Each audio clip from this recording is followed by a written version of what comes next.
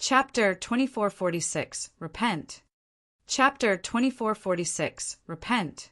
As soon as Sherfong finished speaking, silence fell over the area as divine tribes members gawked at Sherfong, their eyes wide in shock. Sherfong had not spoken very loudly. Ordinary players standing 20 yards away from him wouldn't have been able to make out his words. However, everyone present was an expert. Their 5 senses were far superior to ordinary players, so they heard Sherfang's words just fine. Despite that, however, Divine Tribes members still could not help but wonder if they had heard wrong. After all, how could there possibly be anyone that would dare speak to Divine Tribe in such a manner? Not even the Azure Chamber of Commerce's guild leader would dare speak to Divine Tribe in such an arrogant manner. Yet a random Tier 3 player like Sherfong actually had? Did you guys not hear what our guild leader said? If you apologize quickly and hand over 100 pieces of level 100 plus fine gold equipment as compensation, then we will let this matter slide. Otherwise, the consequences definitely won't be something you'd be willing to bear. Kola repeated Sherfang's words as he looked at the stunned Divine Tribe members. Unlike Sherfong, Kola had shouted, and his words echoed throughout the entire mine below, let alone the several Divine Tribe members before him. Even the tens of thousands of players in the mine below heard him loud and clear. Who are these people? They actually dare spout such nonsense against Divine Tribe? Although I don't know who they are definitely dead now. They won't die just once today. Now that they've provoked Divine Tribe in such a manner, Divine Tribe will surely kill them back to level 0. The Azure Chamber of Commerce's members were stunned as they looked at Sherfang's group on the Thunder Eagle. Even their chamber's guild leader did not dare behave so arrogantly before Divine Tribe. Divine Tribe was a top-ranking, super first-rate guild. When God's Domain first launched, Divine Tribe was already very close to becoming a super guild. Moreover, due to God's Domain's growing popularity, Divine Tribe had received capital injections from several major corporations. At this point, Divine Tribe's strength already rivaled super guilds. In fact, it was even stronger than some of the ordinary super guilds. This was why Divine Tribe dared to contest with the Azure Chamber of Commerce for the demonic Silver Vein. Xiaoqian, are these people insane? The Berserker King Elder from Azure asked, similarly stunned by this situation. He had thought that Sherfang's group might turn around and flee, or that Sherfang's group might seek help from Azure. What didn't occur to him was that Sherfong might actually provoke Divine Tribe without hesitation. At this moment, even if Azure's guild leader showed up, it would still be impossible to dissuade Divine Tribe from taking action against Sherfang's group. Yen Xiaoqian was likewise confused by this situation. If possible, she really wished to ask Sherfong what he was thinking. He can't be thinking that this place is like Demonstone Town and that nobody can do anything to Tier 3 players, right? As Yen Xiaoqian looked at Sherfong, the only explanation she could think of for this situation was that he believed that no superpower would dare to touch him just because he was a Tier 3 player. After all, the various superpowers had shown the swordsman great respect back at Demonstone Town. However, the situations now and then were completely different. Back then, Sherfong could indeed act arrogantly as a Tier 3 player, as none of the various superpowers could do anything to him. Now, however, every superpower had at least several dozen Tier 3 experts under their command, let alone Tier 3 peak experts. Even Tier 3 apex experts no longer had the qualifications to act arrogantly before the various superpowers. This was especially true on the Western continent, which was infested with demonic creatures. Players living here had much more combat experience than players living on the Eastern continent. The legacies and various items used by the Western continent's players for combat were also much stronger than those found on the Eastern continent. Let alone dealing with Tier 3 players, the various superpowers wouldn't have trouble dealing with even Tier 3 NPCs. After all, the armies of demonic creatures had commander-level monsters that could rival NPCs when it came to intellect. In the end, however, the various superpowers had still slain those intelligent monsters. While Yen Shaoqian and the other members of Azure were stunned by Shifeng's crazy actions, McCaffrey suddenly smiled on the giant bat's back. "Very good. It seems you didn't come here in ignorance. Otherwise, you wouldn't have the guts to provoke Divine Tribe," McCaffrey said, a cold glint flashing in his eyes as he looked at Shifeng. "This will make things simple. Repent of your provocations. Otherwise, only eternal hell awaits you all." As soon as McCaffrey said so, the several Divine Tribe experts around him activated the magic scrolls in their hands, not only sealing the surrounding airspace, but also placing a tracker on the souls of Shifeng's group. This way, even if Shifeng's group died and resurrected somewhere else, they could still track down the group. At the same time, the several hundred Divine Tribe Tier 2 experts positioned on the ground beneath the Thunder Eagle formed multiple magic arrays and cast large-scale combination spells. Several fire pillars and lances of light immediately emerged from the ground and flew straight at Shifeng's group. The power of these spells not the slightest bit weaker than the Tier 3 spells of actual Tier 3 players. In fact, some of these spells could rival even Tier 4 spells in terms of power. Boom, boom, boom. For a moment, the airspace the Thunder Eagle occupied turned into a sea of flames. The shock waves from the explosions were palpable even over 100 yards away. What a waste! Originally, these spells were supposed to be used on Azure's Tier 3 peak experts. Now, we're actually squandering them on these people. A Tier 3 red-haired, female elementalist standing behind McCaffrey said, clicking her tongue.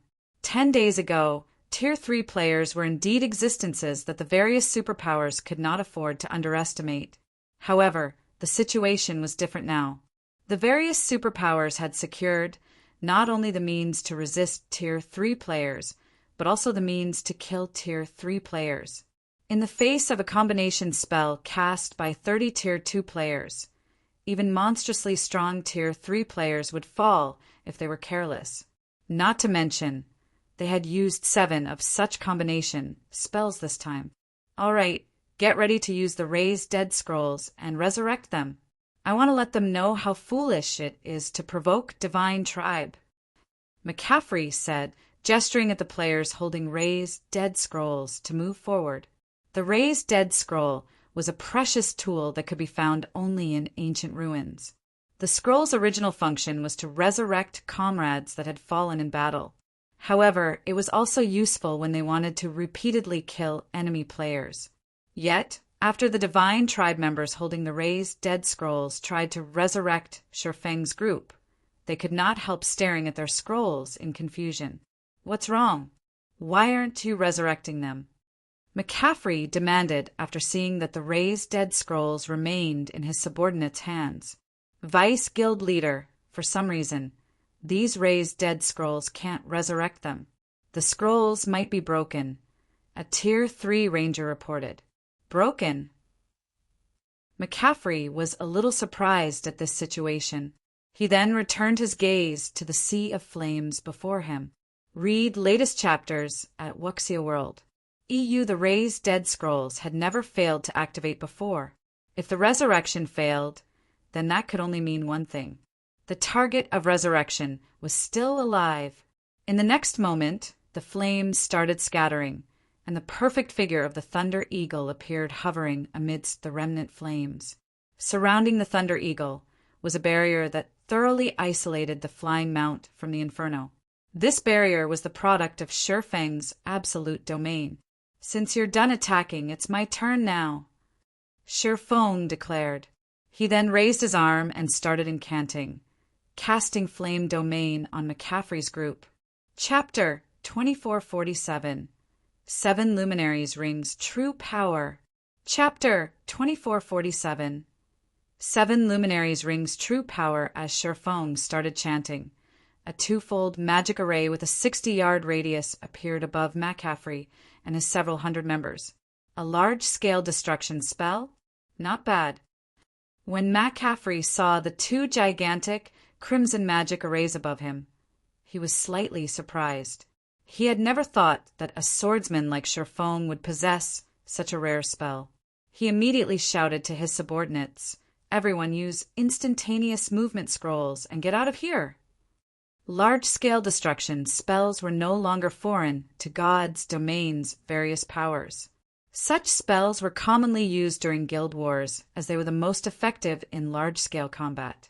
Hence, the various powers had thought of an appropriate countermeasure. They'd use instantaneous movement scrolls to escape the spell's AoE as quickly as possible. Although large-scale destruction spells were frighteningly powerful, they had very long cast times. Once one noticed a player casting a large-scale destruction spell, they could easily flee the attack with an instantaneous movement scroll. Of course, large-scale destruction spells still had massive effects. Guild wars were generally chaotic, involving extremely large numbers of players. Some players were bound to fail their escape attempts due to enemy interference or lack of instantaneous movement scrolls. Large-scale destruction spells would still hit quite a few players, proving effective regardless. However, McCaffrey only had several hundred subordinates with him, and they were all divine tribe experts. Every one of them had a few Tier 2 instantaneous movement scrolls, not to mention the Tier 1 version. They had all prepared these scrolls on the off chance that they were attacked with large-scale destruction spells or war weapons like gnome cannons. Following their orders, Divine Tribe's experts pulled the scrolls from their bags. Meanwhile, McCaffrey steered his flying mount out of Flame Domain's range. However, just as everyone began to flee, the twofold magic array above them completed and began to absorb mana from its surroundings. Like a black hole, the array drained all of the mana within a 500-yard radius. Now, not only was the area around the magic array devoid of mana, but the array's rapid mana absorption had also created spatial distortions within the area. For a moment, the sky darkened, and all players within Flam range felt stifled as if they had just fallen into a bottomless swamp. What's going on? Why has the sky gone dark? It's so hard to breathe or move. My instantaneous movement scroll won't activate. No, that's not right. It's not just instantaneous movement scrolls. I can't even use my Tier 2 blink spell. What kind of large-scale destruction spell is that? The Divine Tribe members within Flame Domain's AoE panicked, losing their composure. Before they could regain their senses, however, mana began to gush out of the twofold magic array above the battlefield. In the next moment, towering pillars of fire rose from the ground. Every Divine Tribe member within range was instantly incinerated. Even some of the weapons and equipment they dropped scorched to black, turning into nothing more than scrap metal. The flaming pillars' intense temperature melted the dirt under their feet to white-hot magma. Players could even feel the pillars' heat waves from several hundred yards. As if time had frozen, the tens of thousands of players in the mine stared at the rising pillars of fire in stunned silence. What did he do? Shock and curiosity swam in Yen Xiaoqian's gaze as she glanced at Shurfong, who remained standing on the Thunder Eagle's back. From what she could tell, Shurfong had only used one large-scale destruction spell, but aside from McCaffrey and the Tier 3 players on his flying mount, every player from Divine Tribe had lost their minds. They had all pulled instantaneous movement scrolls from their bags, yet they stood to watch Shurfeng's spell erupt. It almost looked like Divine Tribe were performing with Zero Wing for the Azure Chamber of Commerce. However, Divine Tribe was a top-ranked, super first-rate guild that could even rival super guilds, and they were currently on the Western continent, not the Eastern continent. There was no way Divine Tribe would go to such lengths to show respect for a guild leader from a pseudo-superpower like Zero Wing. Yen Xiaoqian and Azure's members weren't the only surprised players. Even Shurfong was taken aback by his results. Casting Flame Domain with a mana body is actually this powerful? Shurfong could not help but glance at the 7 luminaries ring on his finger after watching several hundred Divine Tribe members turn into ash. Although he had known that skills and spells would become considerably more powerful when players reached Tier 3 and acquired their mana bodies, he hadn't thought that the 7 Luminaries Ring's activatable skills would become this strong. He had only intended to use Flame Domain to scatter Divine Tribe's members. Their team's combination spells were a challenge to deal with, and if he allowed Divine Tribe's Tier 2 experts to use those spells freely, even he would struggle against them. He hadn't actually expected to annihilate all of those Tier 2 experts with one Flame Domain, and the spell had even absorbed all available mana within a 500-yard radius. He had only seen such fearsome spells a handful of times, even during his previous life. Robbing an area of its mana was a terrifying ability in God's domain. Mana was the foundation of everything in the game.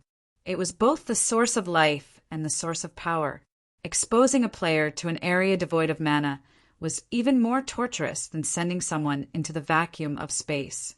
Not only couldn't players use skills and spells in an area empty of mana, but even survival would be a problem, especially for players that hadn't yet obtained a mana body. Exposure to such an area was practically fatal. While Sherfong stared at his 7 Luminaries Ring, McCaffrey gave the swordsman a grim look. This was the first time he had encountered a spell that could eliminate several hundred of his Tier 2 subordinates without giving them the chance to flee. Vice Commander, the spell that player just used is too powerful. It had devoured all mana within its range. Tier 3 players like us might be fine in such an environment, but Tier 2 players are sheep for the slaughter, the red-haired, female elementalist behind McCaffrey said as she watched Sherfeng's group with a serious expression. Read latest chapters at Wuxia World. The other Tier 3 experts from Divine Tribe began to observe Sherfeng's group carefully as well. They no longer dared to write off the strangers as ignorant challengers. With Sherfeng's large-scale destruction spell, they wouldn't be able to rely on Tier 2 experts in an attack against Sherfeng's group. They could only rely on Tier 3 experts like themselves. Unfortunately, Tier 3 experts were still incredibly rare. Gathering enough of them to defeat Sherfeng's 10 Tier 3 experts would be a major challenge, especially if Sherfong and his companions focused on fleeing. Suddenly, Sherfong looked up at McCaffrey and asked, "Do you want to continue?" His goal in visiting the Western continent wasn't to start a war with Divine Tribe. He had merely come across these players by chance. If Divine Tribe's team hadn't picked a fight, he would have already left this godforsaken place. Chapter 2448. Divine Tribe Shocked? Chapter 2448. Divine Tribe Shocked. Although Sherfong hadn't spoken very loudly, McCaffrey and his companions had heard him clearly, and the question enraged them.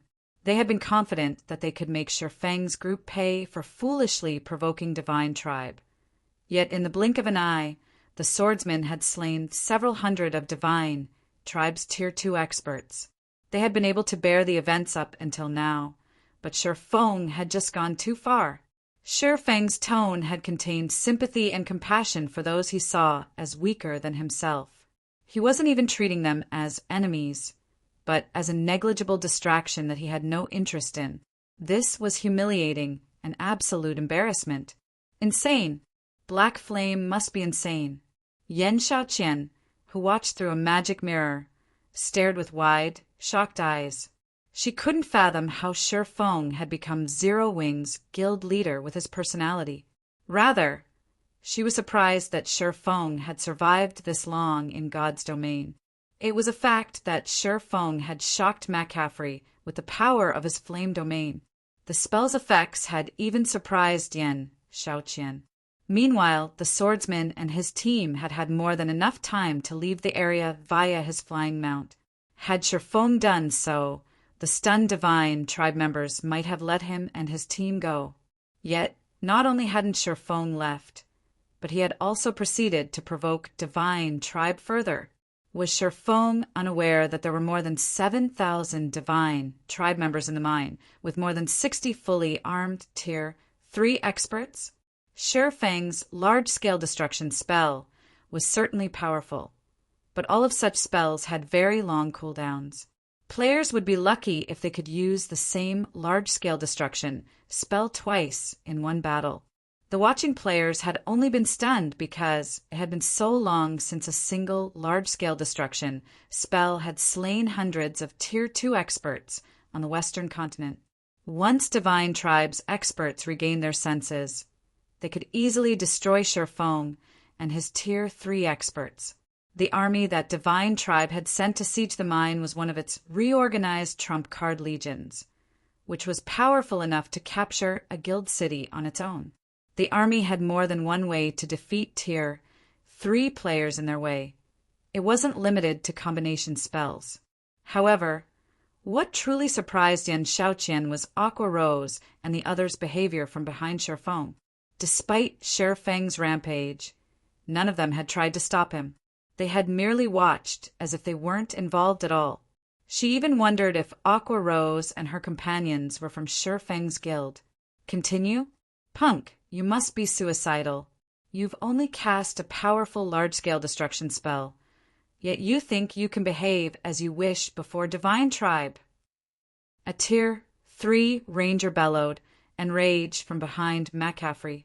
Without even waiting for a command, the ranger retrieved 3 crystalline arrows, decorated with runes, from the quiver on his back and fired them at Sherfong.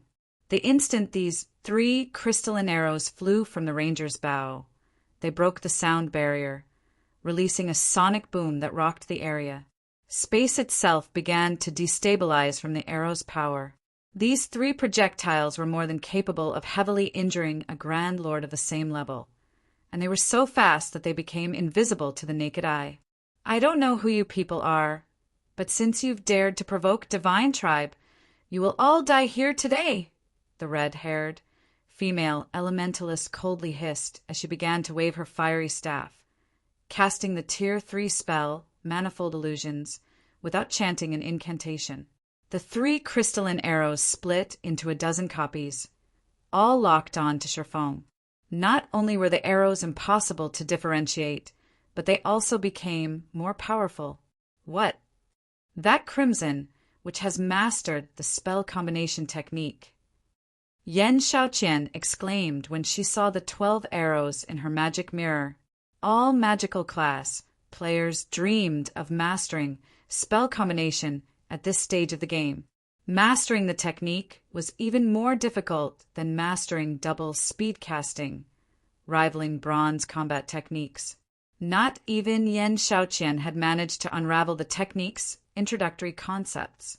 Throughout Azure, only the Chamber's chief elementalist had mastered the technique, but the elementalist was a true old monster. Even Duan Han's Han, from the Duan family, had to treat the old monster with respect. Ordinary domain realm experts simply couldn't hope to compare. And yet, the Divine Tribe's Crimson, who had only recently reached the domain realm, had mastered the spell combination technique. If players could pull the technique off, combining a spell with another spell or skill, the resulting attack would undergo a qualitative transformation and become powerful enough to transcend tiers. This was why all magical class players fought to master the technique. Just as the 12 arrows were about to reach their mark, Sherfong unsheathed Killing Ray and brandished the sacred sword at the incoming projectiles. Shocked secret technique, lightning flash. Pum, pum, pum. As if the arrows had slammed into an impenetrable wall, they exploded and fell out of the sky just short of their target. They hadn't even made it within 5 yards of Sherfong, much less injured the swordsman. Impossible. Crimson Witch's eyes bulged as she watched the arrows fall to the ground. That attack had been the combination of a Tier 3 spell and a Tier 3 skill. Although the combination hadn't been perfect, the attack had enough resulting power to rival a blow from a Grand Lord ranked archaic species of the same level. Even if the attack couldn't instant-kill a Tier 3 player, it should have been enough to send one flying. What exactly had just happened? Everyone watching was dumbfounded, especially Divine Tribe's Tier 3 experts. None had a better idea of how powerful Crimson Witch's spell combination technique was than they did. Even McCaffrey, their Legion's vice commander, would have to activate a berserk skill to defend himself against that attack. However, Shifeng hadn't even used a skill or spell to counter the arrows, much less a berserk skill. A peerless monster. McCaffrey's expression darkened when he saw Shifeng unscathed. The title of Peerless Monster had only come into fashion after many expert players had reached Tier 3. Many powers still weren't sure of what the title meant or referred to, but a superpower like Divine Tribe was fully aware of what it meant.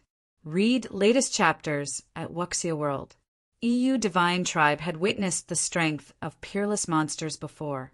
Peerless monsters were extraordinarily strong experts that could single-handedly defeat a team of 100 Tier 3 experts, the strongest team the various superpowers could currently field. McCaffrey couldn't think of another explanation for how Shifeng had stopped Crimson Witch's spell combination without taking any damage. How is this possible? Is he really a peerless monster? When they heard their vice commander's muttering, the Tier 3 experts in the area turned to stare at Shifeng in astonishment. Yan Xiaoqian's jaw dropped at the revelation.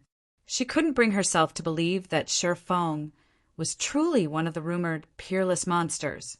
Chapter 2449. Shifeng's Frightening Team. Chapter 2449. Shifeng's Frightening Team, since McCaffrey had acknowledged the possibility that Shifeng was a peerless monster. Everyone looked at the swordsman in a different light. Divine Tribe's members, in particular, no longer radiated their prior killing intents. Now, they only gazed at him in fear and awe. None of Azure's members were surprised, and they didn't ridicule Divine Tribe's members for being cowards. They were just as aware of how powerful Tier 3 peerless monsters were. Peerless monsters could stand on an equal playing field with God's domain's various superpowers, addressing these superpowers as individuals. They were undoubtedly the strongest experts that currently existed in God's domain. Experts could only look up to these peerless monsters for their raw power and techniques. Tier 3 experts were especially aware of how massive the gap was between them. To experts, peerless monsters were like heroes to NPC humans. Hero strength was beyond common sense. They were simply out of normal people's reach. Silent Wonder has actually forged a friendship with such an expert? It seems I'll have to speak with those old fellows. As Azure Chamber of Commerce's Berserker King Elder watched Shifeng from his magic mirror, his impression of Silent Wonder substantially improved. Although the Long family currently had the right to rule Azure, a majority of the Chamber's resources remained under the control of the Chamber's various shareholder families. These families were roughly on par in terms of strength, and no one would accept someone's rule when they were just as powerful. To gain more power, these shareholder families would try to convince unaffiliated guild elders like him, which were the Chamber's main combatants, to support them. Naturally, this gave the guild elders a plethora of options. Generally, this Berserker King elder maintained a neutral stance in Azure, but a few of his close friends had chosen a side. One of them refused to support the Long family and tended to vote against its wishes. Before today, he had never cared about what that friend did. The Long family's hold on Azure wasn't exactly secure. However, now that he had discovered that Silent Wonder, the Long family's heiress, had a relationship with a peerless monster, his friend would have to consider the Long family's directives carefully, particularly Silent Wonder's interests. Killing Tier 3 experts was an effortless task for a peerless monster.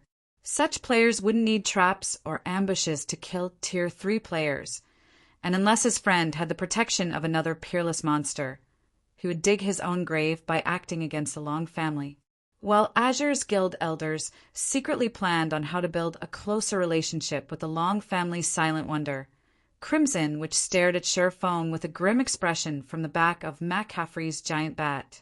"You must be mistaken, Vice Commander. How can he possibly be a peerless monster?" Everyone is aware of the peerless monsters on the western continent, and that guy doesn't match any of their descriptions, Crimson Witch argued, refusing to believe McCaffrey's assumption. Confidently, she continued, he must have consumed some kind of potion that skyrocketed his strength before he came here. Fortunately, those potions' effects don't last long. As long as we drag this fight out, he'll expose his weakness. She instinctively refused the idea that Sherfong was a peerless monster. There weren't that many in God's domain, after all, and most of them were from super guilds, while the rest were from super first-rate guilds. However, she had never seen the six-winged guild emblem Sherfong wore. How could he possibly be a peerless monster? No, I don't think he's just consumed a potion. Any potion that can increase a player's strength would make the mana around the player unstable. Regardless of how good his control over mana is, there's no way he could conceal berserk mana. I saw no sign of the mana around him going berserk when I observed him with my mana eyes. In fact, the mana he's radiating is even denser than yours, McCaffrey said, shaking his head. His fear finally began to show as he watched Sherfong. How is that possible? Crimson's mana body is at peak gold rank with a 97% completion rate. With the addition of her fire demon bloodline, only the guild leader and elders have denser mana than hers. How can that guy possibly surpass Crimson? The Tier 3 ranger beside Crimson, Witch said.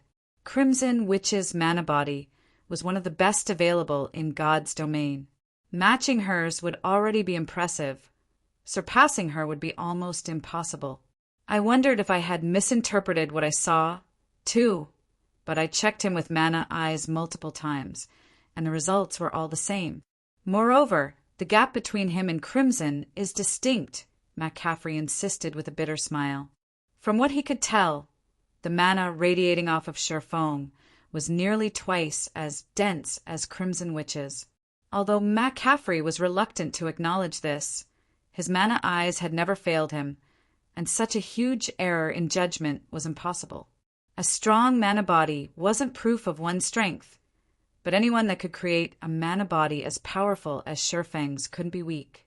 A mana body's construction was an immensely difficult task, and without sufficient strength, doing so was impossible. There was something else that McCaffrey hadn't revealed to his comrades.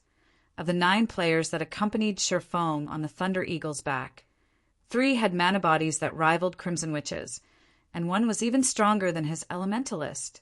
Not even Divine Tribe could muster a force of such caliber. Vice Commander, what should we do? We can't simply apologize and offer compensation, can we? The Tier 3 Ranger asked. They were members of Divine Tribe, a super first-rate guild that rivaled super guilds. If word got out that they had apologized and offered someone compensation, the guild's reputation would suffer. It seems we have no choice but to fight with everything we have. Prepare to use that Tier 4 hero summoning scroll, McCaffrey said after taking a deep breath. The guild leader went to great lengths to persuade the various Grand Elders to give that to us, Vice Commander. If we use it here, Crimson, which grew anxious upon hearing McCaffrey's command. The Tier 4 hero summoning scroll in their possession was the only one Divine Tribe possessed. The guild leader would never have fought to acquire it for them if not to ensure that they captured the Azure Chamber of Commerce's demonic silver vein. It was a trump card that could destroy or protect a city. Using it against Sherfang's group would be a huge waste. We have no other options, McCaffrey growled in frustration. He didn't want to resort to using the Tier 4 hero summoning scroll either, but he had no choice. Once we use the scroll, they will flee. We'll use the opportunity to withdraw.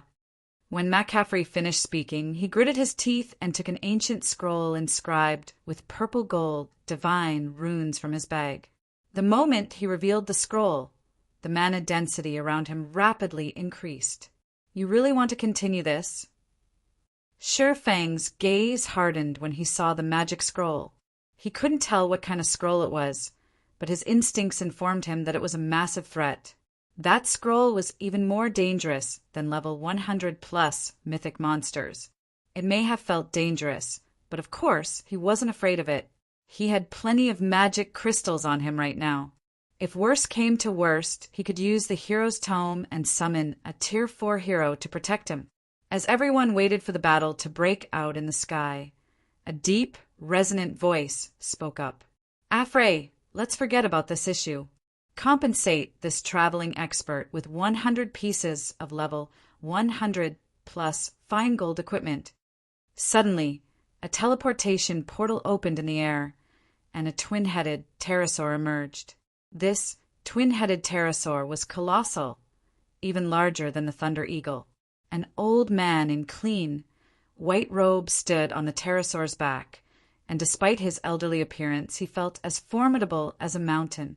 The pressure he exuded felt stifling to those in his presence. Light Saint Adolf, the Great Elder, both divine tribes members and the players from the Azure Chamber of Commerce were stunned when they saw the old man. Mac Caffrey's group was about to speak up, but the old man silenced them with a glare. His intense pressure shut them up, and they obediently handed over 100 pieces of level 100 plus fine gold equipment. The situation utterly stupefied Sherfong. He had never expected the divine tribe to act so decisively. His comment had been in passing. After all, they were talking about 100 pieces of level 100 plus fine gold equipment. With so many top-tier items, they could transform a 20-man team. Moreover, purchasing level 100 plus fine gold from the market was currently impossible. One could only barter for a trade. Out of blows, friendship grows. "May I know if you might be interested in visiting Divine Tribe's Silver Lion City in the Silver Moon Empire?" Adolf politely asked Sherfong. "That won't be a problem." "I'd be more than delighted to," Sherfong said, nodding. He had no qualms with Divine Tribe, and since the guild was willing to go out of its way to show him respect, he wouldn't behave boorishly. Moreover, his primary goal in visiting the Western continent was to visit the various NPC cities and gain an understanding of the Western continent's situation. If Adolf were willing to guide him, he wouldn't refuse the wonderful offer. "Please follow me," Adolf said before leading Sherfeng's group toward the nearest NPC city and leaving Mac Caffrey and Divine Tribe's other dumbfounded members behind. Read latest chapters at Wuxia World. EU Azure's members were just as flabbergasted by the development. What's going on? Who are those people? A moment ago, Sherfong had annihilated several hundred Tier 2 experts from Divine Tribe. Yet not only had Divine Tribe willingly compensated Sherfong with 100 pieces of level 100 plus fine gold equipment, but Adolf, one of the guild's great elders, had also personally invited Sherfong to visit Divine Tribe's main headquarters. Not even Superpowers Guild leaders received such generous treatment. The situation even confused Mac Caffrey and his subordinates, let alone Yen Shaoqian and the rest of Azure's members. Even if Sherfong were a peerless monster, was it necessary to go to such lengths to please him? Chapter 2450, Ace City. Chapter 2450, Ace City. Shortly after Sherfeng's group left, the situation in the demonic silver mine quieted down as everyone wondered about the identity of the group of strangers. He actually got an invite from Divine Tribe's Grand Elder? That guy must be extraordinary. It seems the Long family will rise through the ranks in the next annual competition, the Berserker King Elder from the Azure Chamber of Commerce thought as he gazed in the direction Sherfeng's group had disappeared in. He also felt an urgent need to deepen his relationship with the Long family. If players wanted to grow rapidly in God's domain, resources were an absolute necessity. However, items such as weapons, equipment, skill books, and combat techniques required a lot of time to obtain, especially for players that worked alone. If players wished to keep up with those on the front line while collecting these items, they'd need to accomplish everything, even if it meant working themselves to death. Hence, all expert players that wanted to grow stronger needed the support of a power, which would allow them to focus on leveling and improving their combat standards. Because of this, outcompeting experts with a power support became very difficult for independent players. The Chamber's several main families controlled most of the Azure Chamber of Commerce's resources, and although guild elders, such as himself, controlled a small portion as well, it simply couldn't compare to the stock the main families had access to. These families were responsible for founding Azure, after all, and they held a large portion of the Chamber's shares. It was only natural that most of Azure's resources were allocated for them. In reality, the annual competition between the shareholder family's younger generation was a means to determine how those resources should be allocated. The upcoming annual competition would be particularly fierce since the main families were planning to go all out. God's domain was gaining more influence in the real world with each passing day. The profits Azure could reap from the game would be magnitudes greater than what they had earned from past virtual reality games. Now that he learned that Silent Wonder had the support of a peerless monster like Sherfong, he could tell that her performance in the next competition would be extraordinary. This meant that the Long family would secure even greater resources from Azure than it received currently. So what if Black Flame came to the Western continent? I will defeat Silent Wonder in the next family competition. Yen Shaoqian glanced at the Berserker King Elder, overcome with disdain. Judging by his expression, he was considering sucking up to the Long family. Although she had neither expected Sherfong to be able to travel to the Western continent, nor had she expected his impressive display of strength, he couldn't help Silent Wonder defeat her. The next family competition wouldn't be one of alchemy standards or equipment standards. Rather, it would be a competition of individual combat standards. Strength was everything in God's domain, and combat standards would determine whether or not one could acquire better resources. Not only was combat far more intense on the Western continent than in the East, but it also had more effective legacies and resources that improved combat standards. Fighting the invading demonic creature armies was particularly helpful when training one's combat standards. Even if Zero Wing poured everything it had into Silent Wonder's development, she had no hope of matching Yen Shaoqian and the other geniuses from Azure, who fought and trained constantly in the West. This was exactly the reason that Long Xianglong had tried to bring Silent Wonder to the Western continent after the last competition. But Sherfong had laughably insisted that Zero Wing would be of more help to Silent Wonder than Azure, a power that could travel between the two continents. After Sherfeng's group left, Azure and Divine Tribe ceased their fighting. McCaffrey, who was responsible for commanding the battle on Divine Tribe's behalf, was no longer in the mood for combat, and his troops had relaxed into a mild chaos. He had ordered everyone to retreat while he had returned to Silver Lion City with Crimson, Witch, and the others. He wanted to speak with the Great Elder and demand an explanation. Sherfong might be a peerless monster, but Divine Tribe wasn't some ordinary superpower. After offering such a major concession to a stranger, the guild would become a laughingstock among the Western continent's various superpowers. Silver Moon Empire, Silver Lion City. Several bright flashes illuminated the city's teleportation hall as Sherfeng's group entered Silver Lion City, the Silver Moon Empire's second largest NPC city, alongside Great Elder Adolf. The instant Sherfong and his entourage emerged from the teleportation hall, they realized that the Western continent's NPC cities were vastly different than those in the East. Even the city's atmosphere was different. So, this is a city on the Western continent. Surprised, Aqua Rose spun in a slow circle as she looked around her. On the Eastern continent, NPC cities generally had a peaceful atmosphere, but the energy in Silver Lion City was extraordinarily tense. It felt as if everyone, including NPCs, were constantly on guard and battle-ready. Moreover, the group was surprised to see that the city streets weren't patrolled by NPC soldiers. Rather, Divine Tribes members and NPCs from the Adventurers Association were maintaining order. Players working for the association were even responsible for collecting the city's entrance fees. It seemed as if the city were managed by players, employed by the Adventurers Association. As Sherfong and the others followed Adolf through the city, they could sense nearby players' high combat standards. These players, even had greater mana control than those on the eastern continent. That was clear based on the magic scrolls available in the city shops and street stalls. Although eastern players sold magic scrolls as well, those were often low-quality items, mostly only Tier 1 magic scrolls. Tier 2 and 3 magic scrolls were still exceedingly rare. In Silver Lion City, however, Tier 2 magic scrolls were common items in shops on stalls. Some shops even sold Tier 3 magic scrolls and intermediate barrier scrolls, which were at least 50% cheaper than in the East. Of course, none of this surprised Sherfong. The Western continent had been embroiled in an endless battle against tides of demonic creatures since ancient times.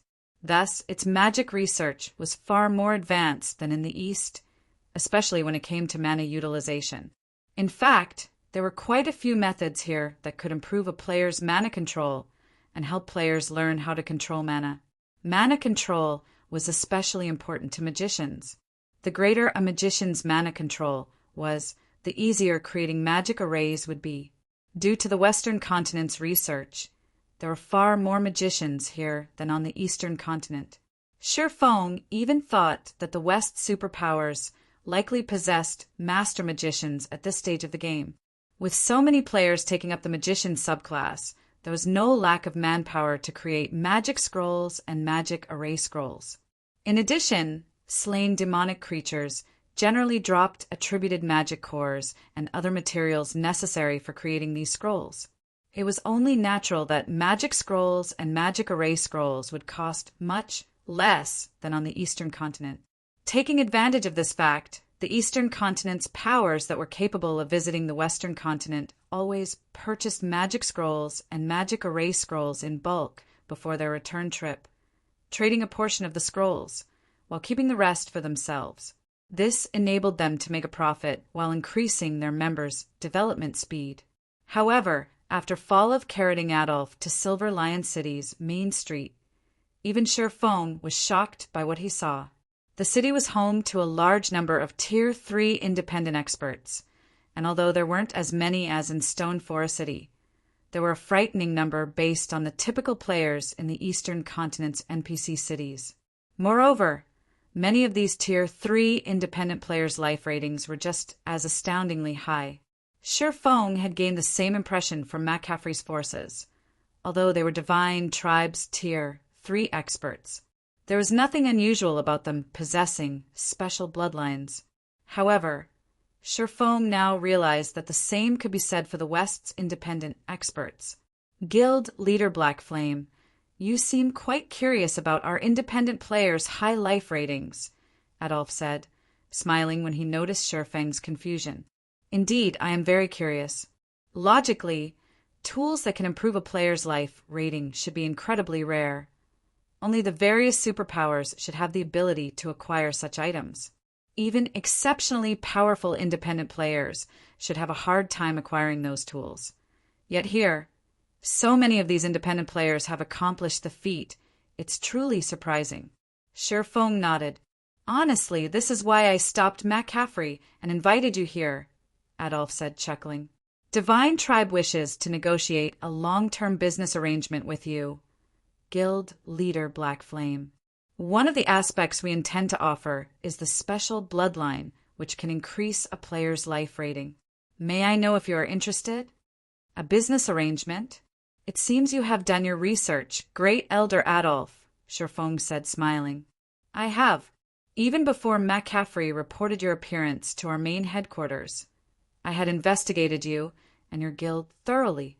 There aren't many guilds that can outbid mythology after all, Adolf agreed, nodding. I had never thought that you'd be capable of visiting the Western continent as well. If mythology learns about this, it'll likely be astonished. So, you stayed McCaffrey's hand to invite me to negotiate a partnership? Adolf's explanation surprised Sherfong slightly. He hadn't expected news from the Eastern continent to make it to the West so quickly. There shouldn't be much contact between the two main continents at this stage of the game. Neither side had conducted any in-depth research on the other. Everyone was still busy with the goings-on on their own continent. How would anyone have enough time to care about something unrelated? Indeed, very few powers in God's domain have the ability to travel between the continents. Divine Tribe has constantly been trying to send players to the east to develop, but we've failed to find an appropriate method of travel. Although we've considered working with other superpowers that can do so, their asking prices are too steep, Adolf said. Which leads us to you. Your arrival is wonderful news for Divine Tribe. I also believe that Zero Wing will require a powerful partner in the West. Even if you're capable of supplying a large amount of resources, you don't have the required connections to sell or trade them. Read latest chapters at Wuxia World. EU, as Adolf had revealed, he had investigated Zero Wing thoroughly. Although Zero Wing appeared prosperous on the surface, it was plagued by many crises.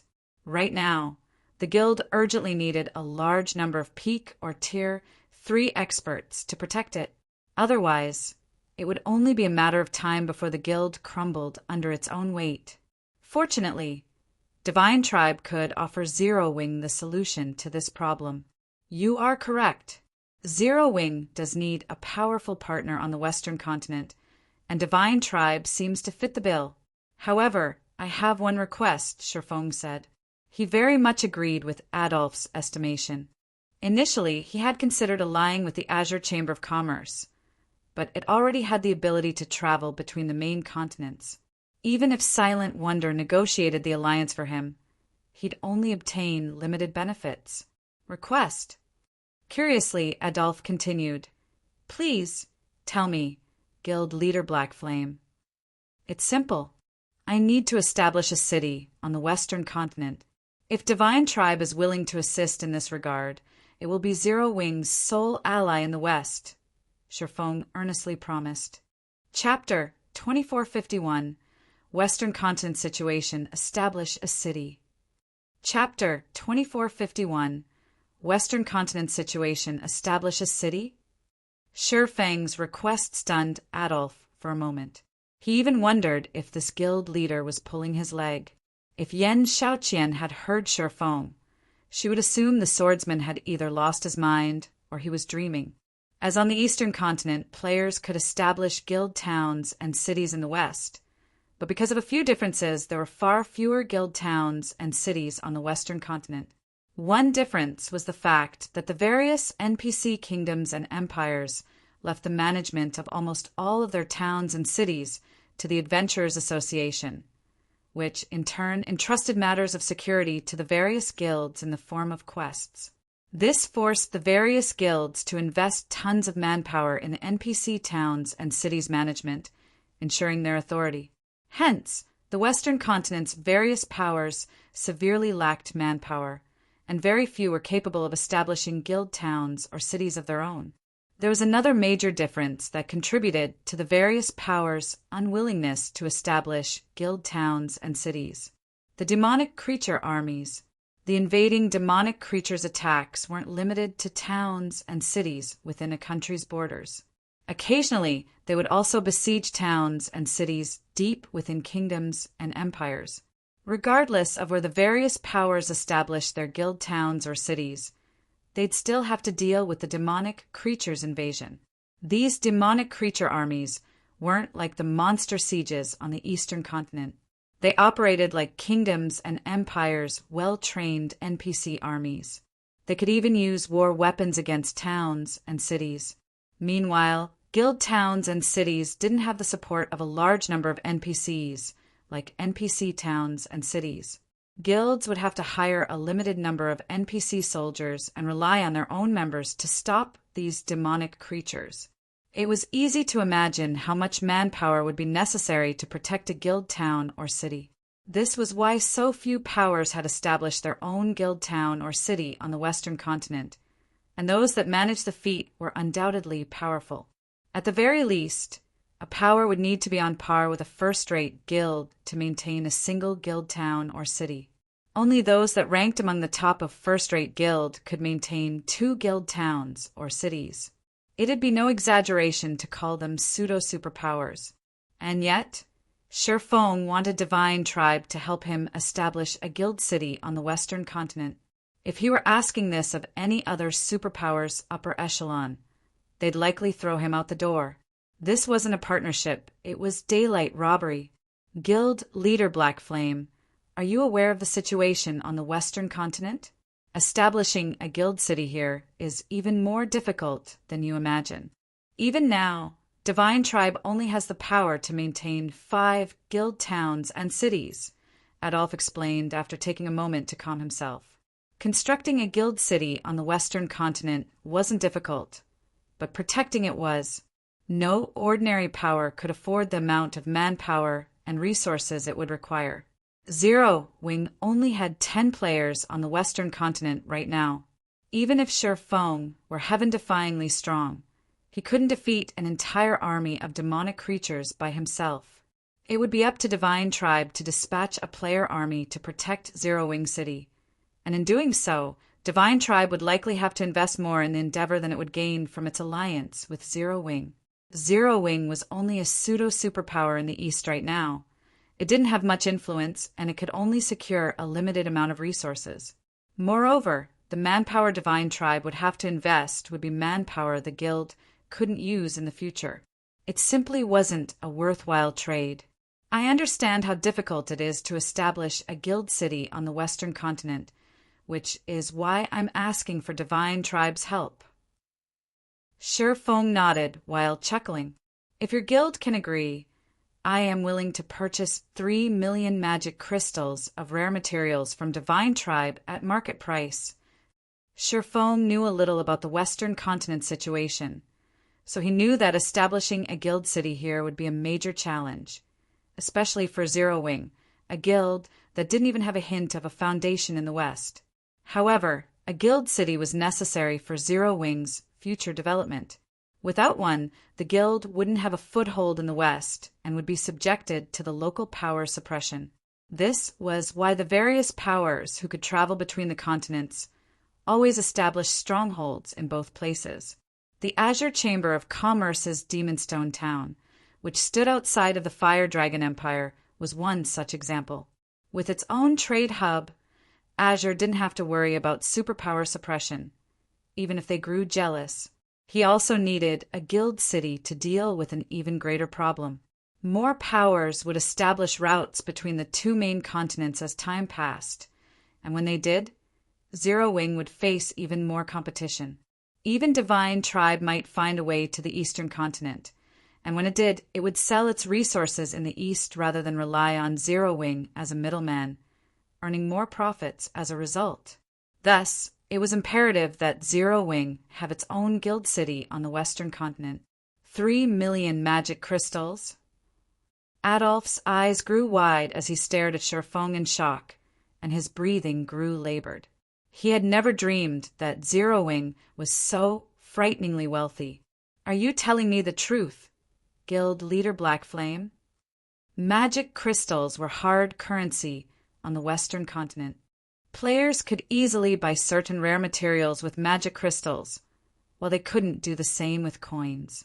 Vendors even offered discounts if players were willing to pay with magic crystals. The Western continent wasn't like its Eastern counterpart. Not only were magic crystals scarcer, but demand for them was higher as well. Take the combat runes the various powers used, for example. Magic crystals were the main material to craft these combat runes. This was precisely why Divine Tribe had sent one of its trump card legions to capture Azure's demonic silver mine.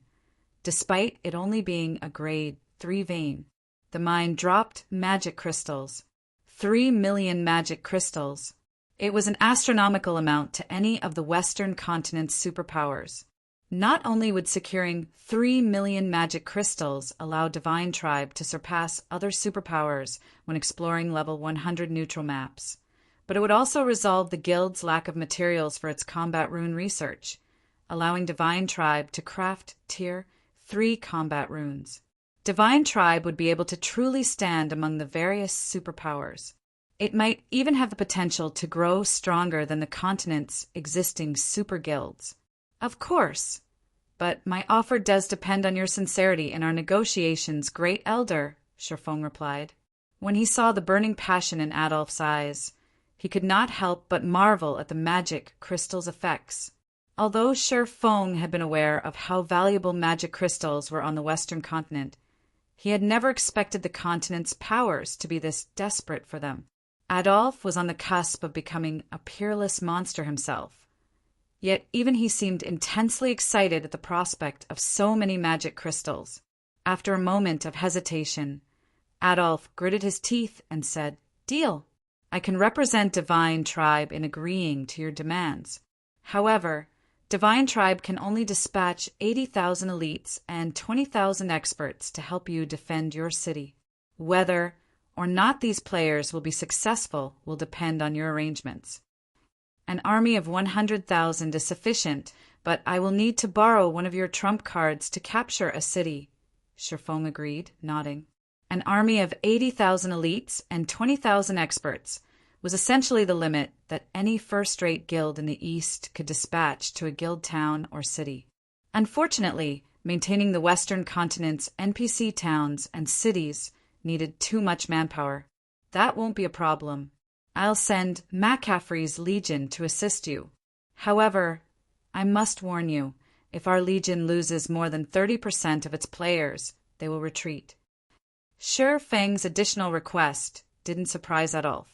Capturing an existing hostile NPC city was the fastest way to establish a guild city in the West. Sher Feng and Adolf then signed a contract, solidifying their agreement. The contract stipulated that Divine Tribe would gather the rare materials Sher Feng requested within 7 days and grant Sher Feng access to a 100,000-man army to help him protect Zero Wing City for 3 months. In exchange, Sher Feng would pay Divine Tribe 3 million magic crystals. Divine Tribe would also become Zero Wing's sole ally in the West, and any materials Zero Wing required from the Western continent would be purchased from Divine Tribe, unless another party could offer the materials at a lower price. Once the contract was signed, McCaffrey was instructed to return with his Legion to Silver Lion City. Sher Feng was then given full authority over the Legion. Read latest chapters at Wuxia World. EU Silver Lion City. Divine Tribe's Guild Residence. Guild Leader Blackflame, may I know what your plans are? With our current combat power, there are only a few resource cities and level 90 maps that we can capture. Considering the difficulty of protecting the city, I suggest we capture a resource city in a level 80 map instead, McCaffrey recommended as he pointed to areas on the map he held. Capturing a resource city in a level 90 map would be quite difficult due to the level 100+ NPCs or monsters that protected the cities. They would also encounter level 100 mythic combatants. Capturing a city in a level 80 map would be far less of a challenge. Although these areas were a lower level, guild cities could be transferred to a different location once they met the requirements. Moreover, Zero Wing was merely trying to secure a foothold on the Western continent, not contest for hegemony. Capturing a resource city in a level 80 map would more than serve its purposes. No, I'm not interested in these cities. I want Star Valley's Starlight Fortress, Sher Feng declared, shaking his head as he pointed to a location several kingdoms away from the Silver Moon Empire. To be precise, he indicated a fortress in Star Valley, a forbidden land in the southern region of the Western continent. Securing this fortress was his main goal in visiting the West. Chapter 2452, Steel Giant Reappears. Chapter 2452. Steel Giant reappears as soon as Sher Feng finished a statement. The meeting room full of several dozen players fell deathly silent as Divine Tribes members turned to give Sher Feng disdainful looks. This guy's really ambitious. Crap. Star Valley? Does he think we're his personal subordinates? He actually wants us to go on a suicide mission. The Western continent's various superpowers were very familiar with Star Valley. They all dreamed of owning a town or city in the map. Not only was Star Valley rich in ores, but it was also home to plenty of ancient ruins. In addition, Star Valley housed one of the only 2 known God Mod regional dungeons on the Western continent. It was everyone's target for exploration and capture, and Sher Feng wanted to capture the Starlight Fortress in Star Valley. Guild Leader Black Flame, that area is a level 100 plus forbidden land. I'm afraid you overestimate the Silver Lion Legion. Even if with the Great Elder's 100,000-man army, I doubt we'll even get through the Starlight Fortress's gate, much less capture it, McCaffrey insisted. Rather than get angry at Shurfeng's goal, he offered a bitter smile. If Divine Tribe had the power to capture the Starlight Fortress, it would have done so long ago. There were too many benefits to owning a fortress in Star Valley to ignore. No superpower could ignore the temptation. However, not a single superpower had successfully captured one of Star Valley's fortresses. McCaffrey acknowledged that Shurfeng was incredibly strong, beyond the reach of ordinary Apex experts. But a handful of players wouldn't be enough to capture a fortress, especially one in a forbidden land. One would need an extremely powerful army to succeed. I understand your concerns, Vice Commander Afray. I've done my own research on the Starlight Fortress. I am sure, with the Silver Lion Legion's help, we can capture it, Shurfeng explained. During his previous life, Star Valley had been extremely famous on the Western continent due to its abundant resources. The fortresses in the Forbidden Land were gold mines, and the various powers had investigated them thoroughly. Even a second-rate guild like Shadow had learned plenty about these fortresses. After considering the Silver Lion Legion's strength, Shurfeng had decided that the Starlight Fortress was their best option. The Starlight Fortress was also one of the few fortresses that they had any chance of capturing. Star Valley was indeed a level 100-plus neutral map, and as such it was a dangerous location, even to veteran Tier 3 players. However, that was precisely the reason that Shurfeng wanted it. Star Valley's fortresses had survived since ancient times, so they contained legacies that were far stronger than anything from the current era. The human race had had far more Tier 3 individuals than it did now. In fact, completing their promotion to Tier 3 hadn't been nearly as difficult during ancient times, but the human race had eventually lost many of their legacies in the countless wars since, making it far more of a challenge to reach Tier 3. If he could capture the Starlight Fortress, Zero Wing's Tier 3 experts would gain a massive boost in strength. Since you've made up your mind, I suppose I have nothing more to say, Guild Leader Black Flame. We can set out once the Silver Lion Legion has rested, McCaffrey conceded. Seeing Shurfeng's confidence, he gave up trying to dissuade the swordsman. Divine Tribe had already forged an agreement with Shurfeng, and it was up to him which town or city they attacked. Whether or not they succeeded was none of his concern. Following which, the Silver Lion Legion's 8,000 members prepared for their expedition to Star Valley. After the meeting, McCaffrey gave his report to Adolf. He wants to capture one of Star Valley's fortresses? Doesn't he realize that Star Valley is a special forbidden land, in which berserk skills are prohibited? Adolf was a little surprised when he heard the news. Players couldn't rely on their berserk skills in the Star Valley, which was why the various superpowers had so little hope of capturing its fortresses. Those fortresses strengthened the mythic monsters in the area, giving them far greater combat power than ordinary mythic monsters of the same level. Without berserk skills, not even Tier 3 players had a chance against those mythic monsters. Furthermore, each of Star Valley's fortresses contained more than one mythic monster. Based on the various superpowers reports, each fortress was guarded by at least 3 mythics. Some even had 5. A ton of great lords and grand lords had also garrisoned these fortresses. Just thinking about fighting all of those powerful monsters made Adolf's skin crawl. Even with Divine Tribe's trump card, the Tier 4 Hero Summoning Scroll, they couldn't capture a fortress of that caliber. Shurfeng, however, insisted on accepting the challenge. He is adamant that he's done his research, and he's confident that we can capture the Starlight Fortress. Crimson, which explained from beside McCaffrey, her tone dripping with contempt. At this stage of the game, the various superpowers had barely scratched Star Valley's surface. They had barely begun to exploit the Forbidden Land's resources. To truly capture one of the Star Valley's fortresses, the various superpowers would have to wait until they had several thousand Tier 3 experts under their command. Without those numbers, killing the fortress's great lords and grand lords would be a problem, not to mention the mythic monsters. I want all of you to be careful. If you lose over 20% of your forces, retreat immediately, Adolf instructed after giving the matter some thought. The various superpowers have already begun to raid level 100 team dungeons, and they will conduct many more large-scale operations in the future. We can't afford to suffer serious losses at this crucial moment.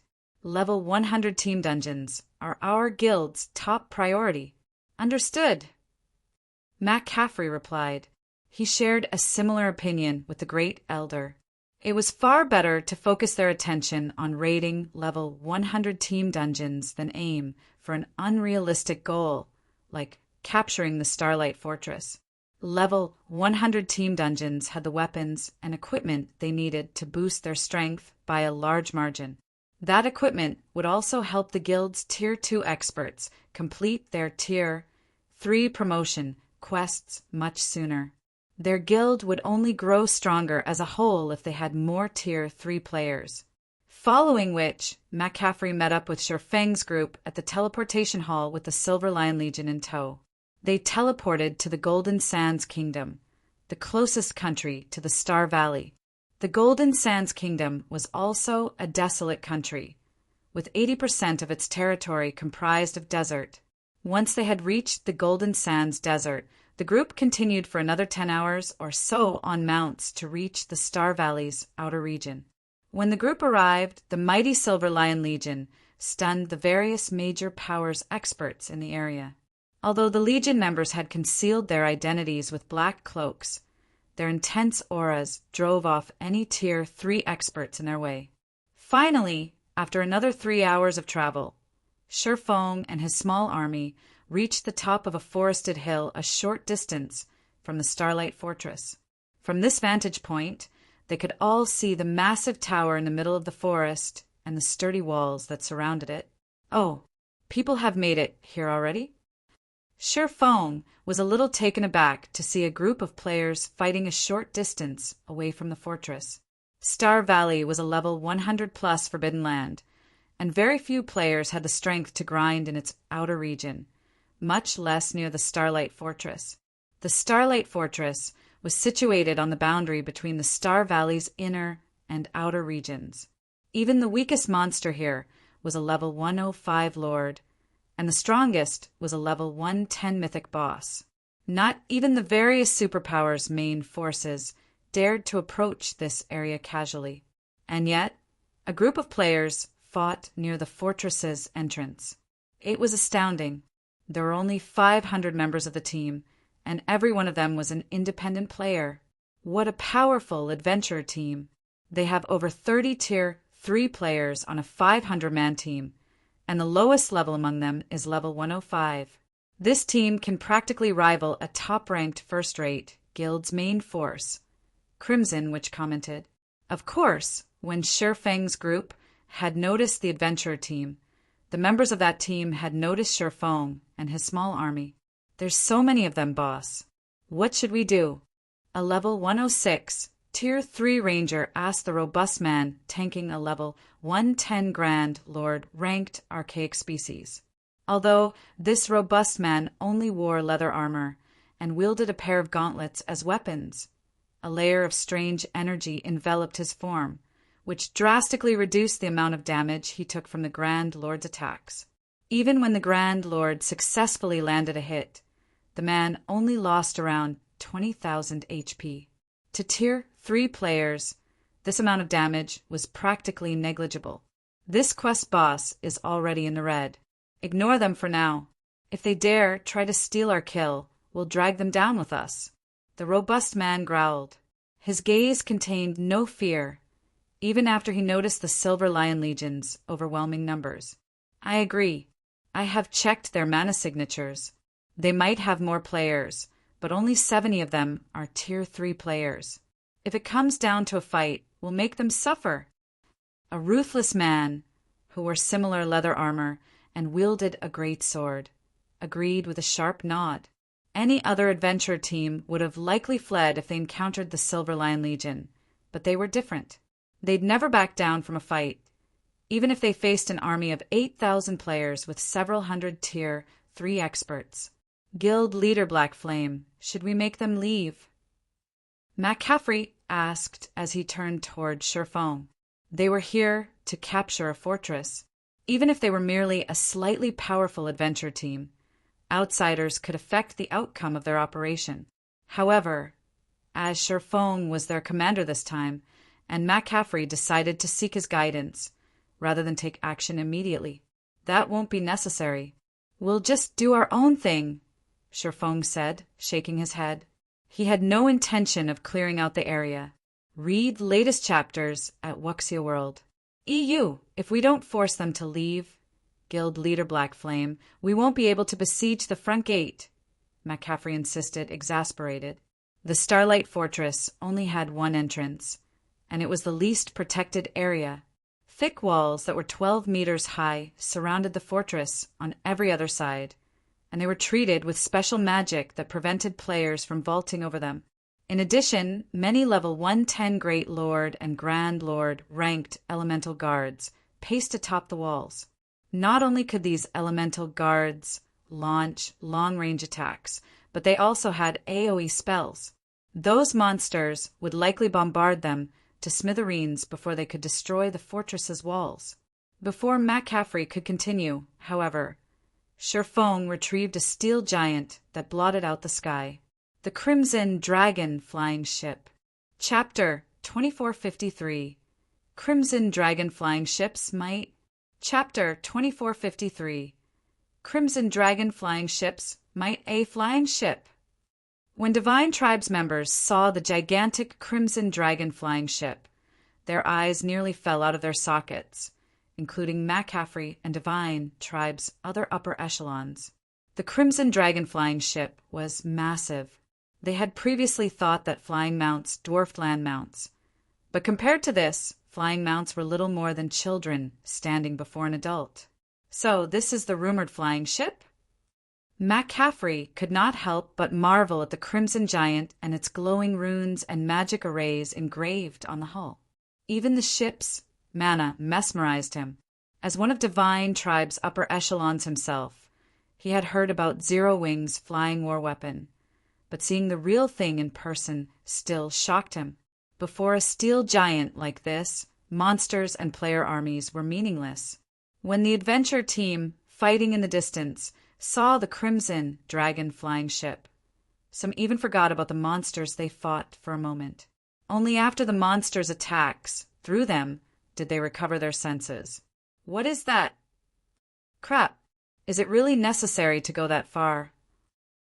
The members of the adventure team felt stifled and afraid as they gazed at the flying ship.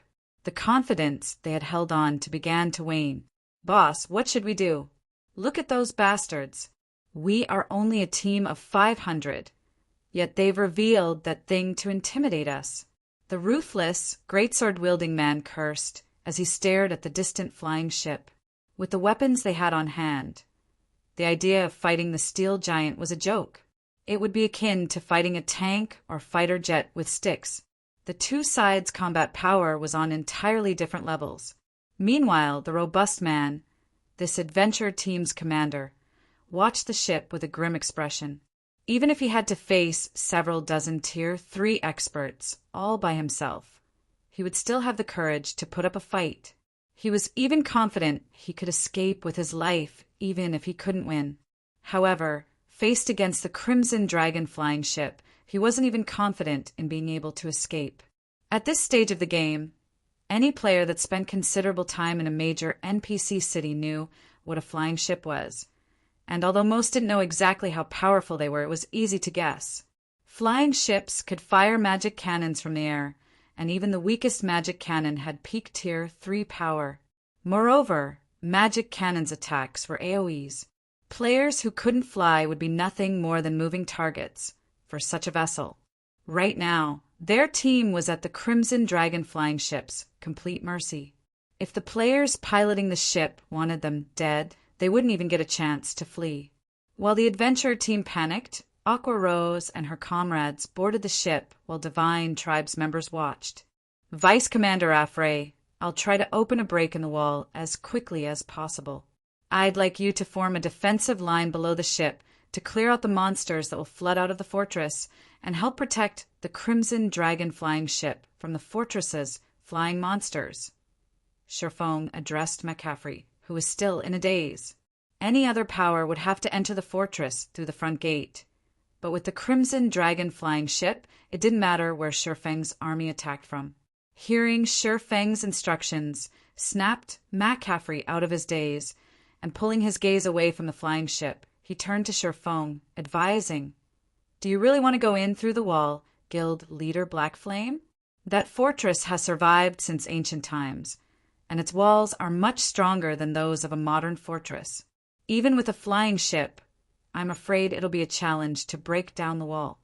He had still dismissed Sherfeng's intentions of capturing the Starlight Fortress, but now he began to believe that this swordsman had the means to pull it off.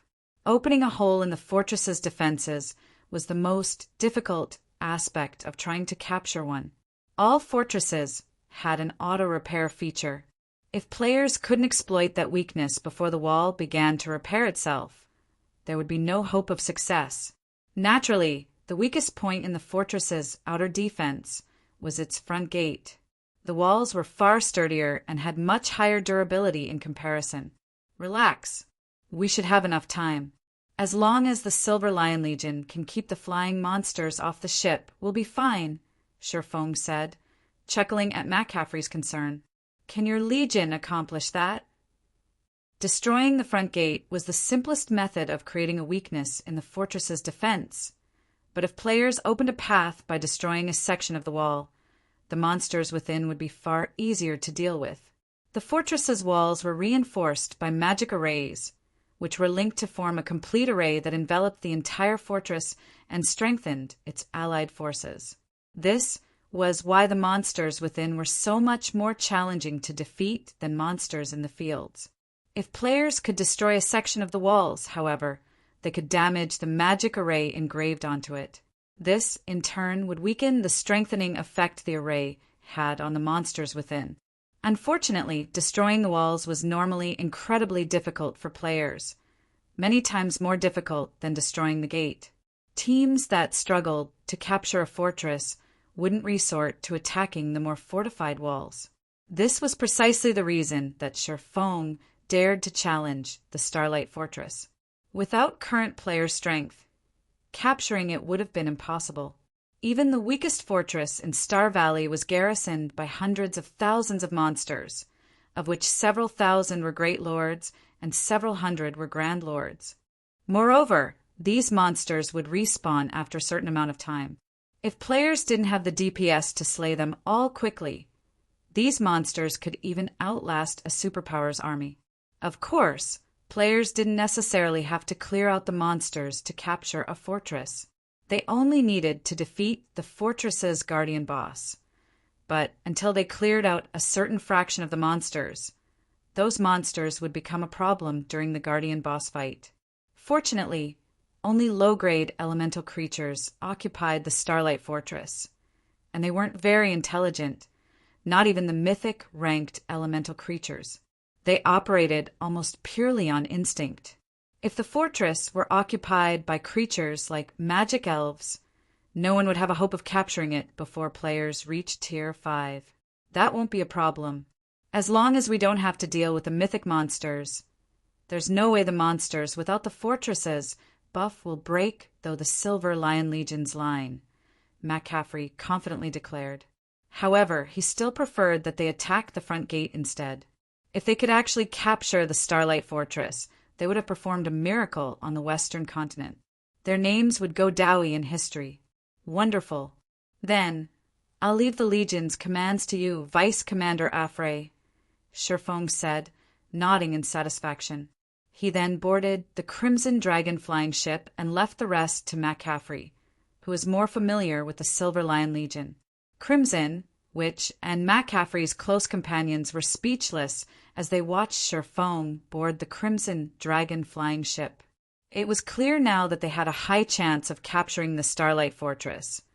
Yet Sherfong chose the most difficult method of doing so. However, they had no say in the matter. The Crimson Dragon flying ship belonged to Zero Wing, and Sherfong had absolute authority over this operation. Let's see if he can continue his willful act once his plan fails, Crimson Witch said, clicking her tongue. Even as she said that, she couldn't help but gaze at the ship in envy. If she had such a flying ship, she could even trample on peerless monsters.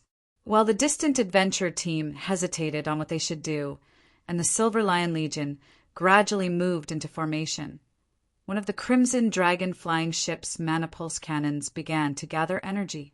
The ship's bronze engine powered the mana-pulse cannons, and the instant the cannon began to absorb the ambient mana, even players within 1,000 yards sensed the mana around them go berserk. Before the Legion had even finished forming its defensive line around the flying ship, a black-white beam of light shot from the cannon, slamming into the Starlight Fortress's west wall. Boom! The wall exploded, and the intense shockwave rocked every player within several hundred yards of the fortress. The mana pulse cannon's might was utterly incomprehensible. Once the dust settled, it revealed a massive crack in the west wall, and the Great Lord ranked elemental guards on the wall had lost more than 1/3 of their HPs from the attack. Read latest chapters at Wuxia World. EU. How is that mana pulse cannon so powerful? Crimson Witch gaped in shock. She had seen mana pulse cannons before, but they had never been powerful enough to devour 1/3 of a level 100+ Great Lord's HP. Before anyone could recover from the shock, the Crimson Dragon flying ship's 11 other mana pulse cannons began to charge. After a moment, 11 black-white beams bombarded the Starlight Fortress's west wall. Chapter 2454, Domain Class. Chapter 2454. Domain Class. When the 11 mana pulse cannons bombarded the Starlight Fortress's west wall, everyone in the vicinity felt as if Armageddon had begun as the world around them trembled. Destruction, shock, helplessness. Everyone gaped as they watched the beam attacks destroy the west wall, tearing space as they passed. Isn't this flying ship a little too strong? Crimson Witch wondered. Not only was the Crimson Dragon flying ship's mana pulse cannon extraordinarily powerful, but the ship also had 12 of them in total. It was practically a flying fortress. Inwardly, she was relieved that she hadn't started an all-out battle against Sherfang's group by the demonic silver mine. If a battle had truly started, none of her legion would have left the mine alive, even if they had used their Tier 4 hero summoning scroll. Crimson Witch and the other Silver Lion Legion members weren't the only ones shocked. The adventure team, fighting not far from the Starlight Fortress's front gate, was also stunned. A single shot from those mana pulse cannons had dealt a devastating blow across a 50-yard radius area. If all 12 mana pulse cannons fired together, one round would be enough to annihilate a 5,000-man team, much less their 500 team members. Who are those people? Aside from shock and fear, the adventure team's members were overcome with curiosity about the identity of Sherfang's group. They were members of the Stormheart Adventure Team, a top adventure team that had survived multiple large-scale battles with demonic creatures. Stormheart was quite famous in the Golden Sands Kingdom and its several neighboring kingdoms. Once, a superpower had even approached them for help to capture a demonic creature town. Of all of the opponents Stormheart had faced before, however, none could hold a candle to the Crimson Dragon flying ship. Not even the various superpowers had such a powerful weapon. Could those players be trying to capture the Starlight Fortress? The ruthless man muttered incredulously as he watched the flying ship hover in the sky. Star Valley was a forbidden land, and its fortresses were considered forbidden lands within a forbidden land. Current players simply didn't have the strength to venture to such places. On average, The monsters within these fortresses were level 110 plus, and there were usually easily more than 200,000 of them. The fortresses were even home to level 110 plus mythic monsters. For these mythic monsters, killing current Tier 3 experts would be child's play. Even now, the various superpowers were only capable of exploring the areas around Star Valley's fortresses. They'd have to wait until they had several thousand Tier 3 players to have even a chance of capturing a fortress. The monsters weren't even the most difficult part about capturing Star Valley's fortresses. Opening a hole in the fortress's defenses was the true challenge. If a team failed to do so, they'd never be able to send players into the fortress, making it impossible to kill the Guardian boss and secure the fortress token. That seems to be the case. Why else would they attack the Starlight Fortress directly? Stormheart's commander replied, similarly watching the flying ship with fear and awe. He had assumed that Shifeng's group had simply come to grind in the area and had only revealed the Crimson Dragon flying ship to scare away their adventure team. He had never thought that those players actually intended to capture the fortress, which not even the various superpowers dared to try. Before everyone could overcome their shock over watching the Mana Pulse Cannon's bombardment, the brilliant light enveloping the Starlight Fortress began to fade, revealing massive cracks in the wall. The Great Lord-ranked elemental guards stationed on the wall had also been obliterated. What power!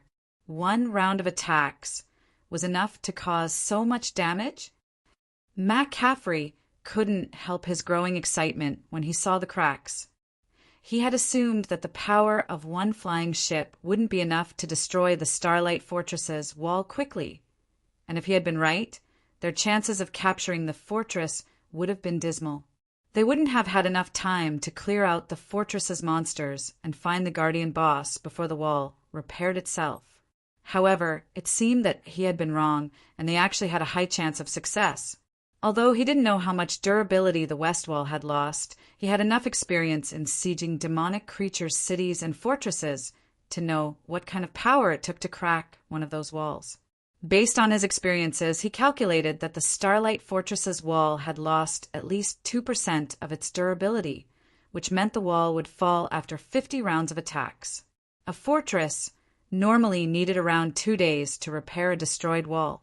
If they could destroy the wall with 50 rounds of attacks, not only would they have enough time to clear out the fortress's monsters, but they'd also have enough time to kill the Guardian boss multiple times over. Zero Wings members aboard the Crimson Dragon flying ship, however, had a different opinion. Guild leader, this fortress's wall is formidable. 1 round of our attacks was only enough to crack it. It's practically as solid as the walls around major NPC cities, Aqua Rose said, astonished when she saw how little damage the West Wall had taken. She was very familiar with the power of the Crimson Dragon flying ship's Mana Pulse cannons. Every one of their attacks was at the Tier 4 standard, even stronger than ordinary mythic monsters' attacks. 1 blast was enough to deal significant damage to a guild city's walls. And yet, the wall around the Starlight Fortress had barely taken any damage after 12 Mana Pulse cannons had fired. The wall was almost as tough as the wall around White River City. White River City had already been promoted multiple times. Even if mythic monsters attacked, the city wouldn't take any damage. They'd likely have to attack for a long time to open a hole in the Starlight Fortress's wall. Every time they fired the Mana Pulse cannons, it cost them money. Although the cannons weren't as expensive as the Mana Pulse cannons in guild towns and cities, each shot still cost 100 magic crystals. I'm satisfied with this outcome. If the fortress activates its defensive magic array and reinforces the wall, we won't break through even after 2 solid days of attacking, Shifeng said, chuckling and shaking his head. The Starlight Fortress had survived since ancient times, standing even after numerous battles. How could an advanced flying ship possibly destroy it that easily? If the Starlight Fortress were so fragile, it wouldn't have lasted this long. He didn't particularly mind the magic crystals they spent. He had plenty to spare. If he had needed magic crystals so badly, he wouldn't have tried to capture a fortress in the first place. While Feng and his party waited for the mana pulse cannon's cooldowns to end, they heard a deafening roar from within the Starlight Fortress. Even from several thousand yards away, they could hear it clearly. The Starlight Fortress's gate then opened, and swarms of elemental creatures flooded out.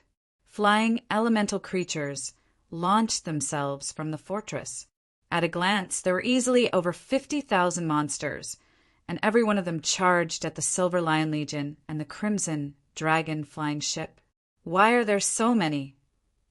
McCaffrey felt his scalp tingle as he watched the incoming swarm. Even in the worst-case scenario, there should have only been 10,000 or so monsters spilling out of the fortress, according to his initial estimates. But more than 50,000 charged toward them, including more than 100 Grand Lords. The Grand Lords alone outnumbered the Silver Lion Legion's Tier 3 experts. Before McCaffrey could issue a command, however, a 30-meter-tall Starlight Behemoth flew from the fortress. The instant the Starlight Behemoth emerged, the ambient mana seemed to submit to its control.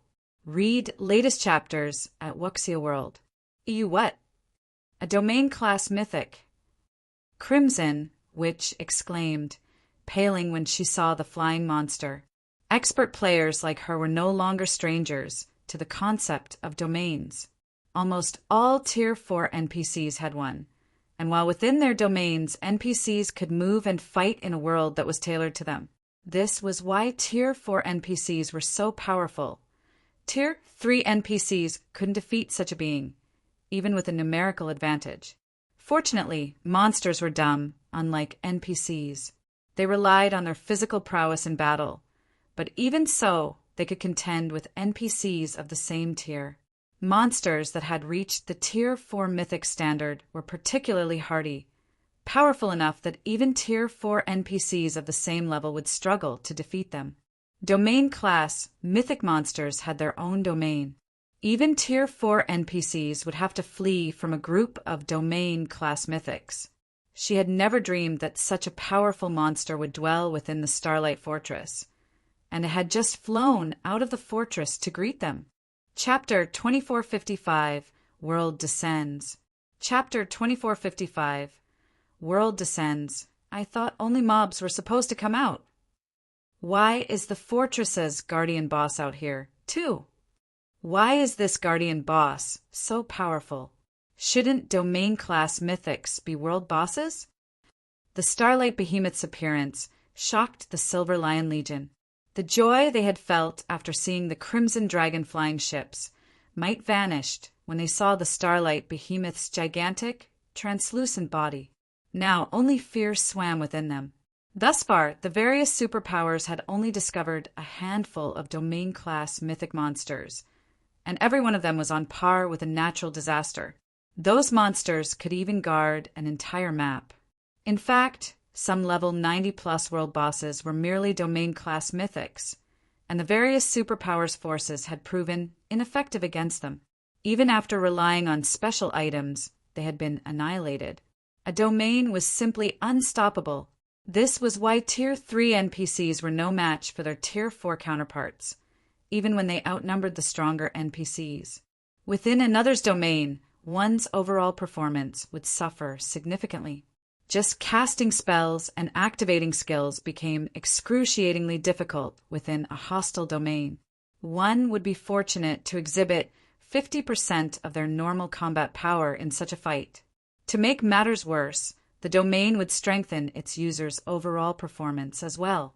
Even in a fight between a Tier 3 NPC and a Tier 4 NPC of equal strength, the difference would be qualitative with a domain active. Needless to say, the difference would be even greater between Tier 3 players and a domain-class mythic. Commander, we need to retreat. Nobody can stop that domain-class mythic boss. If we don't run now, it'll slaughter us. The ruthless man from Stormheart shouted at his commander, Crow, when he saw the Starlight Behemoth. Not only was the Starlight Behemoth individually powerful, but its domain would also strengthen the army of 50,000 monsters. Such a force would have no issues taking down a guild city, much less the Silver Lion Legion's 8,000 members. With the fortress's elemental creatures focused on the Crimson Dragon flying ship, they had a chance to escape. If they waited until these monsters destroyed the ship and massacred the Legion, they'd be next. It seems our raid is impossible. Inform everyone to retreat. Crow commanded as he gazed at the Starlight Behemoth. He had wanted to linger to witness the historical moment the Starlight Fortress was captured, but that no longer seemed like a wise idea. Of the various superpowers he knew of, none could even defeat a level 90+ domain class, mythic-ranked world boss, not even the 5 great super guilds. Meanwhile, the Starlight Behemoth was a level 113 domain class mythic boss.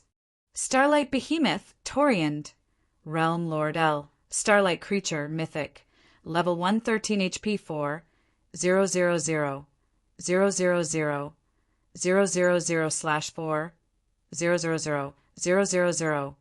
000, 000, aside from the Starlight Behemoth's basic attributes. Its 4 billion HP alone would be enough to inspire despair. With 4 billion HP, the Starlight Behemoth would regain 40 million HP every 5 seconds with its battle recovery. If players couldn't deal 8 million damage each second, their attacks would be utterly worthless against the monster. Tier 2 experts had a hard time dealing more than minus 10,000 damage to a level 100+ mythic monster, and their attacks would be even less effective against a domain class mythic. Only Tier 3 players could deal more than minus 10,000 damage to such a monster. Assuming that a Tier 3 player could deal minus 20,000 DPS to the Starlight Behemoth, a team would need over 400 Tier 3 players to overcome the Guardian boss's battle recovery. Where was a power supposed to find 400 Tier 3 players at this stage of the game? Not even the Crimson Dragon flying ship would make much of a difference. Flying ships were war weapons. They might be useful against dumb mobs, but against a mythic monster that could fly, the ship would even struggle to land a hit. Furthermore, the Crimson Dragon flying ship's mana pulse cannons had very long cooldowns. To put it simply, it would only be limitedly effective against a domain-class mythic boss. While the Storm Heart Adventure team fled, panic overwhelmed the Silver Lion Legion as they watched the Starlight Behemoth fly toward them. The Starlight Behemoth is too fast, Vice Commander. We won't have enough time to get everyone out of here safely. We'll have to leave some players behind to slow it down. Please issue the command, Crimson, which begged McCaffrey as she watched the Guardian boss approach. None of them had expected the Starlight Fortress to house a domain-class mythic. Feng had doomed them all. Since the situation had already become desperate, the only thing they could do now was figure out a way to reduce the Legion's losses as much as possible. The Silver Lion Legion was Divine Tribe's strongest force. If it were annihilated, the guild would suffer. It seems we have no choice. Hearing Crimson Witch's pleas, McCaffrey reluctantly pulled the Tier 4 hero summoning scroll from his bag. Current Tier 3 players had no hope of stopping a level 113 domain class mythic. If none of them could stop the Starlight Behemoth, the Silver Lion Legion would be slaughtered. He had no choice but to rely on the Tier 4 hero to pin the Guardian boss down, buying enough time for everyone to escape. It might be possible to rely on the Tier 4 hero to raid the Starlight Behemoth if it were alone, but it wasn't. Not only did the Guardian boss have the support of 50,000 monsters, but its domain even strengthened the monsters around it. Not even 4 Tier 4 heroes could defeat this horde. While McCaffrey prepared to use the Tier 4 hero summoning scroll, Feng walked onto the flying ship's deck and quietly watched the Starlight Behemoth's army. Crap, he's not even going to run. Does he assume he can use his flying ship to get away? Maybe he's in denial. He was clearly hoping to capture the Starlight Fortress, but now that there's a domain-class mythic, his hopes have been dashed. The Silver Lion Legion's Tier 3 experts, who were panicking on the ground, were confused when they saw Feng on the Crimson Dragon flying ship's deck, appearing relaxed.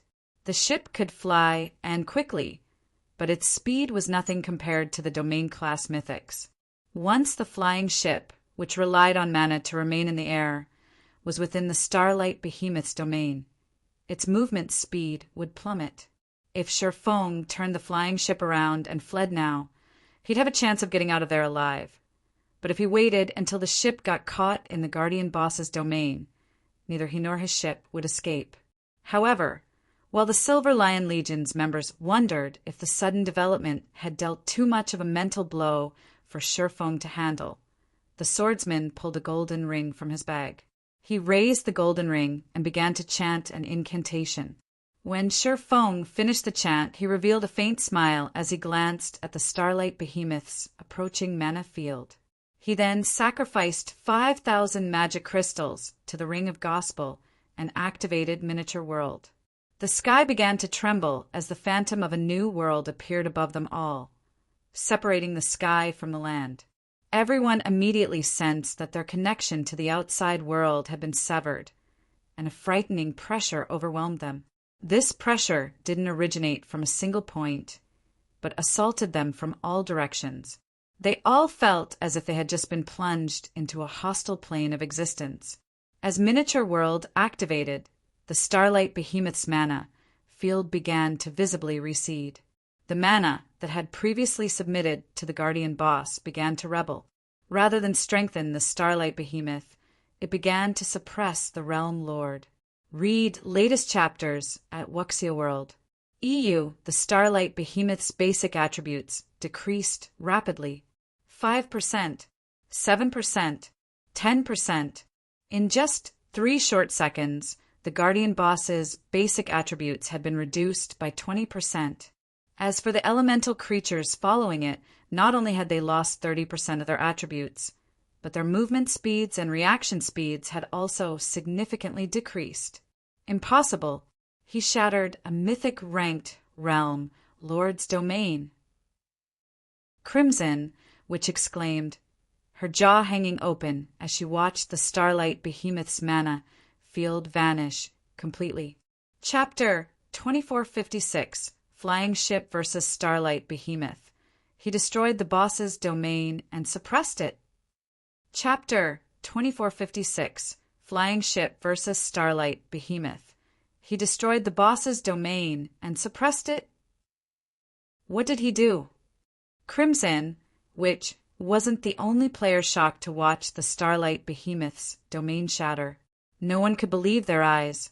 They had never thought that Sherfong had such an ability. Current players were no match for a Tier 4 being's domain. Some superpowers had tried to use Tier 4 domain scrolls against true Tier 4 domains, but they had barely been a match for the beings they had fought.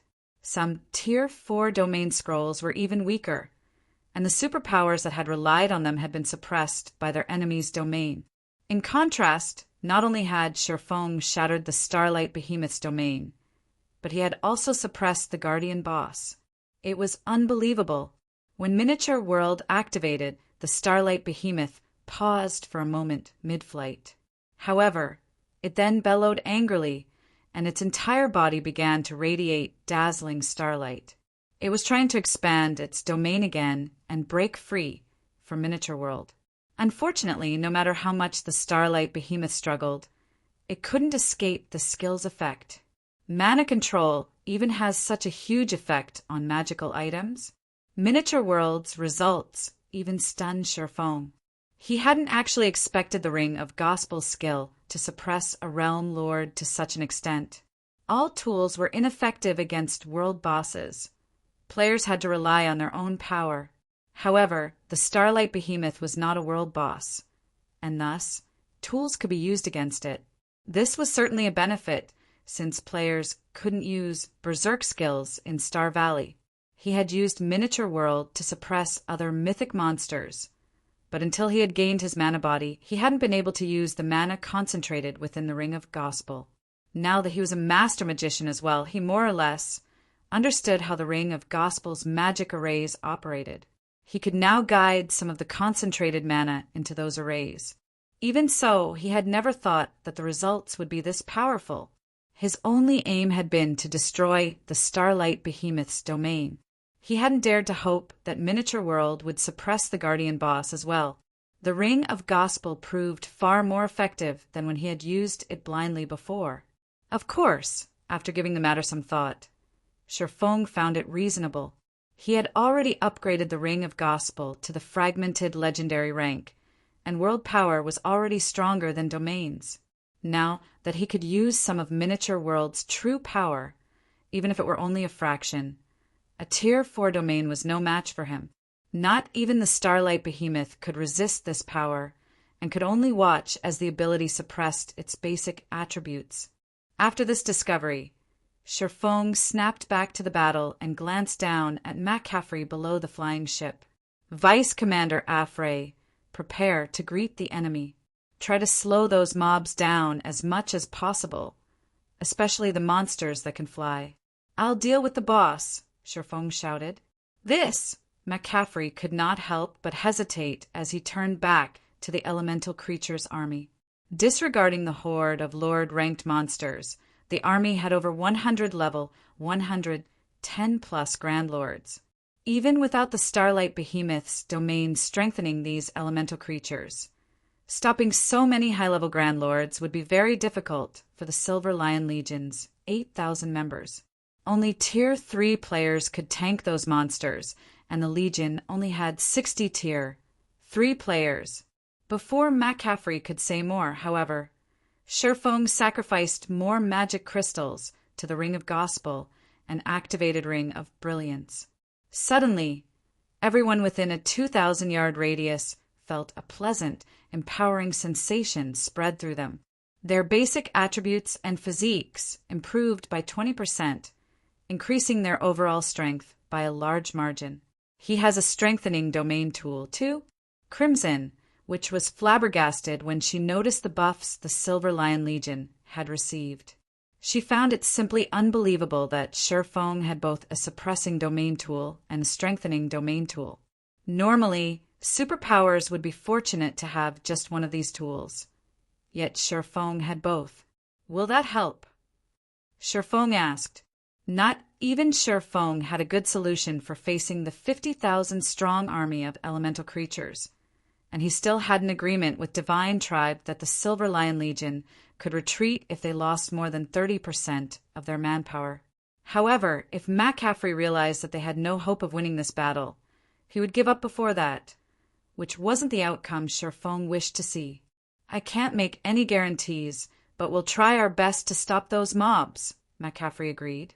Feeling the Ring of Brilliance's effects, he decided to grit his teeth and fight.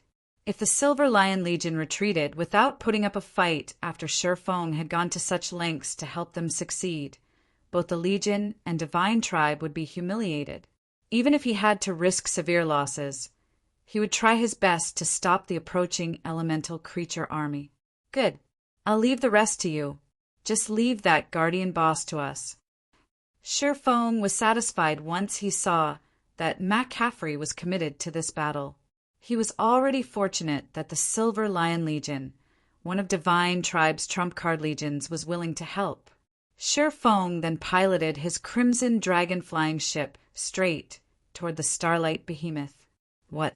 Do they really intend to challenge the Starlight Behemoth? Everyone was dumbfounded as they watched the ship approach the Realm Lord. In the air, a flying ship had superb combat power, but that was only true against immobile objects and players.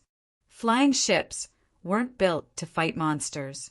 And yet, Shifeng's group was going to use the flying ship against the domain-class mythic. They had gone insane.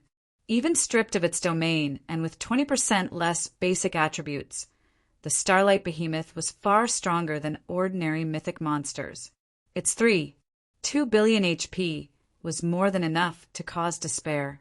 While the Silver Lion Legion members considered the ship's odds of surviving, Aqua Rose raised her staff from the Crimson Dragon flying ship's deck and began to chant an incantation. Dark blue, twofold magic arrays began to appear around the Starlight Behemoth, one after another. Tier 3 super spell, Sea God's Grasp.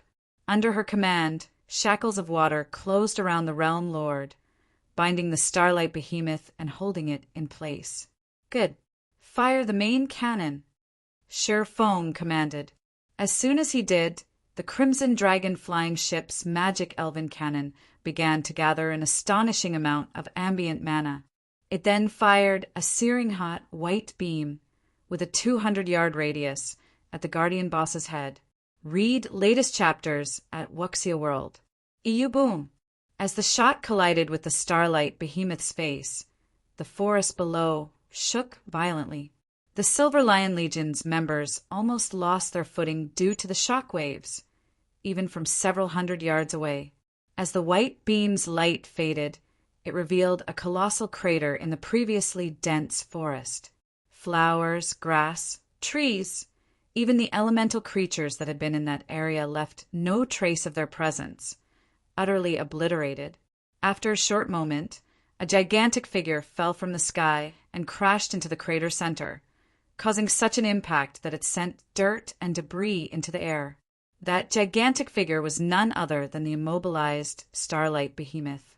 Chapter 2457, The Behemoth Falls. How is that possible? Chapter 2457, The Behemoth Falls. How is that possible? The flying ship injured the boss with just one attack? How powerful is that thing? Are flying ships really this strong? Both the Silver Lion Legion and the fleeing Stormheart team fell silent as they stared at the fallen Starlight Behemoth. They had no idea of how to express the shock they felt. Ordinary mythic monsters couldn't compare to a mythic ranked realm lord, even after the Starlight Behemoth had lost its domain. Its defense should be particularly high. Tier 2 players might deal around minus 5,000 damage to an ordinary mythic, but when they attacked a realm lord like the Starlight Behemoth, they'd only deal around minus 3,000 damage. Exceeding a monster like the Starlight Behemoth's damage tolerance to injure it would be absolutely impossible for current players. Yet the Crimson Dragon flying ship had accomplished the feat. When Sher Fong saw the Guardian Boss on the ground, however, he wasn't surprised. On the contrary, he had expected this outcome. The magic elven cannon dealt peak tier 4 divine damage. The cannon's power was nearly at the tier 5 standard. Although the Starlight Behemoth was a realm lord, it was not a higher life form. Its life rating was roughly the same as ordinary mythic monsters. It was merely tougher. Compared to the mutated Sunset King Sher Fong had encountered in the Sea God's realm, the Starlight Behemoth was an infant. If the magic elven cannon could even deal significant damage to the Sunset King, what chance did the Starlight Behemoth possibly have against it? Good. Bombard it with ranged attacks, Sher Fong shouted, gesturing to the heavily injured realm lord. Not only would God's Domain's monsters lose a significant amount of their combat power when heavily injured, but their defense would decrease as well. A level 100-plus mythic monster had incredible recovery speed, and if they didn't take advantage of this opportunity, they'd have to wait another 5 minutes before they could fire the magic elven cannon again. Roar! Before Sher Fong and his entourage could attack the Guardian Boss, however, it released a deafening roar, which was so powerful that it stirred up a storm around the monster. The Starlight Behemoth then stretched open his massive maw, gathering a horrifying amount of mana within. Tier 4 spell, Starlight Roar. A brilliant beam of starlight shot from the Starlight Behemoth's mouth, and as it did, it shattered space around it. The attack was so fast that the Crimson Dragon flying ship didn't have time to dodge. The blood drained from everyone's faces. That beam attack had even more power than the flying ship's mana pulse cannons. It would annihilate any tier 3 player it struck. Magic Shield activate. Taking no risks, Sher Fong activated the Crimson Dragon flying ship's Magic Shield immediately. Boom! When the beam collided with the Magic Shield, it transformed space around the ship into a sea of fire as another thunderous boom echoed throughout the area. As everyone expected to see the flying ship severely damaged, the flames died down, and the flying ship remained in one piece. However, cracks had formed along the barrier around it, as expected of a realm lord. It devoured over 20 million points from the shield's energy, reserved with one attack. Sure Feng was astounded when he saw that nearly half of the magic shield's energy was gone. The Crimson Dragon flying ship had upper rank tier 3 defense, which was even higher than most mythic monsters, yet it had taken over minus 20 million damage. The Starlight Roar clearly had the power to approach the tier 4 upper rank. The attack would even shatter a minor NPC city's defensive magic array. After its attack, the Starlight Behemoth flapped its wings and flew toward the Crimson Dragon flying ship. It intended to down the ship before it did anything else. The flying ship was, after all, a long-distance war weapon and, as such, was weak against close combat attacks. Sure Feng, however, had no intention of letting the Realm Lord get close to his flying ship. Before the Starlight Behemoth had even ascended, he had driven the ship toward the rear of the Silver Lion Legion. Since the Starlight Behemoth was so injured, the Crimson Dragon flying ship easily outran it. The Starlight Behemoth's speed has decreased? Mac Caffrey's eyes glowed as he watched the flying ship kite the Guardian boss around the Silver Lion Legion. Mac Caffrey had been relatively surprised to see the Crimson Dragon flying ship injure the Starlight Behemoth, but injuring a Guardian boss and killing it were two different things. The Starlight Behemoth might look miserable, but it hadn't lost a significant amount of HP. The magic elven cannon had only dealt a little over minus 50 million damage, which was nothing to the Starlight Behemoth. The Realm Lord would tear the Crimson Dragon flying ship to shreds long before they could kill it. It had an incredible recovery rate, after all. The flying ship, on the other hand, was a war weapon, and as such, it didn't have an automatic recovery ability. Every point of durability it lost in this battle would be permanent until repairs could be made. If the ship could kite the Starlight Behemoth, however, it would be a different story. As long as Shurfeng's group kept the Guardian boss distracted, the Legion could spare some of its Tier 3 experts to help attack the Starlight Behemoth once it had finished off enough of the elemental creature army, slowly whittling the Realm Lord to death. But before Mac Caffrey could finish his thought, the Crimson Dragon flying ship stopped moving. What is he trying to do? Does he still plan to face the Starlight Behemoth head-on? The Silver Lion Legion's members were confused when they saw the ship come to a halt. They couldn't fathom what Sure Feng was trying to do. Since the Crimson Dragon flying ship was currently faster than the Starlight Behemoth, it had the opportunity to increase the distance between it and the Guardian boss, buying time until the magic elven cannon's cooldown had ended. However, Sure Feng instead chose to let the mythic monster catch up. The swordsman was clearly mad. With how fast the Starlight Behemoth's recovery rate was, its injuries would heal completely in a matter of minutes. While the Starlight Behemoth grew closer and the Silver Lion Legion grew more nervous, Sure Feng revealed the Bible of Darkness and activated demon summoning. A colossal pair of doors suddenly appeared before the flying ship, and as they parted, dense dark energy flooded through, transforming a 100-yard radius into a bubble of darkness. Once the doors were fully open, an 8-meter-tall, one-horned demon flew through them. It wore a suit of pitch-black armor and was supported by 2 pairs of leathery, dark black wings. The instant this one-horned demon emerged, every member of the Silver Lion Legion shuddered. A level 125, Tier 4 Great Demon. Why has a Great Demon come here? We're doomed. There are actually 2 Tier 4 monsters. This wasn't the first time they had seen a Tier 4 Great Demon, but the one before them was a level 125 Great Demon. Every 5 levels was a turning point in God's domain, and the difference was especially prominent after level 100. At most, the Silver Lion Legion could deal with level 110 monsters. If they tried to take down a level 125 Great Demon, they'd be digging their own graves.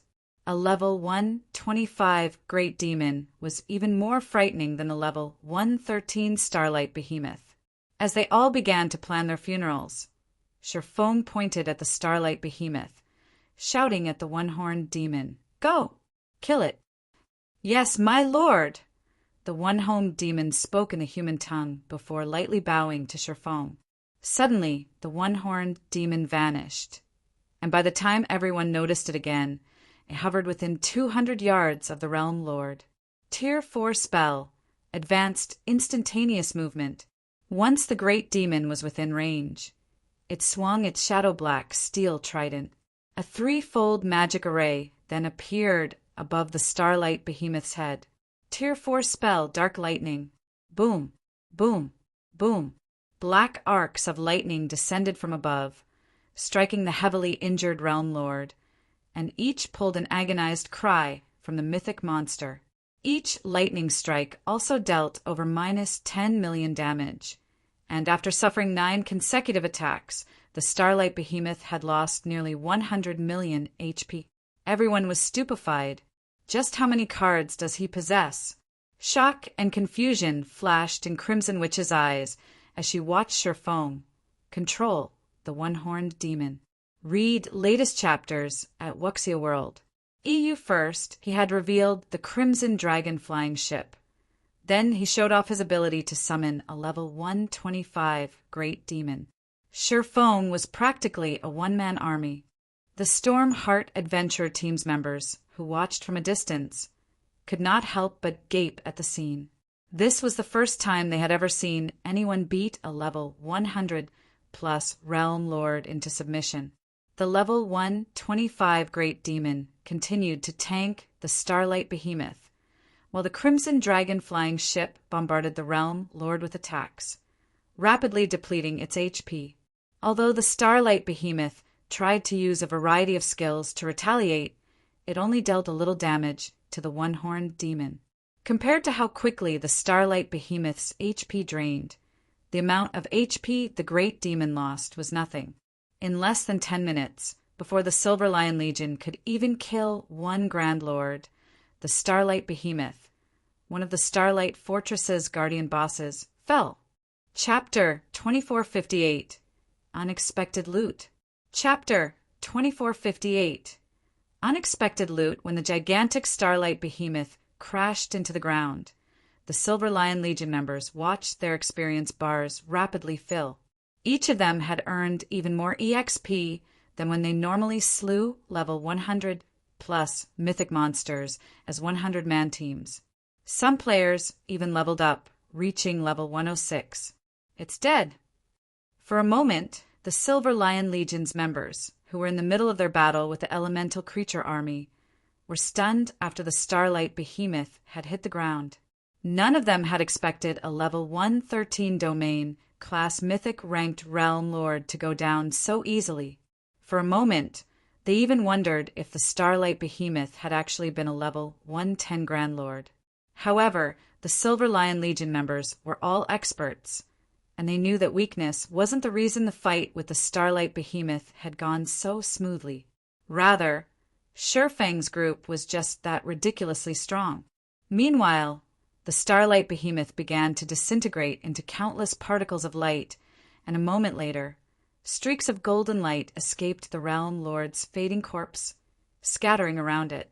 Upon landing on the ground, those streaks of light transformed into dazzling items that radiated dense mana. Some even gathered the ambient mana around them.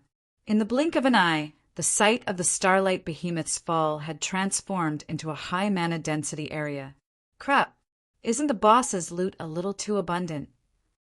A mythic ranked Realm Lord really is amazing. The loot from the level 100+ mythics we've killed in the past doesn't even come close. Its loot has even increased the mana density in the surrounding area. The Silver Lion Legion members' eyes nearly fell from their sockets as they gazed at the Guardian boss's loot. They had seen level 100+ mythic bosses loot before. They had even seen world bosses loot, but they had never seen a phenomenon like this. Even though they couldn't appraise the items right now, they had a rough estimation of the loot's value based on the mana the items radiated. The items that pulled mana to themselves, in particular, should be epic rank at the very least. There was no way those items could be dark gold rank. Level 100+ epic items The Silver Lion Legion had killed multiple level 100+ mythic monsters just to acquire one level 100+ epic item. However, not only had the Starlight Behemoth dropped such items, but it had also dropped over 24 items that radiated dense mana. Based on their experiences, those 24 items were likely Dark Gold rank. To equip level 110 Dark Gold items was akin to equipping level 100+ epic items to players like them, who hadn't yet reached level 110. Although level reduction gemstones that they could use with level 100+ weapons and equipment were rare and costly, the cost was negligible compared to equipping level 110 Dark Gold weapons and equipment now. If a Tier 3 player could fully gear themselves in level 110 Dark Gold equipment while at level 105, they'd even be able to tank level 110 mythic monsters, not to mention level 110 Grand Lords. McCaffrey and Divine Tribe's other upper echelons couldn't help the envy they felt. Divine Tribe hadn't obtained a single piece of level 110 Dark Gold equipment yet. It didn't even have much level 105 Dark Gold equipment. And as for level 100+ epic weapons and equipment, the guild had almost nothing. Unfortunately, Divine Tribe and Zero Wing had agreed that a monster's loot would go to whichever team was responsible for slaying it. If both sides contributed to a monster's death, they would distribute the dropped items based on their contributions in the fight. For a moment, McCaffrey regretted his decision to save the Tier 4 hero summoning scroll. He had never expected the Starlight Behemoth to drop so many precious items. If he had used the scroll, slaying the Starlight Behemoth wouldn't have been a problem. It had already been heavily injured, and if the guild could obtain a fraction of the Starlight Behemoth's loot, it would be worth the cost of using the Tier 4 hero summoning scroll. The Tier 4 hero could have also helped kill the rest of the fortress's mythic bosses, and the Silver Lion Legion would return with enough of a harvest to outstrip the value of a Tier 4 hero summoning scroll. However, Zero Wing would now monopolize the Realm Lord's loot, while Divine Tribe could only watch, envious. Everyone work harder. You can see how much loot that boss dropped.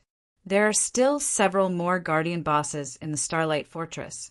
If we can kill them, I'll hold an internal auction for all of the weapons and equipment we earn. Everyone will have a chance to obtain top-tier weapons and equipment. McCaffrey shouted in the team chat. Whether or not you can take advantage of this opportunity depends on your performance now. McCaffrey's announcement ignited the Silver Lion Legion members' fighting spirit.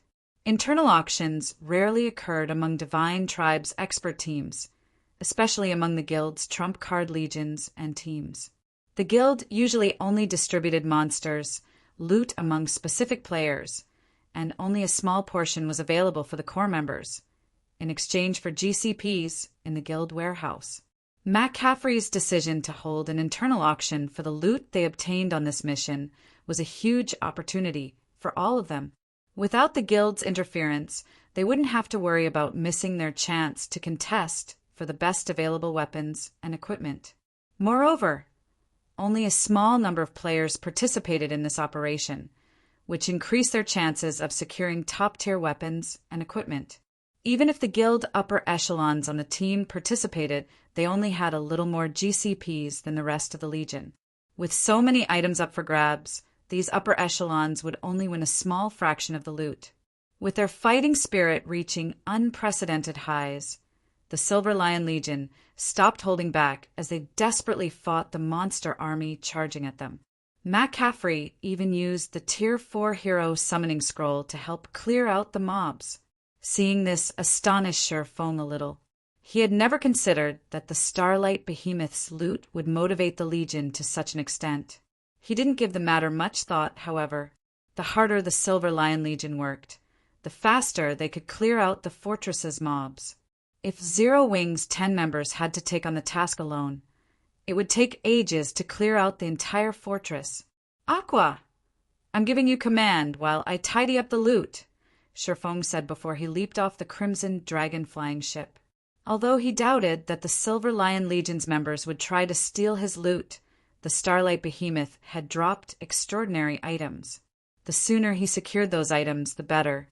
Not only was the Starlight Behemoth a domain-class mythic ranked realm lord, but such mythic bosses were also quite rare in God's domain. Read latest chapters at Wuxia World. EU after Shi Feng disembarked the ship, Aqua Rose and her comrades continued to bombard the Starlight Fortress's west wall. Shi Feng wore an astonished expression by the time he had finished collecting the Starlight Behemoth's loot and appraised the first item. The Starlight Fortress Lord's token? Confused, Shi Feng stared at the dark gold token in his palm. Before he could figure out what was going on, he heard the sound of a system notification. Star Valley Region system announcement. A player has successfully captured the Starlight Fortress. The guild this player belongs to will receive 20,000 guild reputation points. This player has become the Starlight Fortress's lord. The Starlight Fortress will automatically open to the public in 3 days. Players may enter and rest within the fortress freely at that time. Chapter 2459, Western Continent Shaken.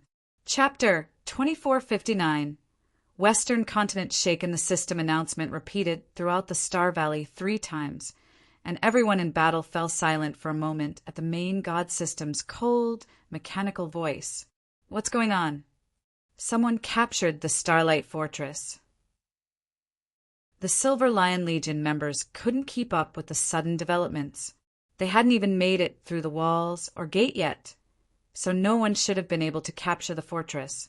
How could this have happened? It wasn't just the Legion's various experts who were confused. Even McCaffrey, the Legion's vice commander, was stunned. What happened to the Starlight Fortress? McCaffrey gazed at the fortress several thousand yards away, confounded. Did someone sneak in and slay the final Guardian boss? Even as McCaffrey wondered this, he tried to deny the possibility. In God's domain, players couldn't enter a sealed fortress until they destroyed the front gate or broke a hole in the walls. Since the Starlight Fortress's walls and gate were intact, how could any player get into the fortress? Even if players could accomplish the task, the fortress was still home to hundreds of thousands of elemental creatures. All of these monsters were level 110 or higher, and the weakest of them was Lord rank. Not even a 1,000-man, Tier 3 team would be able to handle the final Guardian boss in such a situation, much less a 100-man team of Tier 3 players. Even if players miraculously managed to reach and challenge the final Guardian boss, fighting the mythic ranked boss should cause a huge commotion, but although they had been engaged in battle outside the fortress, they hadn't heard any noise from within. The only strange part about this siege was that over 50,000 monsters had emerged to attack, rather than the 10,000 they had expected. Moreover, this monster army had over 100 Grand Lords and a mythic boss, a creature that normally should remain within the fortress. Could it be? McCaffrey suddenly thought of a possibility, and he spun toward Shi Feng, who was busy looting the Starlight Behemoth's loot near the rear line. In all of his experience sieging God's domain's fortresses, the final Guardian boss had never charged out of the fortress, yet the Starlight Behemoth had been extraordinarily powerful. As a mythic ranked realm lord, the Starlight Behemoth could be considered on par with a world boss, albeit one of the weakest. Of course, a level 113 world boss was an absolute nightmare for current players. Not to mention, the Starlight Behemoth had the support of an army of 50,000 monsters. Defeating it was far more difficult than defeating an ordinary realm lord. If Shi Feng hadn't used Miniature World to suppress the Guardian boss's domain earlier, McCaffrey would have prepared to lose half of his legion at least. Meanwhile, Shi Feng stood in the middle of the crater, holding a dark gold token. The token radiated dense mana and served as proof of their success in capturing the Starlight Fortress. The Starlight Fortress, Lord's token. McCaffrey wasn't the only one to notice. Crimson, Witch, and the others had turned to look at Shi Feng as well. They've captured the fortress, just like that? Crimson, which stared at the token in Shi Feng's hand with wide eyes. although she knew that Shifeng's group had a high chance of capturing the Starlight Fortress. She had never thought he'd secure the Fortress Lord's token so soon. This was one of Star Valley's fortresses they were talking about. It was something the Western continent's various superpowers dreamed of obtaining. And yet, Shifeng had captured the fortress so easily. If she told the story, not even fools would believe her. Every member of the Silver Lion Legion was stupefied. None of them had ever expected a fortress in a level 100+ Forbidden Land to be so easy to capture. If the continent's other superpowers found out about this, they'd likely faint with anger. In reality, even Shifeng was astonished. He hadn't expected to obtain the Starlight Fortress Lord's token so quickly either. He had even been prepared to use the Hero's Tome to summon a Tier 4 hero. If the first Guardian boss they had faced had already been a Mythic-ranked Realm Lord, the final Guardian boss might be a superior Mythic. Players like them wouldn't be able to deal with a level 110+ superior Mythic easily. Only a Tier 4 hero would have a chance of defeating such a monster. This has saved us a lot of effort, but we have much less time to fortify the fortress now. Shifeng was not particularly pleased to see the Fortress Lord's token, and he gave it a bitter smile. The fact that he had obtained the Fortress Lord's token so soon was both a blessing and a curse. Now that he had secured the Fortress Lord's token, he would have full control of the Starlight Fortress's magic array. Although he still had to reach the fortress's core to activate the defensive magic array, it would no longer buff the monsters within now that he had the token. This would make capturing the fortress far easier. Now he only needed to clear out the monsters in the Starlight Fortress, and he wouldn't have to destroy the fortress's wall or gate to do it. He could simply waltz through the front gate. The only problem was that he needed to clear out the monsters and strengthen the fortress's defenses within 3 days, before the fortress opened to the public and players began to flood in. Without adequate defenses, managing the fortress would become troublesome, and the various superpowers might use the opportunity to take it from him. Unfortunately, sealing the fortress and preventing players from entering wasn't possible. The Starlight Fortress was in Star Valley, a forbidden land. God's domain's forbidden lands weren't controlled by any kingdom or empire, and almost all of their fortresses had survived since ancient times, created before the Great Destruction. Forbidden Lands fortresses weren't like those in neutral maps or guild towns and cities. Even with the Fortress Lord's token, one would not gain full access to the fortress. They couldn't open or seal the fortresses as they wished. This was also the reason that any power to capture a fortress in a forbidden land was forced to send a large number of members to garrison the fortress. In truth, the main god system's settings for this weren't unreasonable. Forbidden lands had far more abundant resources than other maps. If a power could acquire full control of an ancient fortress in a forbidden land, it would be nigh impossible for other powers to break through the defenses and take it from them due to the defensive mechanisms that had also survived since ancient times. The power that had first captured the fortress would have permanent access to the Forbidden Lands resources, while everyone else would have to watch from the sidelines.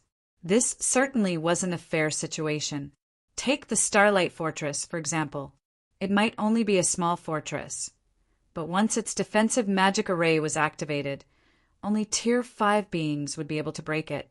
In an era where the gods had gone into seclusion, Tier 5 powerhouses stood at the peak of God's domain. Even emperors had to show proper respect. These powerhouses could wipe out entire kingdoms. Not even empires would get away scot-free after provoking such an individual. Shifeng had thought that he'd have 3 full days to bolster the Starlight Fortress's defenses after he captured it. But now he had to waste some of that time clearing out the hundreds of thousands of monsters within. While Shifeng and the others continued their fight against the Starlight Fortress's monsters, the Storm Heart Adventure team watched from a distance, with dropped jaws. "Who are those people?" the ruthless, greatsword-wielding man muttered as he stared at the system announcement in shock. They've actually managed to capture the Starlight Fortress. We don't know who they are, but this will certainly cause an uproar across the continent, Crow, Stormheart's commander, said. He couldn't help but glance Shifeng's way. The various powers and expert teams all wanted to conquer Star Valley, but players couldn't remain in the area for very long, which slowed their exploration progress in the Forbidden Land. Although the various superpowers had frequently tried to capture fortresses within Star Valley, none had succeeded. Now that someone had, Crow didn't even want to imagine how this event would change Star Valley. While Stormheart's members discussed the matter amongst themselves, news of the Starlight Fortress's capture spread like wildfire throughout the western continent. 2460 Swarming Starlight Fortress, Chapter 2460. Swarming Starlight Fortress, Silvermoon Empire, Silver Lion City. What did you say?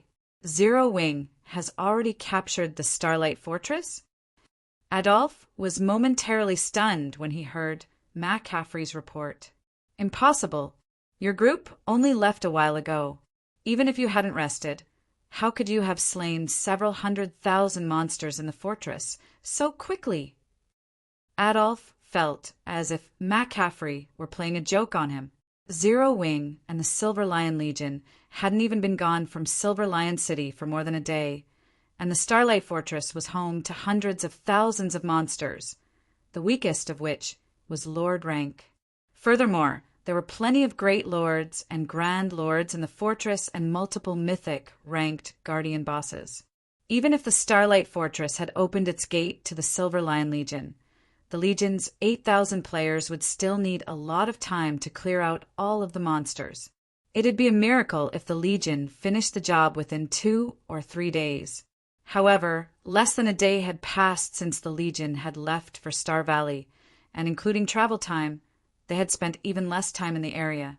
Did McCaffrey assume he had gone senile with old age? It's true, Great Elder, McCaffrey insisted, smiling bitterly when he saw Adolf's skepticism. Take a look for yourself if you don't believe me. We've already entered the Starlight Fortress and are clearing out the monsters.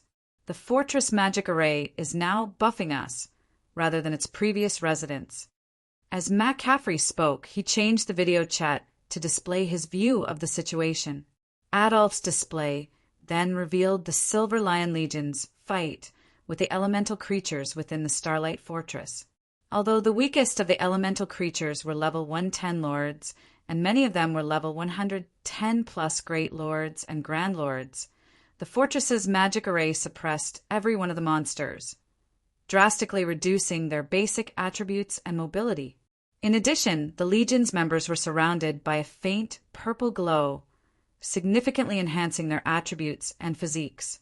Although the Silver Lion Legion was badly outnumbered, the elemental creatures were no match for them, and the monsters continued to fall as the fight continued. Seeing this made it obvious that the Starlight Fortress was now under player control. Otherwise, the fortress's magic array wouldn't behave in such a way. How is this possible? Adolf stared with wide eyes. They were talking about one of Star Valley's fortresses. Even if several superpowers worked together, they still couldn't capture a fortress in this level 100+ Forbidden Land, much less Divine Tribe alone. Great Elder, I doubt it will be long before the other superpowers hear of this. The main god system had announced the Starlight Fortress's capture in a regional announcement. We couldn't keep this a secret if we wanted to, McCaffrey cautioned. He could sympathize with how Adolf felt at the moment. When Shifeng had first declared that he wanted to capture the Starlight Fortress, McCaffrey had assumed the swordsman was both insane and ignorant. The West's various superpowers had to expend a lot of resources and manpower to obtain a single town.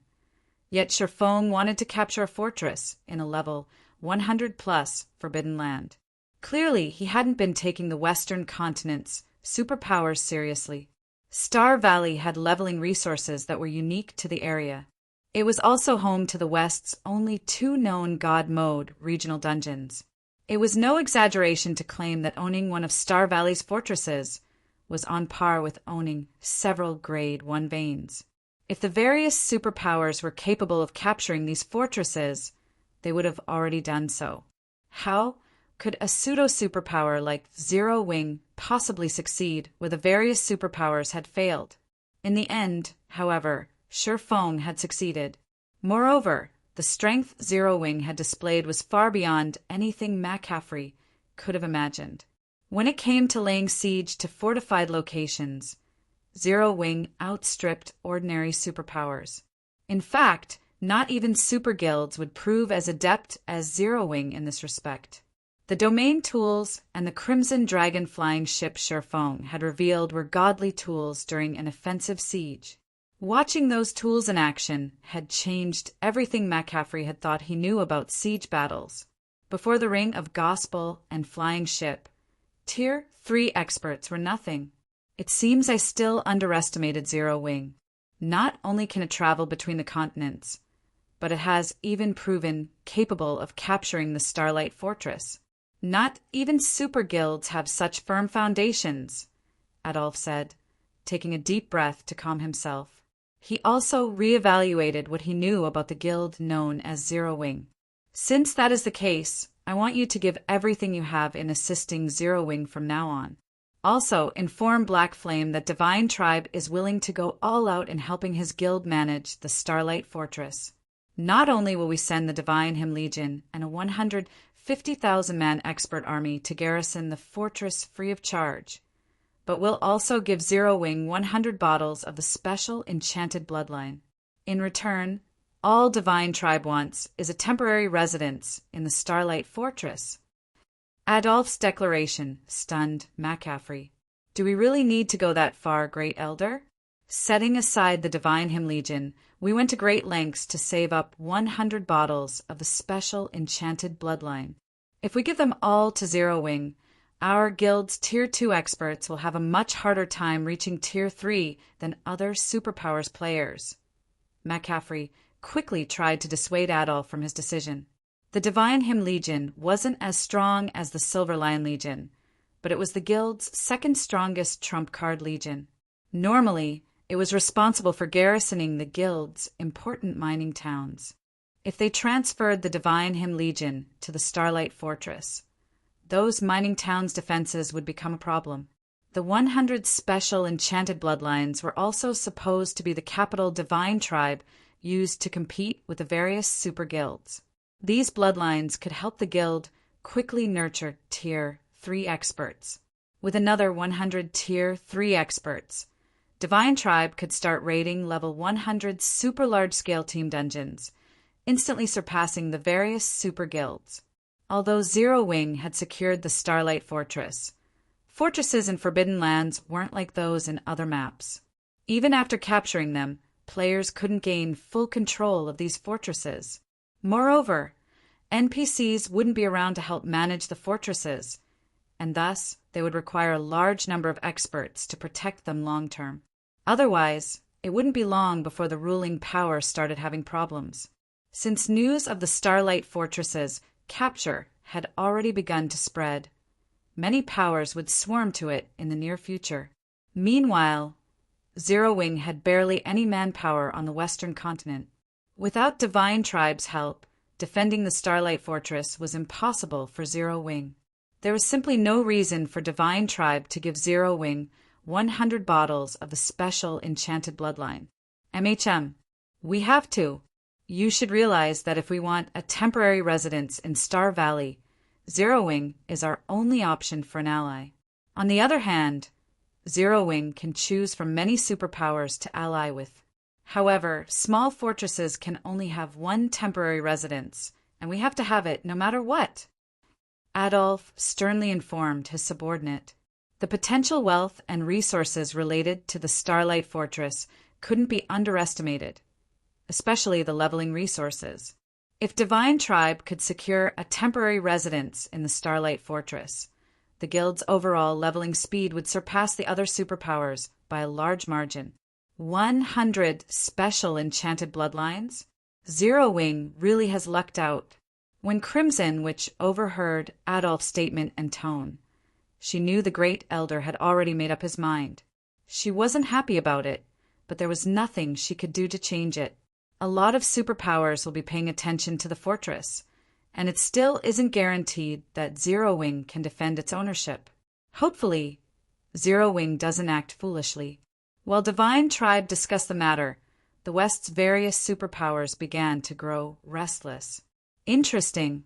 It seems someone has proven capable of capturing the Starlight Fortress. Which power is it? Could it be a hidden superpower that has finally decided to spread its wings? Regardless, let's go take a look at the fortress. If this unknown power can't manage the fortress, this is the perfect opportunity to take it from them. The Western continent's various powers began to dispatch large expert teams, sending them to Star Valley. These teams only had one goal: take the Starlight Fortress. Chapter 2460. Swarming Starlight Fortress, Silver Moon Empire, Silver Lion City. Chapter 2460. Swarming Starlight Fortress, Silver Moon Empire, Silver Lion City. What did you say? Zero Wing has already captured the Starlight Fortress? Adolphe was momentarily stunned when he heard McCaffrey's report. Impossible. Your group only left a while ago. Even if you hadn't rested, how could you have slain several 100,000 monsters in the fortress so quickly? Adolphe felt as if McCaffrey were playing a joke on him. Zero Wing and the Silver Lion Legion hadn't even been gone from Silver Lion City for more than a day, and the Starlight Fortress was home to hundreds of thousands of monsters, the weakest of which was Lord Rank. Furthermore, there were plenty of great lords and grand lords in the fortress and multiple mythic ranked guardian bosses. Even if the Starlight Fortress had opened its gate to the Silver Lion Legion, the Legion's 8,000 players would still need a lot of time to clear out all of the monsters. It'd be a miracle if the Legion finished the job within 2 or 3 days. However, less than a day had passed since the Legion had left for Star Valley, and including travel time, they had spent even less time in the area. Did McCaffrey assume he had gone senile with old age? It's true, Great Elder, McCaffrey insisted, smiling bitterly when he saw Adolphe's skepticism. Take a look for yourself if you don't believe me. We've already entered the Starlight Fortress and are clearing out the monsters. The fortress magic array is now buffing us, rather than its previous residents. As McCaffrey spoke, he changed the video chat to display his view of the situation. Adolphe's display then revealed the Silver Lion Legion's fight with the elemental creatures within the Starlight Fortress. Although the weakest of the elemental creatures were level 110 lords, and many of them were level 110 plus great lords and grand lords, the fortress's magic array suppressed every one of the monsters, drastically reducing their basic attributes and mobility. In addition, the Legion's members were surrounded by a faint purple glow, significantly enhancing their attributes and physiques. Although the Silver Lion Legion was badly outnumbered, the elemental creatures were no match for them, and the monsters continued to fall as the fight continued.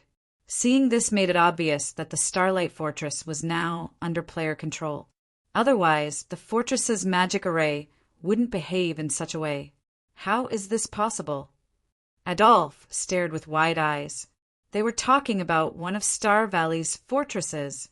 Even if several superpowers worked together, they still couldn't capture a fortress in this level 100-plus Forbidden Land, much less Divine Tribe alone.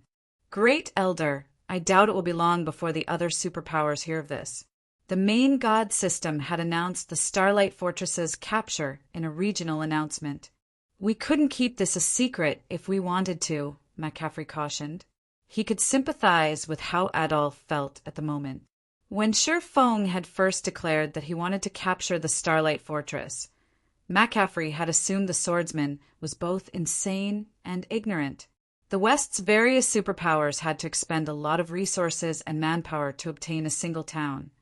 Yet Feng wanted to capture a fortress in a level 100-plus Forbidden Land.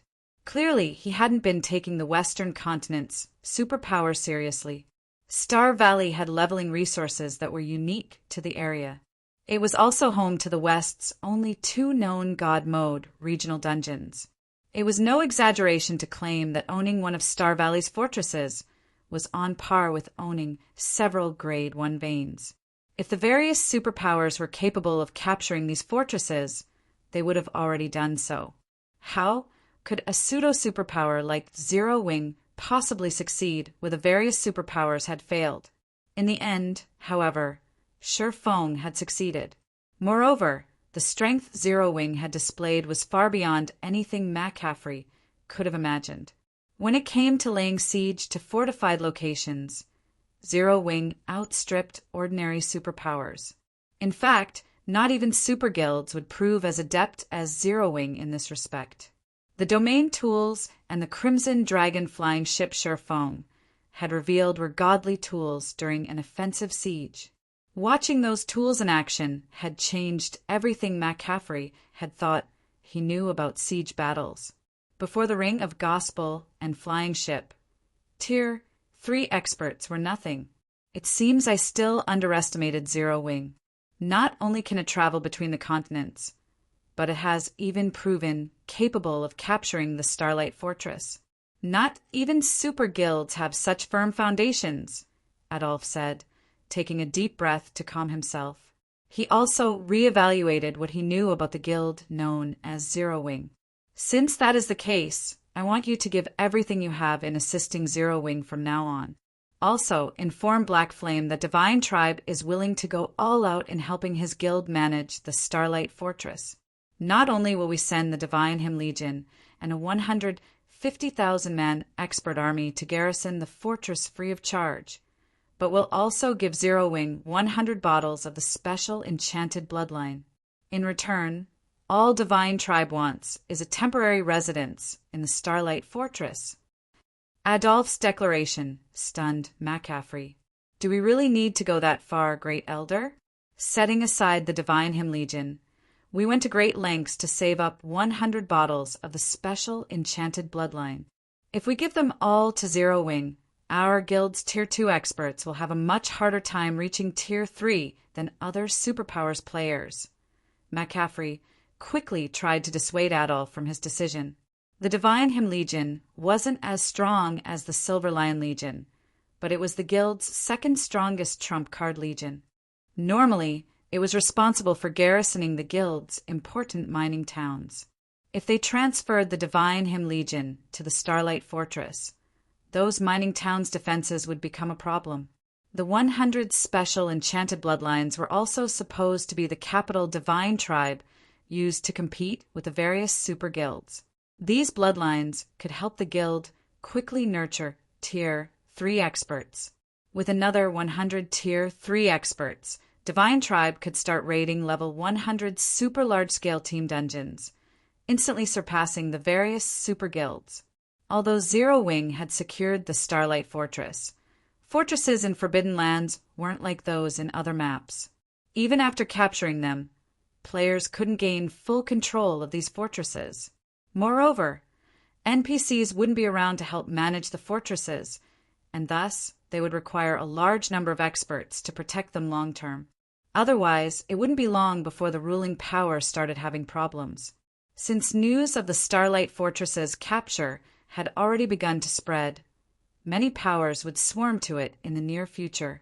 Meanwhile, Zero Wing had barely any manpower on the western continent. Without Divine Tribe's help, defending the Starlight Fortress was impossible for Zero Wing. There was simply no reason for Divine Tribe to give Zero Wing 100 bottles of the special enchanted bloodline. We have to. You should realize that if we want a temporary residence in Star Valley, Zero Wing is our only option for an ally. On the other hand, Zero Wing can choose from many superpowers to ally with. However, small fortresses can only have one temporary residence, and we have to have it no matter what. Adolf sternly informed his subordinate. The potential wealth and resources related to the Starlight Fortress couldn't be underestimated, especially the leveling resources. If Divine Tribe could secure a temporary residence in the Starlight Fortress, the guild's overall leveling speed would surpass the other superpowers by a large margin. 100 special enchanted bloodlines? Zero Wing really has lucked out. When Crimson, which overheard Adolph's statement and tone, she knew the great elder had already made up his mind. She wasn't happy about it, but there was nothing she could do to change it. A lot of superpowers will be paying attention to the fortress, and it still isn't guaranteed that Zero Wing can defend its ownership. Hopefully, Zero Wing doesn't act foolishly. While Divine Tribe discussed the matter, the West's various superpowers began to grow restless. Interesting. It seems someone has proven capable of capturing the Starlight Fortress. Which power is it? Read latest chapters at Wuxia World. EU. Could it be a hidden superpower that has finally decided to spread its wings? Regardless, let's go take a look at the fortress. If this unknown power can't manage the fortress, this is the perfect opportunity to take it from them. The Western continent's various powers began to dispatch large expert teams, sending them to Star Valley. These teams only had one goal: take the Starlight Fortress.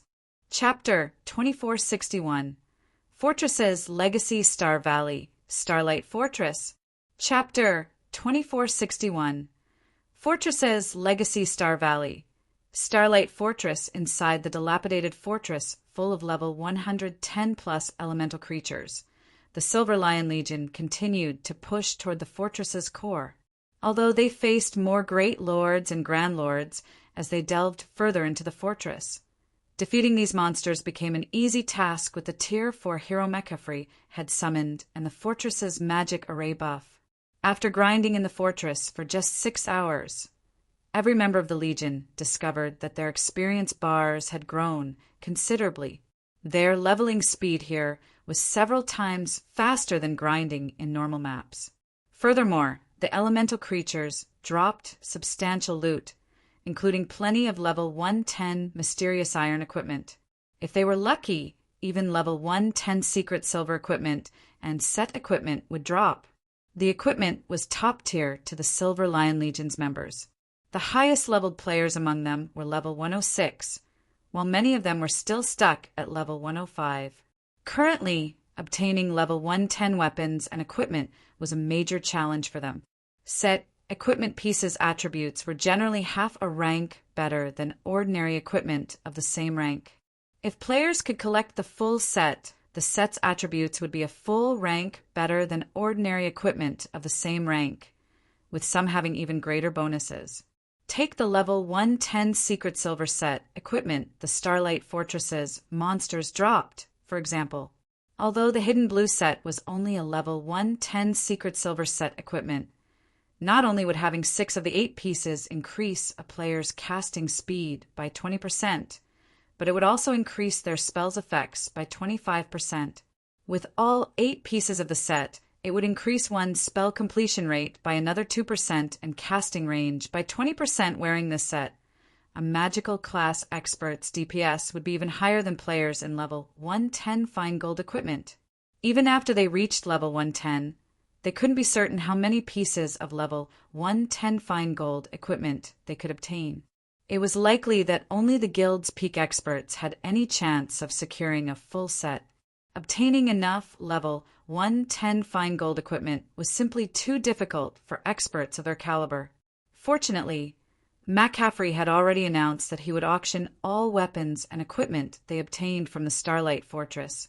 This meant that they'd all get a chance to acquire level 110 secret silver set equipment. How much they obtained would only depend on how many GCPs they had saved up. This was the reason that the Silver Lion Legion members put all of their effort into clearing out the Starlight Fortress's monsters, even without Shifeng saying a word. They actually hoped that Shifeng's group wouldn't participate in the battle, allowing them to keep all of the elemental creatures for themselves. The fortress only had so many monsters, and there wouldn't be enough secret silver set equipment for everyone. Guild leader, are we really going to leave these elemental creatures to Divine Tribe's members? Aqua Rose asked as she watched the Silver Lion Legion push through the fortress's main streets. Level 110 secret silver equipment and set equipment might not be important to her or the other experts that had ventured to the Western continent with Shifeng, but it would be to Zero Wing's other experts. Moreover, not even level 110 common equipment had shown up on the market yet, much less level 110 secret silver equipment. They had an advantage with the Crimson Dragon flying ship, and the fortress's magic array currently suppressed the monster's basic attributes. This was an excellent opportunity to secure some level 110 weapons and equipment for the guild. Leaving all of the suppressed monsters for the Silver Lion Legion was a huge waste. That won't be necessary. Although these monsters drop a lot of loot, only the Grand Lords drop secret silver equipment, and they only have a chance of doing so. The drop rate isn't 100%. Since the Silver Lion Legion is willing to help us clear out the fortress, we should allow them to benefit from the task, Shifeng said, chuckling when he watched the idea of level 110 secret silver equipment tempt Aqua Rose. If we try to clear the fortress ourselves, it'll take us a long time. Besides, we have something more important to take care of. As per Shifeng's agreement with Adolf, the Silver Lion Legion was only here to help Zero Wing capture a city. Now that they had captured the Starlight Fortress, the Legion had no reason to continue the fight. It was well within its rights to turn around and leave. The fact that the Silver Lion Legion was willing to slay the monsters within the fortress was good news for Shifeng. If Zero Wing had to clear out the monsters on its own, he wouldn't have much time left to fortify the fortress. Something more important? After giving the matter some thought, Aqua Rose asked, "Are we raiding the remaining Guardian bosses?" The moment Aqua Rose mentioned the Guardian bosses, Cola and the other Zero Wing experts burst with excitement. They hadn't had a chance to participate in the fight with the Starlight Behemoth directly, so they were itching for action. "No," Shifeng replied, shaking his head. "We'll be taking control of the Fortress Lord's Mansion." "The Fortress Lord's Mansion? Guild leader, don't you already have the Fortress Lord's token?" Aqua Rose inquired. The Fortress Lord's token was necessary to take control of the fortress as a whole, and it was the key component in taking over the Fortress Lord's Mansion. Normally, when one obtained a Fortress Lord's token, they automatically gained control of the Fortress Lord's Mansion. However, Shifeng now informed them that they still needed to secure the mansion. "I do have the Fortress Lord's token, but I don't control the Fortress Lord's Mansion yet. In fact, I don't even have partial control over it," Shifeng explained with a bitter smile. Fortresses built before the Great Destruction weren't like more modern fortresses.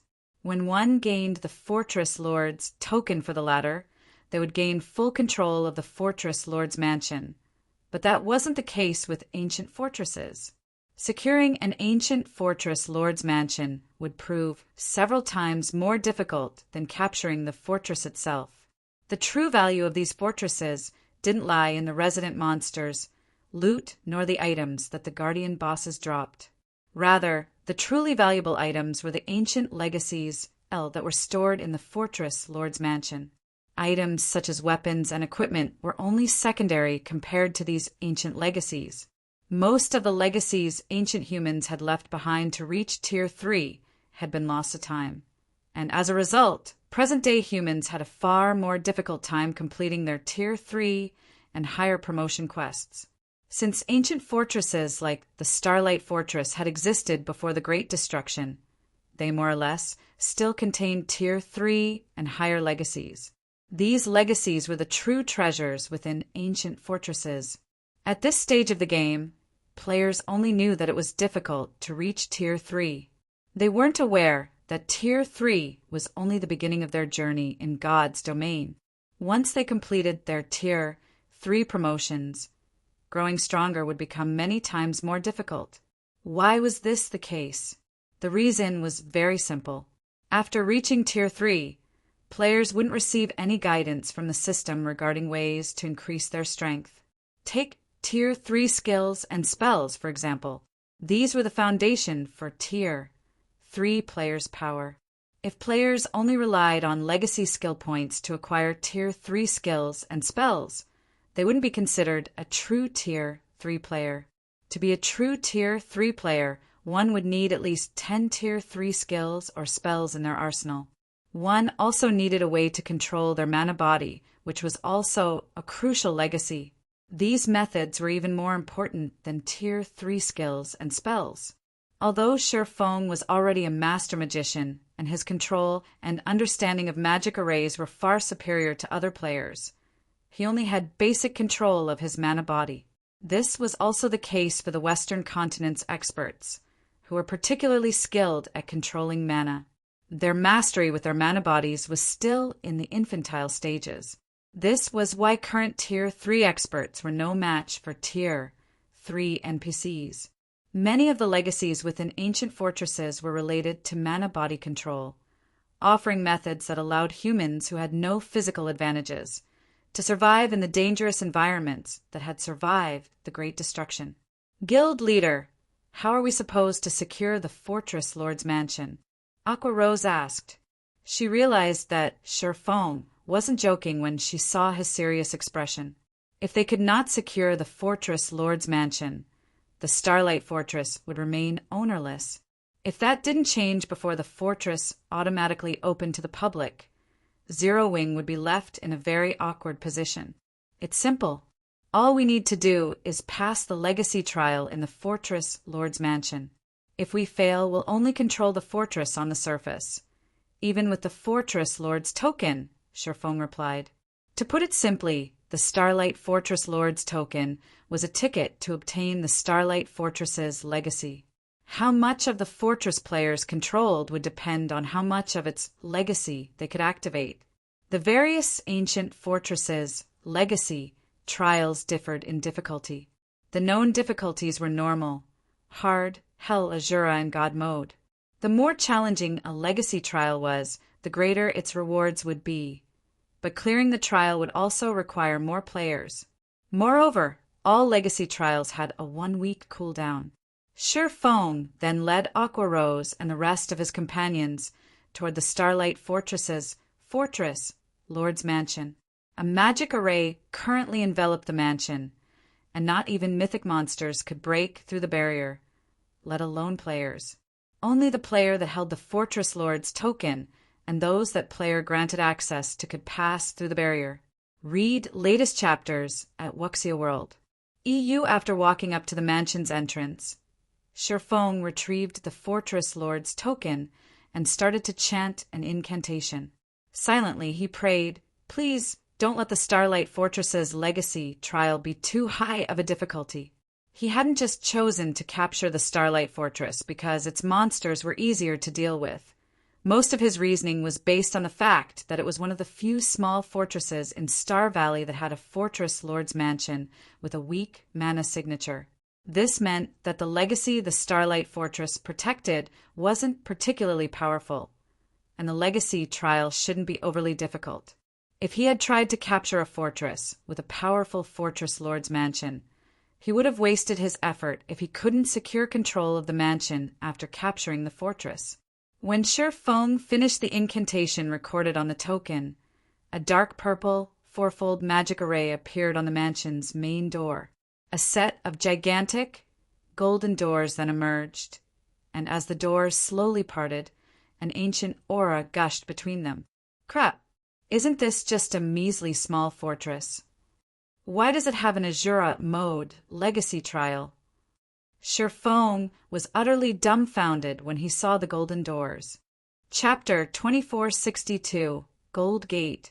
Chapter 2462, Gold Gate. Aqua Rose and the others couldn't help their surprise when the set of golden doors appeared before the entrance to the Fortress Lord's mansion. Although the doors were only 8 meters tall, they radiated a sacred aura that tamed the nearby ambient mana. This aura even affected the mana within Zero Wing's members. Although the divine runes and images had been engraved on the doors, these runes and images were indiscernible when players tried to examine them. Even so, the blurred runes and images felt somehow heavy and inspired curiosity. What are the markings on the doors? I tried to examine them for a moment, but it made me feel even more exhausted than using advanced combat techniques multiple times in a row. Aqua Rose wondered aloud. After examining the engravings, She pried her gaze away from the doors. She had seen plenty of amazing items in God's domain, but this was the first time she had encountered something that could deplete her concentration so drastically after looking at it for a few seconds. She didn't doubt that if she had stared at the doors for a few more moments, her mind would have been overloaded. Fire Dance and the others also turned away from the doors, afraid they'd pass out if they continued to stare. God's Domain's players rarely fainted from concentration depletion, but if it happened, the results would be even more severe than from stamina depletion. When a player's stamina depleted, they'd lose the ability to move, but when they lost all of their concentration, they'd be forced into a deep slumber, which took an incredibly long time to recover from. This could be a fatal setback for players fighting on the front lines. This is normal. The information on this gold gate is a legacy that has been passed down from ancient times. Moreover, this is a relatively complete legacy and far more complex than the combat techniques we've seen thus far. It isn't something players can simply glance at, Shifeng said. When he saw his teammates' curiosity, he revealed a bitter smile and continued. If you look at this legacy for too long, your recovery could take more than 5 days. The legacy gates left behind in ancient fortresses fell into 3 ranks: Bronze Gate, Silver Gate, and Gold Gate. Each gate was stronger than the last, and the legacies they contained were more complete with each subsequent rank. Similarly, the higher the gate's rank was, the more difficult the legacy trial would be. Many Tier 3 experts would already struggle to clear the normal and hard mode legacy trials on the Bronze Gates. The Gold Gates only contained Azura and God mode legacy trials, which were so difficult that even peak experts would despair at the challenge. Shifeng had assumed that, even in the worst-case scenario, the Starlight Fortress would house a Silver Gate. He had never considered that the Legacy Gate would be Gold rank. Taking control of this Fortress Lord's Mansion would be nearly as difficult as capturing a large fortress Lord's Mansion.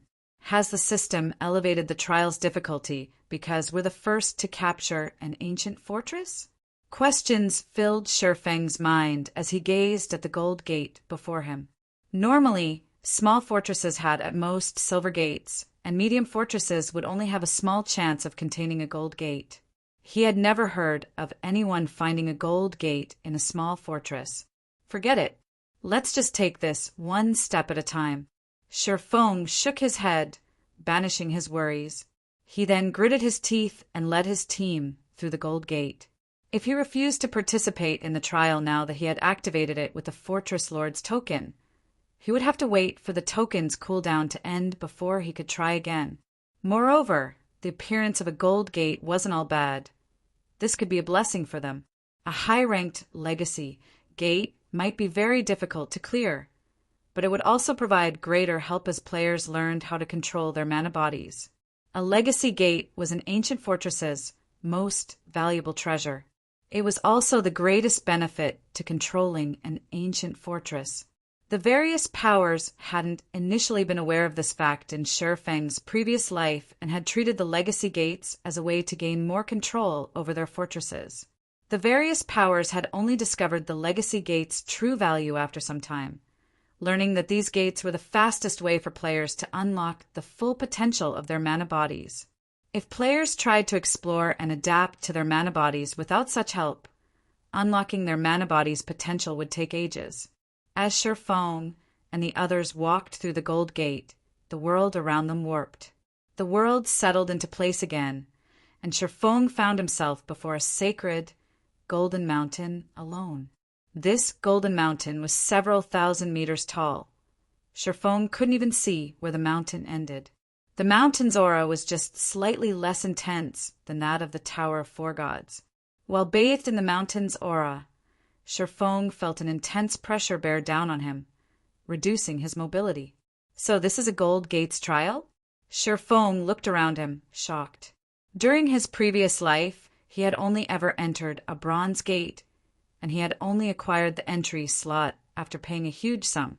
Even so, he had paid the price gladly. If he hadn't, he would have had to rely on his own experiences to explore and adapt to his mana body, like independent players wasting a lot of precious time in the process. The stronger one's mana body was, the more difficult it was to unlock its potential. Because of this, independent Tier 3 players struggled to surpass the various superpowers Tier 3 experts. Unfortunately, it couldn't be helped. It was simply a benefit of having access to a guild's resources.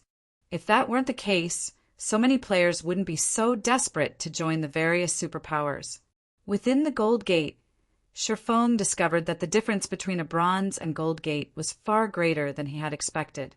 When he had entered the Bronze Gate, its environment hadn't affected his mental state, but within the Gold Gate, he could feel a void in his mind. Within spaces that had thin traces of mana, such a mental state would be extremely helpful. While players operated in spaces that lacked mana, the harsh environments would affect their ability to learn and grow, even with the support of their mana bodies.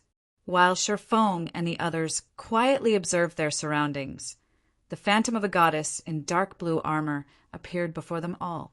I am this Legacy Gate's creator, Iliadi. Trial Taker, you have 2 days to climb the sacred mountain and pass the trial. If you fail, you will be removed from this place.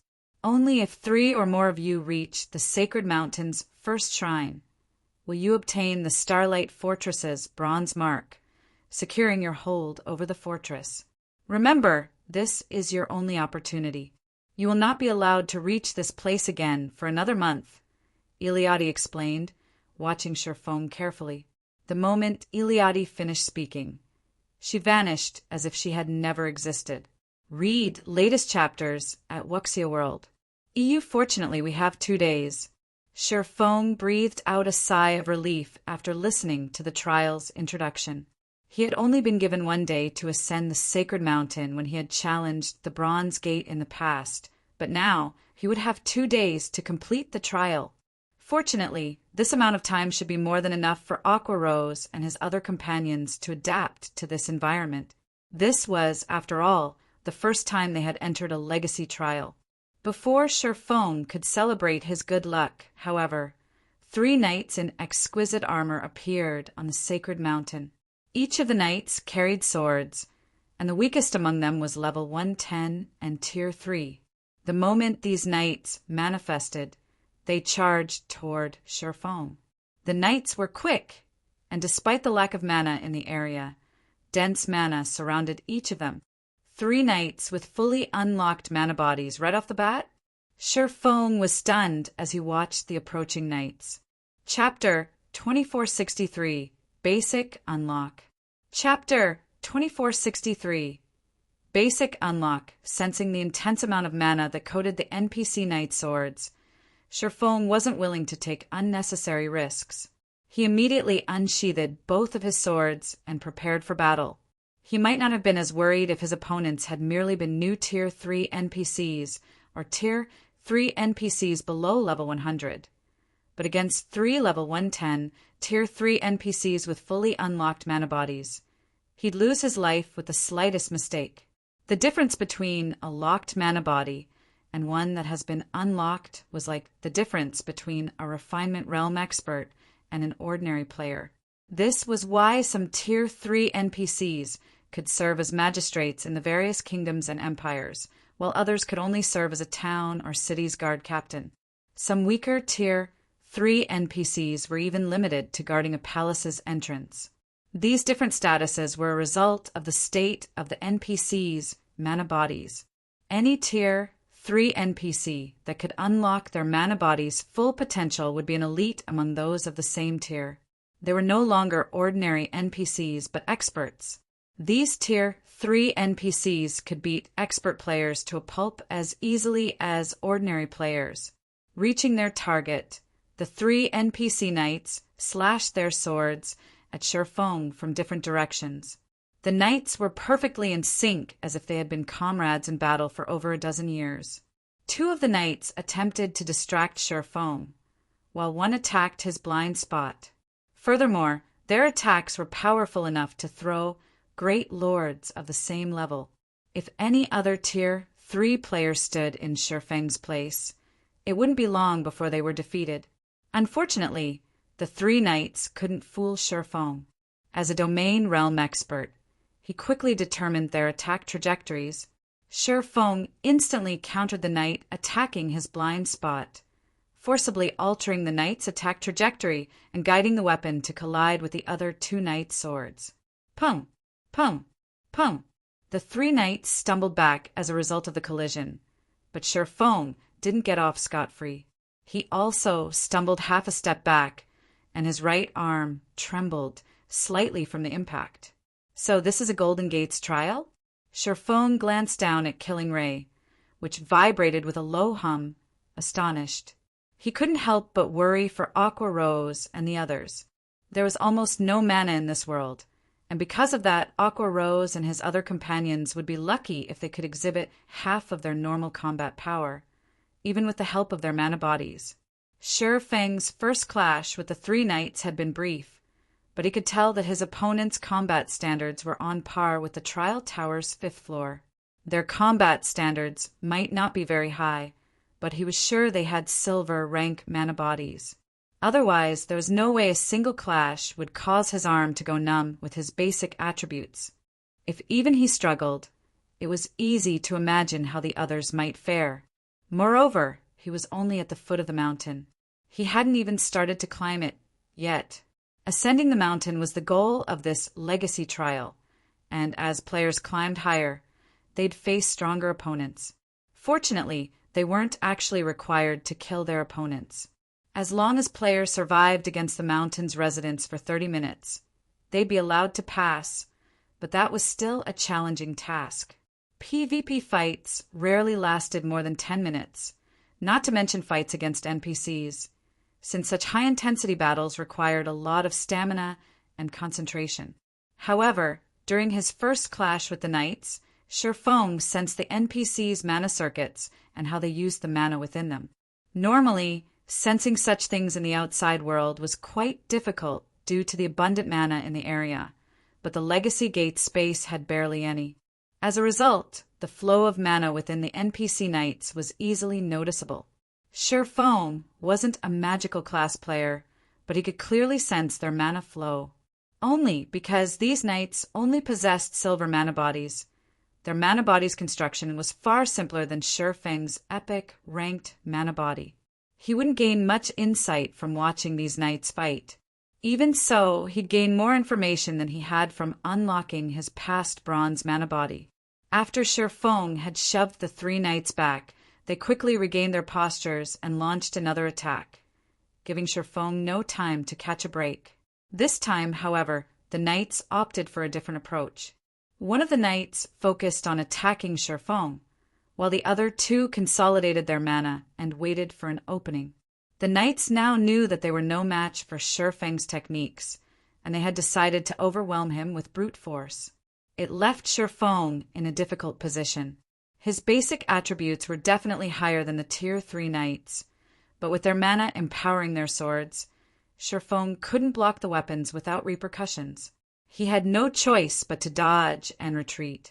Fortunately, the mana only increased the force behind the knights' attacks. It did not increase their damage. 10 minutes, 15 minutes, 20 minutes. As the battle progressed, Shifeng's excitement grew. He had learned and mimicked the method the knights used to conduct and use the mana within their mana bodies. It was like learning to draw a new magic array.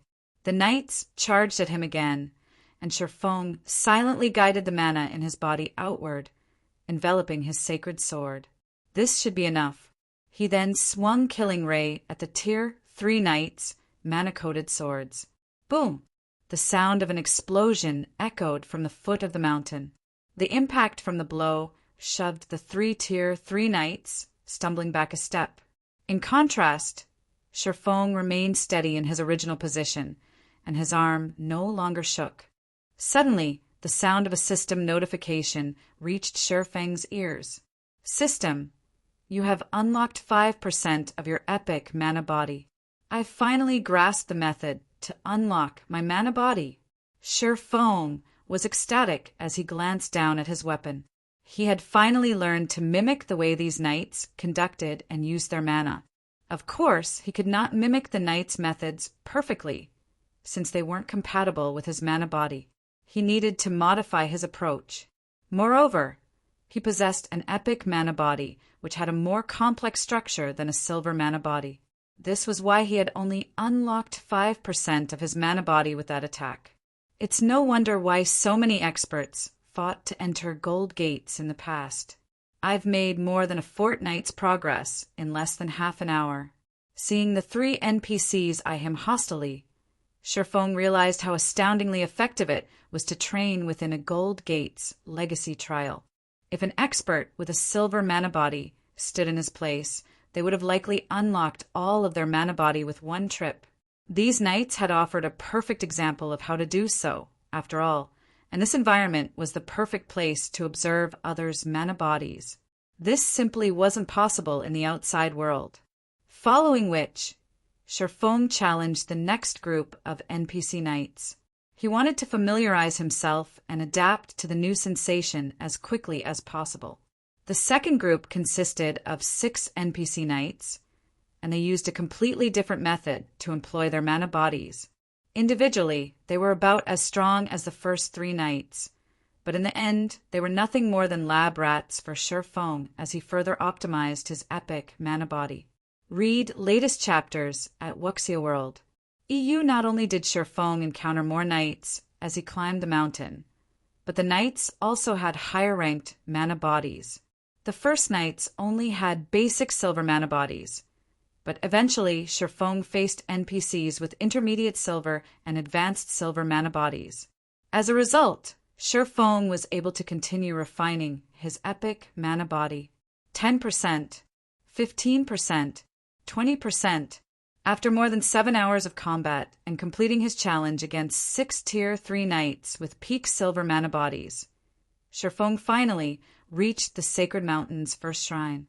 After Shifeng entered the first shrine, Iliadi, the goddess in dark blue armor, appeared before him again. Iliadi radiated an aura that was even beyond that of Tier 5 beings. Trial Taker, you have proven to be quite skilled. You have reached the first shrine within 9 hours. As a reward for your effort, I will present you with 2 options. The first option consists of surviving 3 moves against me. Not only will you clear this trial and enter the mountain's 2nd level by succeeding, but you'll also receive 1 legacy guidance. If you choose the second option, you will have to face this Shrine's Guardian. If you win, you will gain access to the 2nd level, but you will not receive additional rewards. Iliadi offered Shifeng. You have 3 minutes to consider. Decide carefully. Chapter 2464. 3 Divine Swords. Chapter 2464. 3 Divine Swords. Once Iliadi finished speaking, she closed her eyes and waited for Shifeng's reply in silence. She showed no intention of speaking further. Players actually have a chance to earn a legacy guidance in a gold gate. The goddess's explanation had stunned Shifeng. Based on what he knew from the past, the legacy gate's creators were lofty beings. They'd only appear before players at the beginning of the legacy trial to explain the rules. Players shouldn't encounter them again after that.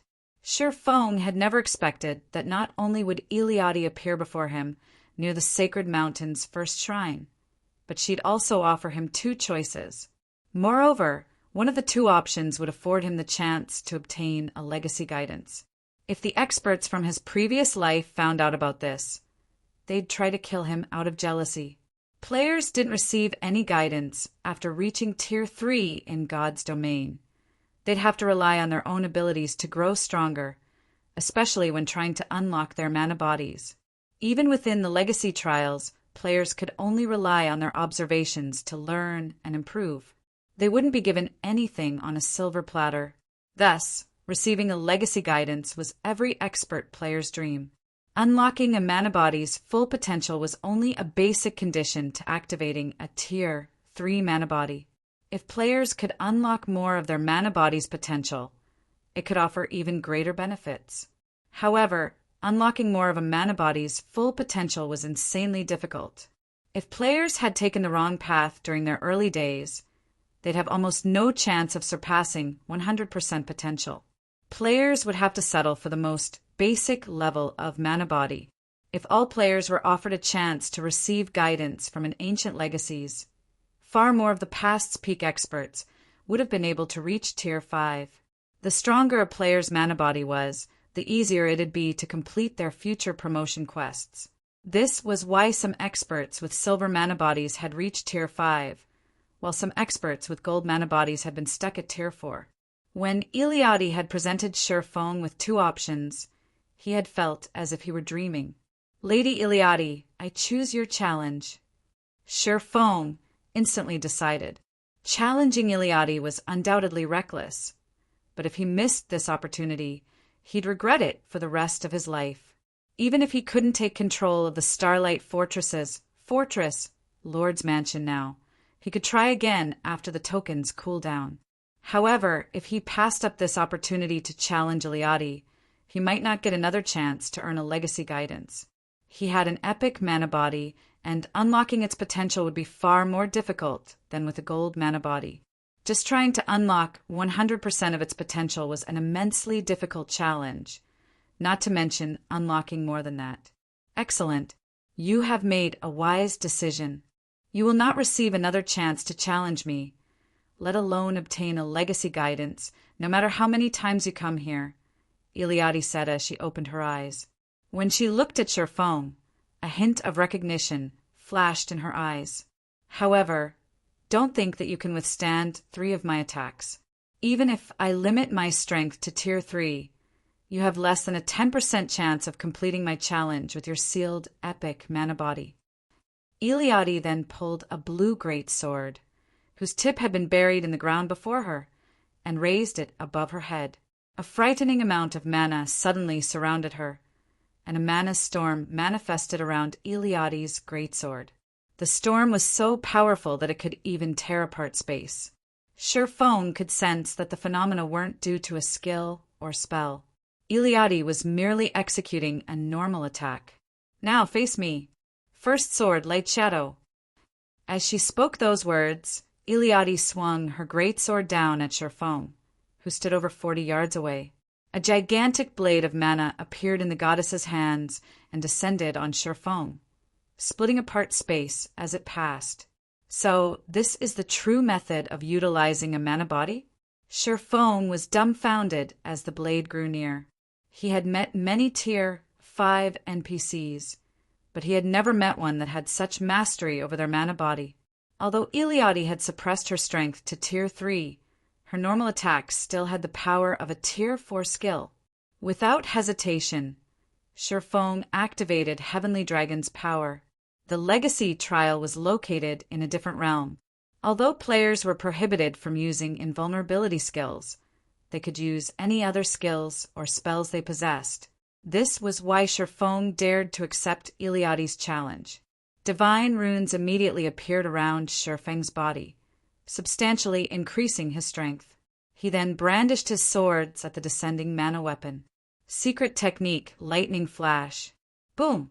When the weapons collided, the impact created a powerful shockwave that shook the surrounding area. Even the ground trembled at its might.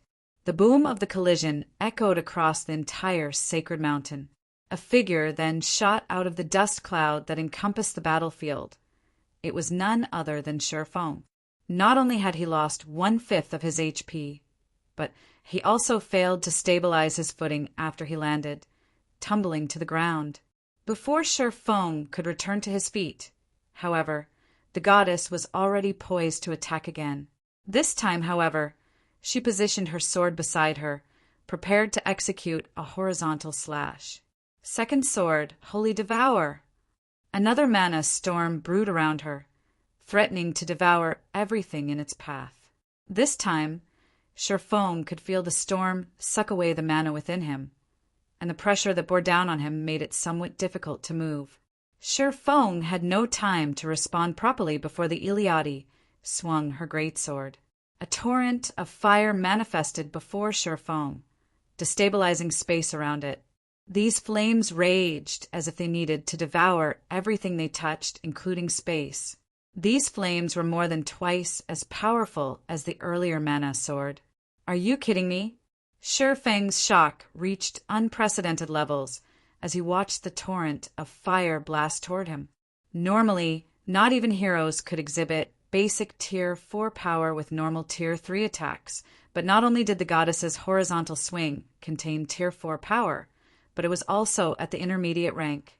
No one would believe him if he retold this tale. Despite his surprise, however, Feng didn't hesitate. Realizing that he couldn't afford to hold back, Feng activated Blade Liberation and executed Lightning Flash once more. Boom! Space exploded the moment the two fighters' weapons met. Read latest chapters at Wuxia World. Like before, Iliad's attack sent Feng flying, and this time it left him with less than 50% of his HP. However, before Feng could stand up, he heard Iliad's voice. Third sword, Holy Annihilation. Iliad showed no intention of slowing her assault. Leaping into the air, she rose above Feng and swung her great sword downward. This time, the goddess's attack didn't include any mana fluctuations, but Feng discovered that he couldn't move. He felt as if he were surrounded by enemies, and he could only watch as Iliad's great sword descended toward him. This attack was many times stronger than her second swing. Power of Destruction, activate. Chapter 2465, Silver Mark. Chapter 2465, Silver Mark. Along with Feng's low shout, disintegration power started flowing out of the disintegration armor and set the surrounding space aquiver. At the same time, a portion of the disintegration power entered Feng's body, instantly elevating him to the Tier 4 realm.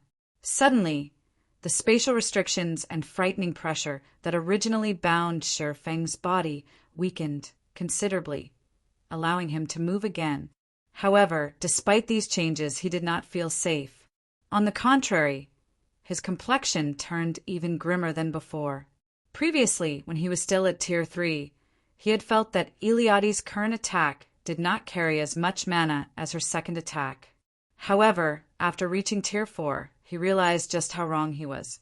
Currently, the space within 50 yards of Iliad was actually filled with mana as dense as steel. In God's domain, mana's existence was akin to air. It would condense into a misty state only after reaching a sufficiently high density. However, the mana surrounding Iliad had surpassed the misty and liquid states. Normally, in God's domain, the more refined the mana was, the greater the energy it would contain. Take mana that was in a gaseous state and mana that had concentrated into magic crystals. The amounts of energy each contained were worlds apart.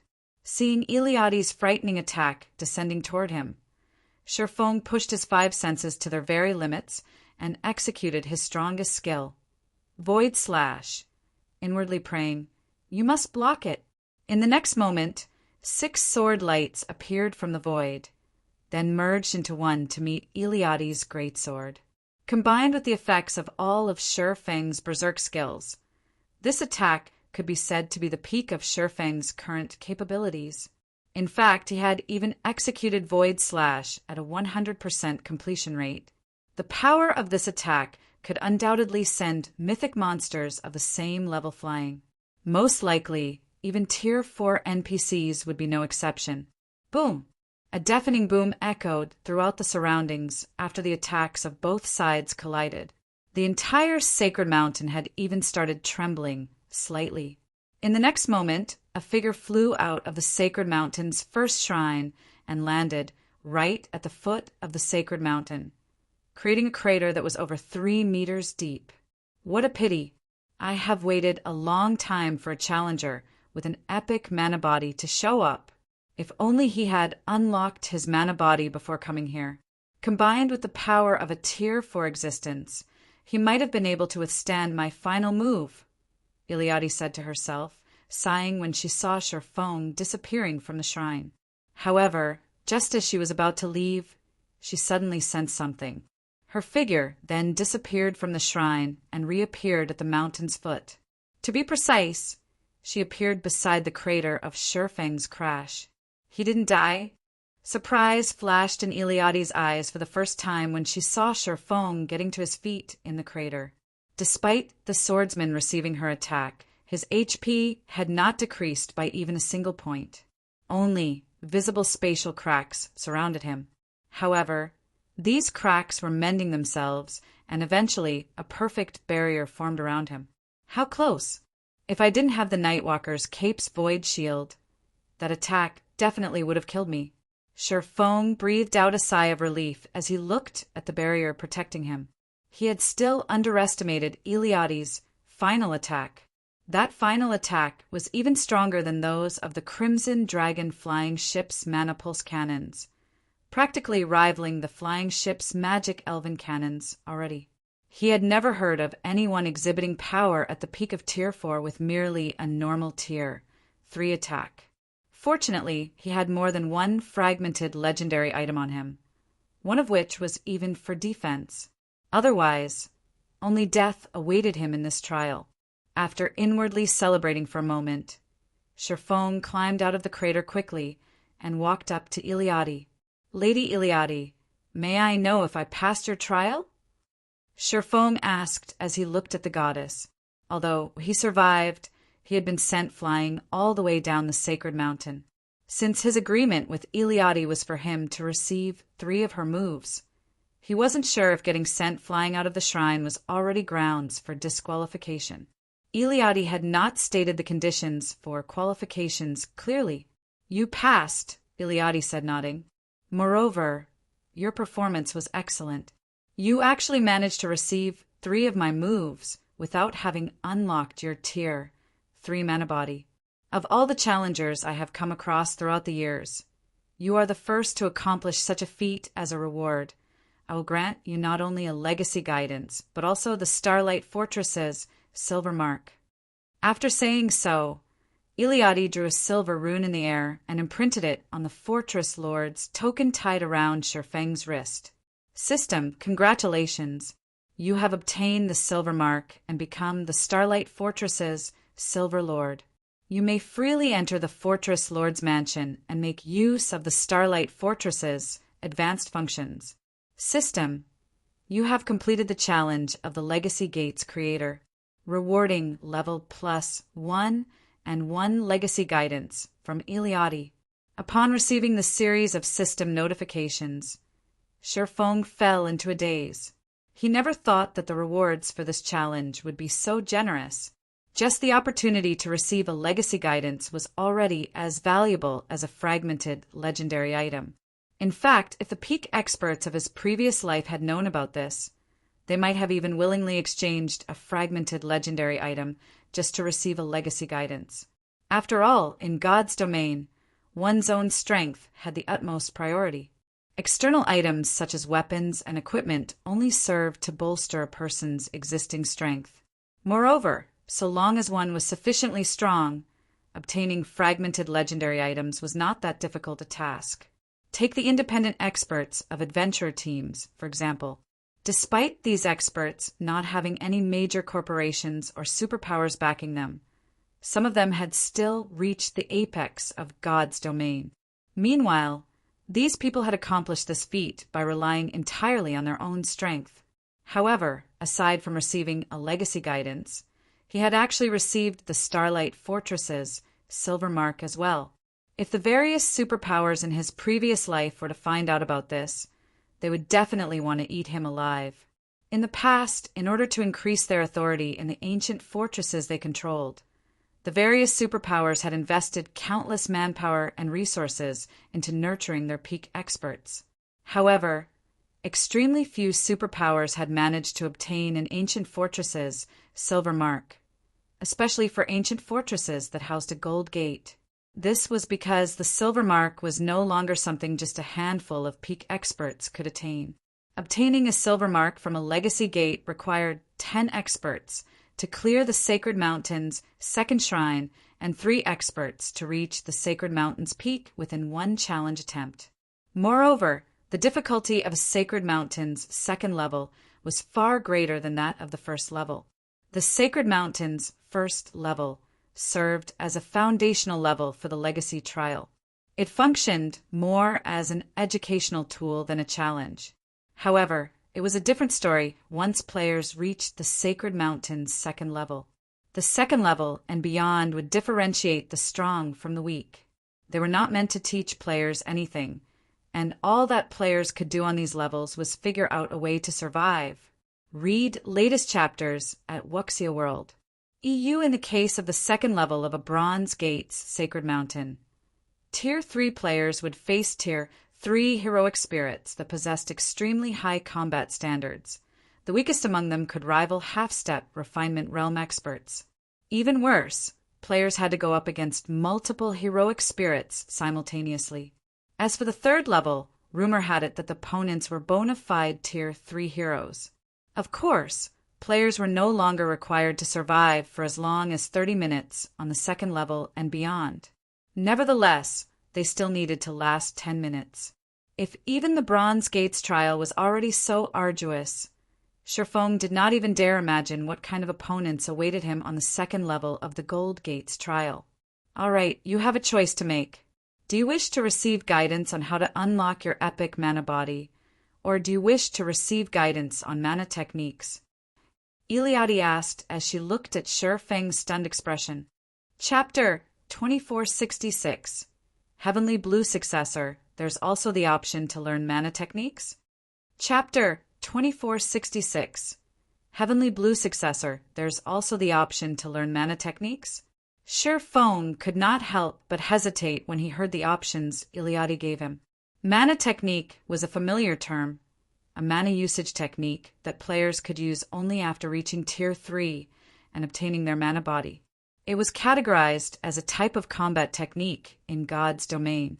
Only combat techniques focused on the usage of a person's physical body for combat, while mana techniques focused on the usage of a person's mana for the same. However, only an extremely small number of players had the opportunity to learn mana techniques in God's domain because the knowledge had long been lost. Normally, players had to rely on their own inspiration to create mana techniques. As for Shifeng, even after playing God's domain for a decade during his previous life, he never managed to learn a single mana technique.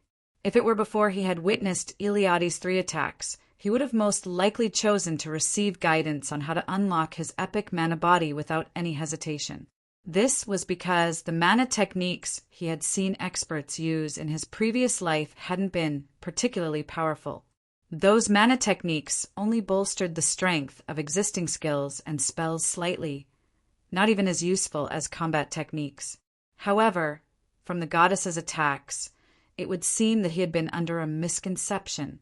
After all, Iliadi's mana techniques allowed her to exhibit strength at the peak of Tier 4 despite having suppressed herself to Tier 3. The strength of her mana techniques was many times superior to bronze combat techniques. Of course, part of the reason why she could exhibit such strength with her mana technique was her high comprehension of the technique. Even so, this had still allowed Shifeng to get a general idea of the power of mana techniques. If he could master Iliadi's third sword, Holy Annihilation, then he really would be able to move unhindered through the entire God's domain. Normally, players had to rely on legendary items to transcend tiers. Moreover, the higher one's tier was, the more difficult it would be to transcend tiers. Just the gap between Tier 3 and Tier 4 was already massive. Even with a legendary item, the best a Tier 3 player could do when fighting a Tier 4 player of equal combat standards would be a draw. It would take more than just a legendary item to win against a bona fide Tier 4 player. Iliadi's mana techniques, on the other hand, only needed one to unlock their mana body to transcend tiers. Meanwhile, given sufficient time, players could unlock even epic mana bodies to 100% potential. You have 30 seconds to consider. If you don't make a decision, I will take it as you giving up the opportunity to learn. You have only this one chance, so I hope you consider your decision well, Iliadi said as she looked at Shifeng. As soon as Iliadi finished speaking, a system timer appeared before him, the timer counting down the seconds. 30 seconds, 25 seconds, 20 seconds. The ticking sounds were like a countdown to death, and they stimulated Shifeng's mind. He had only this one opportunity to learn a mana technique. After he mastered it, he could even teach it to others. This mana technique would be a great help for Zero Wing's future. However, if he wished to unlock his epic mana body past 100% potential, he could only rely on Iliadi's guidance. Otherwise, on his own, the chances of him breaking through the 100% threshold were practically zero. "You have 10 more seconds to consider," Iliadi reminded when she saw Shifeng still in deep thought. However, Iliadi's reminder did not catch Shifeng's attention. On the contrary, he sank even deeper into thought now. "You have 5 seconds left," Iliadi prompted once more. "Decide." At Iliadi's final reminder, Shifeng snapped out of his daze and took a deep breath. "Lady Iliadi, I choose the guidance on my epic mana body," Shifeng said with determination. "Are you certain?" Iliadi asked, gazing at him seriously. "I am very certain," Shifeng confirmed, nodding. In his opinion, a mana technique was indeed amazing. In fact, the value of Iliadi's mana technique surpassed even the value of legendary items. However, gaining the ability to unlock his epic mana body past the 100% threshold was much more important, since a player's mana body was the foundation for everything. In his previous life, every player that had set foot into the realm of Tier 6 had broken through the 100% threshold. If he wanted to have a chance at reaching Tier 6, then he had to develop his mana body beyond 100%. As for Iliadi's mana technique, while it indeed could increase players' combat power by a substantial degree, tiers trumped everything else. This was especially true for Tier 6.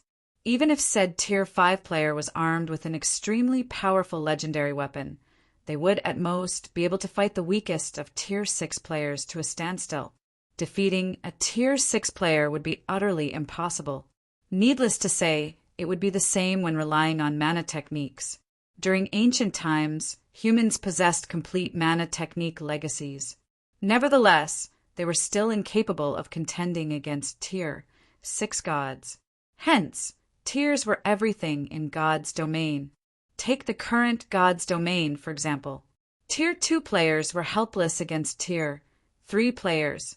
This was the case even for the various superpowers Tier 2 experts.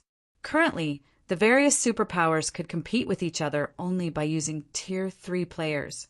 Even if Tier 2 players were amazing and could defeat current Tier 3 experts, if they were incapable of promoting to Tier 3 themselves, it was only a matter of time before they were left behind by Tier 3 players in terms of basic attributes as players reached higher levels. Excellent.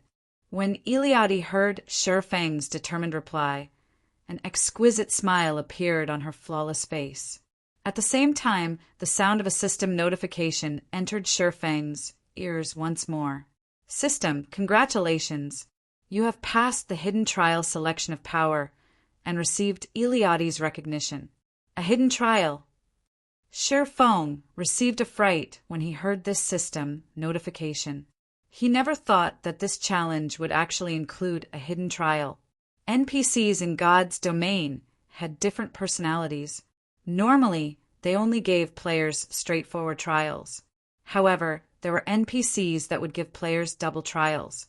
In the case of these double trials, if players failed to clear the hidden trial, clearing the surface trial would be meaningless. They still wouldn't receive any rewards. Since you have chosen to seek guidance on your mana body, it seems you have not been misled by the temptation of power. During ancient times, humans have constantly pursued the ultimate strength. Although they eventually obtained this ultimate strength, they also faced destruction because of it, Iliadi said. In a pleased tone, she continued, "You, however, did not fall prey to the power I displayed. You have passed my trial. From now onward, you are my successor and are qualified to obtain my legacy. System, congratulations. You have completed the challenge of the Heavenly Blue Saint, Iliadi, and become her successor.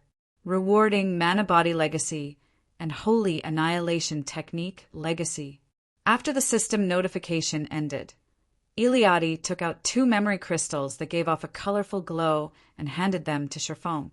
Of these 2 memory crystals, one of them records the method to unlock epic mana bodies, and the other records the mana technique I created. You may use each of them only once. I hope you utilize them properly, Iliadi said before vanishing without a trace, leaving behind only a stunned Sherfong at the foot of the sacred mountain. Read latest chapters at Wuxia World. EU that was really close. Sherfong sighed in relief after Iliadi disappeared. If not for him having long known the importance of the mana body and the strength of tears, he would have most likely chosen Iliadi's mana technique instead. After all, from what he had seen, Iliadi's mana technique would provide players with a huge boost in combat power. So long as current Tier 3 players learned Iliadi's mana technique, their combat power would soar to the peak of Tier 3, possibly even the Tier 4 standard. Meanwhile, if one possessed Tier 4 combat power at this stage of the game, they would definitely be invincible among players. Who could possibly resist such a temptation? However, if he had really chosen to acquire Iliadi's mana technique, he would have ended up with nothing at all. Now that I have obtained the mark and legacy, it's time to return. After snapping out of his daze, Sherfong stored the 2 memory crystals before making his way to the teleportation array for leaving the sacred mountain. He did not hurry to use the memory crystals. After all, they were one-off items. How much knowledge he could absorb from them would depend entirely on himself. It would be a huge waste if he did not use the memory crystals in an ideal state and environment. Chapter 2467, Legacy Room Star Valley, Starlight Fortress. Chapter 2467, Legacy Room Star Valley, Starlight Fortress. A spatial tear appeared before the entrance of the Fortress Lord's Mansion as Sherfong teleported out of the Legacy Gate. Currently, several figures were resting before the entrance, every one of which looked exhausted, as if they had just fought a battle that lasted several days and nights. Their eyes were bloodshot, and their bodies were felt weak and sore all over. Guild leader. A trace of surprise flashed in Kola's eyes when he saw Sherfong coming out of the spatial tear. Aside from Kola, Shadow Sword, Turtle Dove, Alluring Summer, and Iluofe, who sat beside him, were similarly stunned by the scene. They knew what the situation inside the Legacy Gate was very clearly. Out of their team of 10, the one with the highest chance of clearing the first level was undoubtedly Sherfong. Now, however, Sherfong was actually the 6th person to come out of the Legacy Gate. This development boggled their minds. After all, in terms of combat standards and basic attributes, Sherfong was the strongest among them. Even the standard of his mana body was unmatched. Theoretically, even if Sherfong failed to conquer the Sacred Mountain's first level, he still should have been the last one to come out of the Legacy Gate. Ignoring the strange gazes Kola and the others were giving him, Sherfong asked, "Only the 5 of you have come out?" MHM, Big Sis Fire and the others are still inside. Kola nodded stiffly. They made such huge improvements during this period. Sherfong was surprised by this situation. The fact that Fire Dance and the others remained inside the Legacy Gate until now meant that they were close to clearing the Sacred Mountain's first level already. The first level of a Gold Gate's Sacred Mountain. Sherfong had personally experienced the difficulty of the Gold Gate's trial. From his experience, everyone, aside from Yen Tianqing, shouldn't have much of a chance at clearing the Sacred Mountain's first level. After all, the Gold Gate's trial placed much more importance on players' combat standards than on basic attributes. No matter how powerful their basic attributes were, their attacks couldn't be stronger than those of Tier 3 NPCs that had fully unlocked their mana bodies. Meanwhile, of those that had come to the Western continent with Sherfong this time, Aqua Rose, Fire Dance, and Violet Cloud, 3 of the 4 players that had entered the Tower of Four Gods, remained inside, although he had already exited. Gentle Snow was staying in the Black Dragon Empire to handle the guild's affairs. Sherfong never thought that Aqua Rose, Fire Dance, and Violet Cloud would last this long inside the Legacy Gate. although he had already known that all three of them had reached the Void Realm standard, and that Violet Cloud had even learned a bronze combat technique. They still shouldn't be capable of surviving until now. However, Sherfong quickly shook his head, not dwelling on the matter. After all, the stronger Aqua rose and the others became, the better it would be for Zero Wing. Following which, he looked at Cola and the others and asked, "Right, what kind of gains did you get inside? How much of your mana body did you manage to unlock?" The real treasure hidden inside an ancient fortress was the mana body legacy. Hence, it did not matter whether players managed to clear the fortress's legacy trial or not. The crucial part was how much players learned from the legacy trial. If players simply focused on clearing the trial and failed to learn anything, then it would be a huge loss. "I've already unlocked it to 75%, Cola replied in a slightly prideful tone. Although he was the first person to exit the legacy gate, he had unlocked the most potential out of their group of 5. In fact, had he managed to push through one more batch of opponents, he might have been able to unlock 80% of his mana body's potential. It should be known that every 10% potential unlocked in a mana body would enhance one's normal attacks, skills, and spells significantly. Upon hearing Cola's prideful tone, Shadow Sword and the others eyed him with contempt. Cola had unlocked merely 5% to 10% more potential than they had.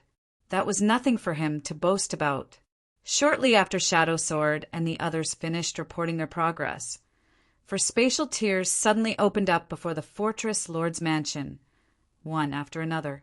A figure then walked out of each spatial tier. These 4 figures belonged to none other than Aqua Rose and the rest of the Zero Wing contingent. At the same time as Aqua Rose and the others exited, an additional bronze mark appeared on Sherfeng's Fortress Lord's token. The knights on the second level are simply overpowered. Every one of their attacks rivals mythic monsters. Who could possibly block those attacks? Yan Tianqing's expression turned ugly when he was teleported out of the legacy gate. "You cleared the first level?" Sherfong asked as he took in Yan Tianqing's miserable state. "MHM, but the second level is far too difficult. Those knights are basically at the Tier 4 standard already, and they're even more difficult than mythic monsters," Yan Tianqing replied, nodding with some disappointment at this outcome. "Not bad. The second level's knights all possess gold magic bodies. Their magic bodies are not the slightest bit inferior to yours. Moreover, their magic bodies are fully unlocked while yours is not.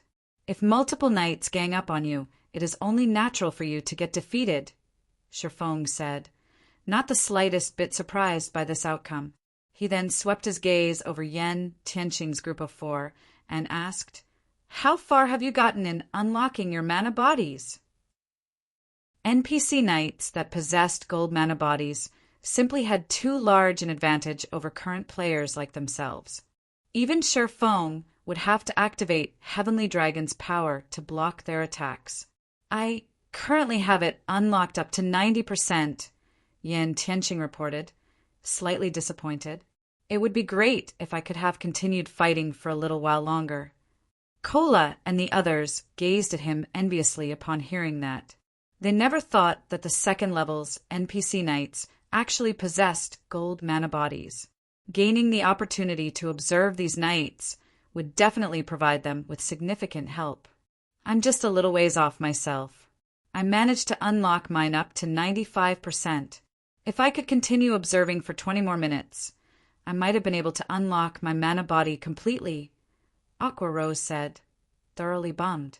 The mana that the second level's knights exuded was simply too frightening. Every one of their attacks carried power close to the Tier 4 standard. Moreover, they also possessed very high combat standards, basically rivaling Refinement Realm experts. Worst of all, her ability to wield mana was restricted due to the harsh environment. Fire Dance and Violet Cloud similarly shook their heads in frustration. Although both of them had unlocked 95% of their mana body's potential, they still couldn't contend against the second level's knights. Right? Guild leader. Divine Tribe contacted me previously. They said that there is something they need to discuss with us. However, as we were still inside the Legacy Gate, I told them that we had some urgent matters to deal with and had them rest inside their temporary residence for now. Aqua, Rose suddenly said. That isn't an urgent matter, Sherfong said, chuckling. It'll be the same if we go after all of you have fully unlocked your mana bodies. Unlock our mana bodies. Aqua Rose was puzzled by Sherfeng's words. They had just come out of the Legacy Gate. Without the help of the Legacy Gate, it would be incredibly difficult for them to make any more progress. Fully unlocking their mana bodies might even take up to a fortnight. Read latest chapters at Wuxia World. EUMHM. An Ancient Fortress's Legacy Gate is indeed the fastest place for players to unlock their mana bodies. However, the Fortress Lord's Mansion has something called a Legacy Room. Although its training effects aren't as excellent as the Legacy Gates, it allows players to experience a fully unlocked mana body for 3 minutes. I believe this experience should be of significant help for you all, Sherfong said, nodding. The Legacy Room was the core of the Fortress Lord's Mansion. Only after players obtained the rights to control the Fortress Lord's Mansion would they be allowed to use it. Moreover, the room could be used only 12 times a month, and each player could use it only once a month. During Sherfeng's previous life, the various superpowers that controlled an ancient fortress allowed only peak experts that were close to fully unlocking their mana bodies to make use of the Legacy Room. Now that Aqua Rose and the others had managed to unlock at least 70% of their mana bodies' potential, they would have a very high chance of fully unlocking their mana bodies if they utilized the Legacy Room. Sherfong naturally had to let them try. After saying so, Sherfong removed the seal on the Fortress Lord's Mansion and let everyone inside. Chapter 2468. Silver Marks Effects. Chapter 2468. Silver Marks Effects. As Sherfong and the others walked into the Fortress Lord's Mansion, they felt as if their exhausted mental state had suddenly been refreshed. The mana density here is so high. Aqua Rose exclaimed when she sensed the mana inside the mansion. It's at least twice as high as in Zero Wing City. Out of all the guild towns and cities in God's domain, Zero Wing City's mana density was the highest. This was also why Zero Wing City remained extremely popular with players, even though it was located within Star, Moon Kingdom's borders, and in a map that was much lower level than mainstream players. Currently, the city's daily player traffic still exceeded 6 million. In Star Moon Kingdom, Zero Wing City's player traffic ranked third, inferior only to Star Moon City and White River City. However, despite the sparse mana in Star Valley, the inside of the Starlight Fortress's Fortress Lord's Mansion had a mana density at least twice as high as Zero Wing City's. Of all the places Aqua Rose could think of, only the ambient mana in the holy city of Titan was comparable to this mansion's in terms of density. With such an excellent environment, even training bronze combat techniques won't be a problem, Yen Tenqing commented, his eyes similarly glowing with excitement when he sensed the mana around him. Practicing combat techniques placed a huge burden on players' concentration. If the environment did not possess sufficiently dense mana, their concentration regeneration rate wouldn't be able to keep up with their consumption rate. Players would have to rest for a long time after practicing their combat techniques a few times. That sort of training would be inefficient. Meanwhile, bronze combat techniques were particularly exhausting to practice. Each use of a bronze combat technique consumed several times more concentration than an advanced combat technique. Moreover, if players hadn't mastered the bronze combat technique, using it would place an even greater burden on their stamina and concentration. Hence, the various superpowers had very few peak experts that had successfully learned a bronze combat technique even now. This was also the case for Zero Wing. This place isn't just useful for practicing bronze combat techniques. Looking at the excitement on everyone's faces, Sherfong pointed at a nearby locked room and explained, "There are also mana training rooms here. In there, players can practice not only combat techniques, but also mana control. The efficiency of training inside one of these rooms is several times higher than training in the outside world. It is no exaggeration to say that these rooms are one of the best places for training." As a fortress that had existed since ancient times, the Starlight Fortress was not as simple as it appeared to be. The standard of magical technology that the fortress possessed was something that current kingdoms and empires could only admire. This was also why the various superpowers during Sherfeng's previous life had contested over ancient fortresses desperately. Unfortunately, the Starlight Fortress was only a small fortress. Its fortress lord's mansion also wasn't very large, with only 5 floors in total, 3 above ground and 2 underground. Meanwhile, every one of these floors was enhanced by all sorts of magic arrays that increased the density of the ambient mana, as well as accelerated the concentration recovery rate of players. Players could also accumulate the double EXP buff while within the Fortress Lord's Mansion, so they wouldn't have to worry about falling behind in terms of levels, even if they spent a long time training within the mansion. As for the mana training rooms, the mansion had only 32. A medium fortress Lord's Mansion would have double the number, whereas a large fortress would have 150. The training capability of a large fortress was several times greater than that of a small fortress. With the Starlight Fortress, Zero Wing would be able to nurture only a small number of the guild's experts. However, this was the best Sherfong could do right now. After all, the difficulty of capturing medium and large fortresses was many times higher. Generally, large fortresses had superior mythics guarding them, while medium fortresses also had a small chance that a superior mythic would appear as its final guardian boss. Medium fortresses would also have over a dozen other mythic monsters inside. A medium fortress simply wasn't something a few players and a Tier 4 hero could capture at this stage of the game. In fact, during Sherfeng's previous life, the various superpowers had managed to capture Star Valley's medium and large fortresses only after Tier 4 players had come into existence. After Sherfong gave everyone a simple introduction, he brought them to the mansion's second basement floor. The second basement floor was not very large and had only 2 rooms. One of these rooms was the core room responsible for controlling the fortress's magic array, while the other room was sealed shut by a large door made out of magic crystals. The room with the magic crystal door happened to be the most precious location in the entire Fortress Lord's Mansion. The Legacy Room. This place was second only to the Legacy Gate in terms of helping players unlock their mana bodies. In the past, it had also been the most important location for the various superpowers for nurturing guild experts.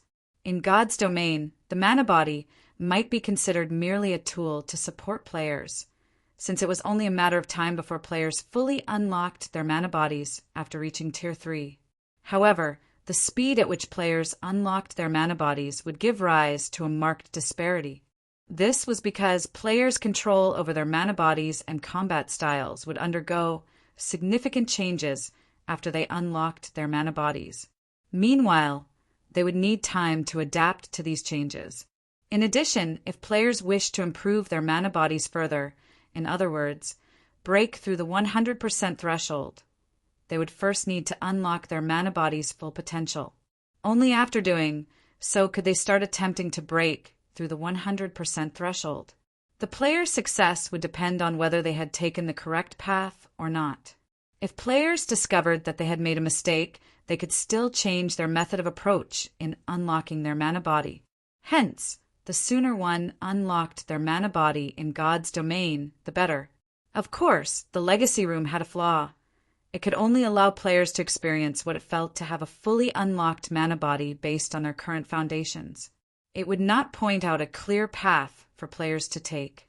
Even so, having the help of the Legacy Room was still many times better than randomly experimenting in the outside world. After arriving before the 4-meter-tall and 3-meter-wide crystalline door, Sherfong held up the Fortress Lord's token and chanted the incantation recorded on it to trigger the magic array etched into it. In the next moment, the token's magic array released a silver glow that resonated with the magic array carved into the crystalline door. The door's magic array likewise released a silver glow.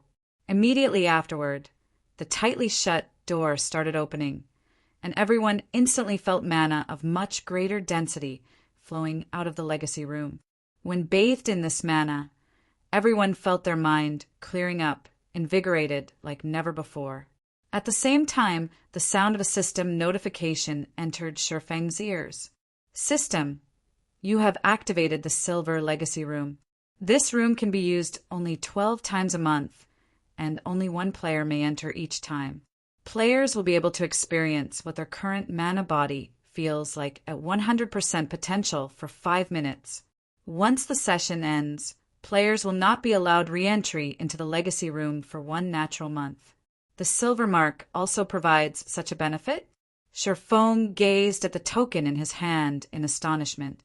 The difference between 3 minutes and 5 minutes might not be very long, but being able to experience the sensation of a fully unlocked mana body for even a second longer meant that players could better familiarize themselves with that feeling. Meanwhile, the Silver Mark had nearly doubled the duration that players could carry inside the Legacy Room. At this moment, Shifeng more or less understood why the various superpowers had desperately invested into a select few peak experts and continuously had them challenge the legacy gate of the fortresses they controlled. They hadn't done so just to unlock more of their fortresses' functions, but to better develop their guild experts. After all, guild experts were the capital of guilds. Everything else was secondary. All right, which one of you will enter first? Shifeng asked as he turned around to look at Aqua Rose and the others. Upon hearing Shifeng's question, Aqua Rose and the others exchanged glances, unsure whether they should enter the Legacy Room or not. Shifeng had already told them that this opportunity was available to them only once a month. If they did not grab a hold of it properly, they would have to wait another month to experience what fully unlocking their mana bodies felt like. At that time, everything would be too late already. I'll go first, then, Fire Dance said after giving the matter some thought. All right, just walk straight into the room. Once you're inside, focus all your attention on your mana body and try your best to adapt to the sensations you feel, Shifeng advised as he pointed into the Legacy Room, which was the size of half a basketball court. The situation inside the Legacy Room was the complete opposite of the situation inside the Legacy Gate.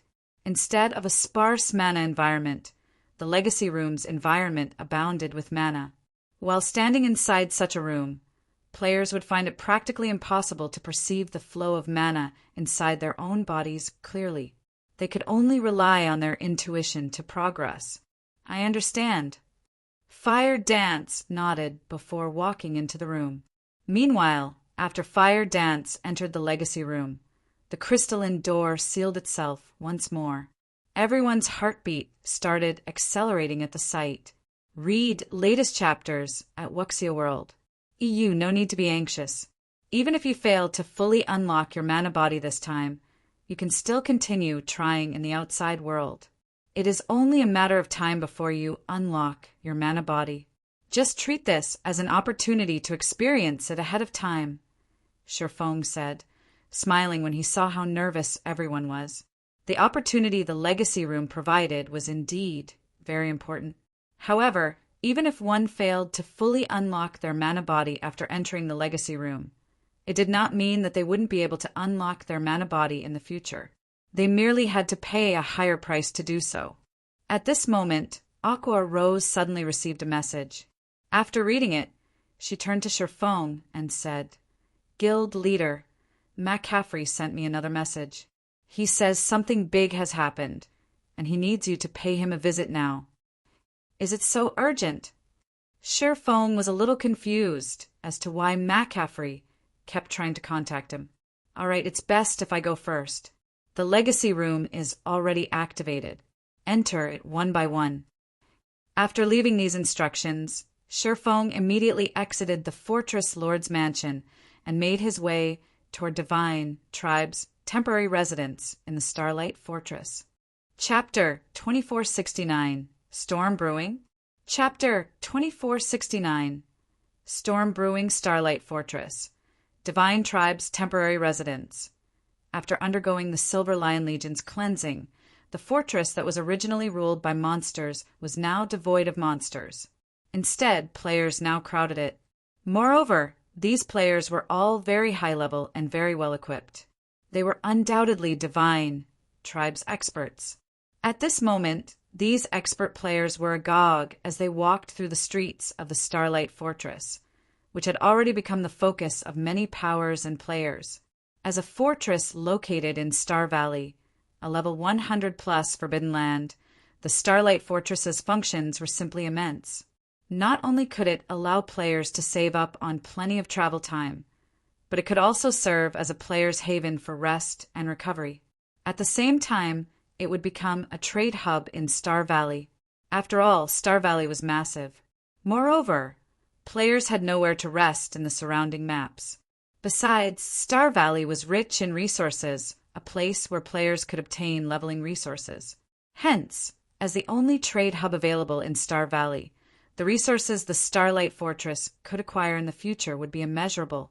As a fortress that had existed since ancient times, the Starlight Fortress's ambient mana was incredibly dense. None of the present fortresses found in the outside world had anything similar.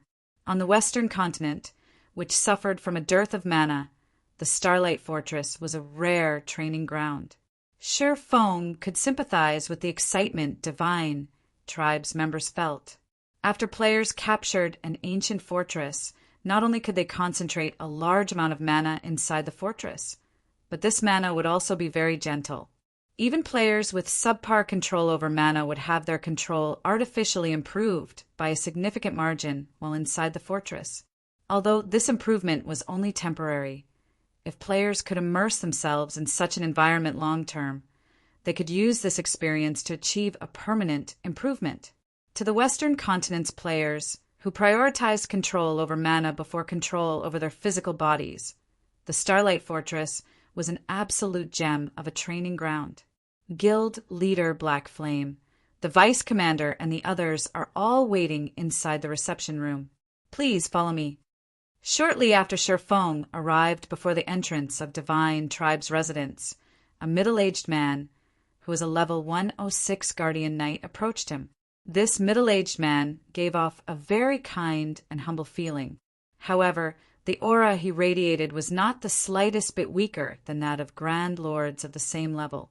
In terms of strength, he was most likely stronger than even the Silver Lion Legion's Crimson Witch. "I'll have to trouble you then," Sherfong replied. Inwardly, he sighed ruefully as he considered this humble, middle-aged man. In the current Zero Wing, Yen Tianqing and Sherfong himself were the only ones that had reached the domain realm. However, just one day after he captured the Starlight Fortress, Divine Tribe revealed another domain realm expert to him. Sherfong could not help but admit that superpowers were indeed amazing. It would most likely be a long time before Zero Wing could catch up to them. After hearing Sherfeng's reply, the middle-aged man led Sherfong into Divine Tribe's residence. Upon entering the residence's guild hall, Sherfong received something of a fright. At this moment, the residence's guild hall had been fully renovated. Not only did the interior of the building look splendid, but the floors of the building were even tiled using Mana Oregon. Not even the guild hall in Zero Wing's main headquarters could compete with this guild hall in terms of extravagance. Mana ore was a rare type of ore. Although it was not as valuable as magic crystals, it contained a significant amount of mana. Items made with mana ore would exude a small amount of mana and increase the density of the mana in their vicinity by a certain degree. However, as the cost generally wasn't worth the potential returns, very few superpowers would be willing to use mana ore as flooring. Meanwhile, this was only a temporary residence for Divine Tribe, yet the guild had actually used mana ore as flooring. This was already beyond extravagance and entered the realm of reckless waste. However, from this, one could also see how much importance Divine tribe placed on this temporary residence. After all, if the temporary residence changed owners, the mana, or used here, could not be taken away. If Zero Wing suddenly decided to change partners, Divine Tribe's actions would be akin to gifting its mana or to another power. However, despite knowing this, Divine Tribe had still done so. A short moment later, under the middle-aged man's lead, Sherfong arrived at the top-floor reception room. Currently, 3 people were seated inside the reception room: McCaffrey and Crimson Witch, whom Sherfong was familiar with, and a beautiful female berserker with blonde hair and crimson eyes. This female berserker wore silvery, gray light armor and carried a runic greatsword that radiated mana. Although this female berserker was only sitting quietly inside the room, it was as if she had stolen all the color from her surroundings. Aside from herself, everything else inside the room looked monotone in color. The Magic Eye Goddess? Why is she here? Sherfong was stunned when he saw this female berserker. This was because he was even more familiar with this woman than with McCaffrey and Crimson Witch. She was one of the few Tier 6 God-ranked experts in his previous life, the wielder of Eternal Sin, a legendary weapon. In the past, she had ranked high even among Tier 6 experts. She had also managed to develop the guild. She established herself into a super first-rate guild, becoming a legend in God's domain. Meanwhile, because of the peak hidden class Magic Eye Hunter she obtained, she was also nicknamed the Magic Eye Goddess. Currently, however, this Magic Eye Goddess was wearing Divine Tribe's guild emblem. This situation was completely different from what Sherfong knew. Guild leader Black Flame, are you two perhaps acquainted with each other? McCaffrey asked curiously when he noticed a change in Sherfeng's expression. After calming himself, Sherfong shook his head and explained, "No, we're not acquainted. She just looks very similar to someone I know." At Sherfeng's reply, McCaffrey no longer paid much attention to the matter, saying, "In that case, let me introduce you. This person here is Phythalia, the commander of Divine Tribe's Divine Hymn Legion. She will also be in charge of the Divine Tribe forces that will be garrisoned in the Starlight Fortress from now on." "Greetings. I am Zero Wing's guild leader, Black Flame." Sherfong introduced himself as he looked at Phythalia. "Greetings as well, guild leader Black Flame. I had heard plenty about you from Crimson even before I came here. However, after seeing you in person, it seems you're even stronger than what I heard. You are actually unaffected within my illusory domain. It seems you have already unlocked your mana body to a considerable extent," Phythalia said, a flash of surprise appearing in her eyes as she looked at Sherfong. After obtaining her Magic Eye Hunter hidden class, she had gained a naturally occurring domain that grew stronger the higher her tier became. After she reached Tier 3, even Crimson Witch, who possessed a peak gold mana body, was not immune to the effects of her illusory domain. Within her illusory domain, not only would players' control of their own body's mana decline significantly, but players would also lose the ability to control the mana around them. At this point, only experts that had unlocked their mana bodies by a certain extent were capable of resisting the effects of her illusory domain. "You have started unlocking your mana body already?" Crimson, which blurted out when she heard Phythalia's words. She had been researching how she could unlock her mana body's potential all this time. However, even now, she still hadn't found any concrete information. She had never imagined that Sherfong had actually unlocked a portion of his mana body's potential already. "It's just a portion. I'm still far from fully unlocking it," Sherfong admitted truthfully. "So that's the case. No wonder your attacks were so powerful before." Realization dawned upon Crimson, which, when she heard Sherfeng's reply. Previously, she had felt that the skills and spells Sherfong had used were ridiculously powerful. They looked nothing like Tier 3 skills and spells used by the current Tier 3 players. In hindsight, this was most likely due to Sherfong having unlocked a portion of his mana body strength already. Hence, his skills and spells were a lot more powerful than the average Tier 3 players. Suddenly, she felt that she had a chance to catch up with Shifeng. Although she hadn't started unlocking her mana body yet, she did have a few leads. She was confident she could unlock a portion of her mana body's strength in a few more days. At that time, she would no longer lose to Shifeng so easily. "May I know why you asked me to come here?" Shifeng asked, not bothering with additional explanations on his mana body. "It's an urgent matter," Phythalia replied, her expression suddenly turning serious. "Before I arrived at the Starlight Fortress, I received word that plenty of superpowers are making their way to the Starlight Fortress. Even Netherworld Empire, one of the 5 great super guilds, is interested. In fact, Netherworld Empire has dispatched one of its trump card legions. We might be able to deal with the other superpowers, but Netherworld Empire is a different story. Although Netherworld Empire's trump card legion has very few members, those players can no longer be referred to as humans. They are complete and utter monsters. Setting aside the high likelihood that they are coming to contest for the fortress's ruling rights, if they decide to make a fuss inside the fortress, no one will be able to control them. Even if we continue holding on to the fortress's ruling rights, we will only be rulers in name. Normal operations would be impossible. Hence, I asked you to visit in hopes you can sell a portion of the fortress's shares." Guild Leader Blackflame. "Divine Tribe will help Zero Wing as a middleman in this matter. If we include the Crimson Dragon flying ship you have in the Starlight Fortress's defenses, I believe Netherworld Empire will not go too far." In regard to Phythalia's suggestion, neither McCaffrey nor Crimson, which found anything wrong with it. Read latest chapters at Wuxia World. EU on the Western continent. There was nobody that did not know how frightening Netherworld Empire was.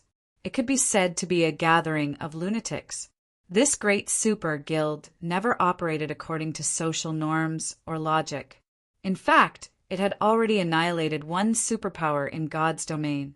If Zero Wing and Divine Tribe were to clash with Netherworld Empire, even if they managed to protect the fortress itself still wouldn't be able to establish itself on the Western continent. Their only way out now was to split a portion of the fortress's profits. After all, the Starlight Fortress involved too many things. Zero Wing and Divine Tribe couldn't stop all of the Western continent's superpowers.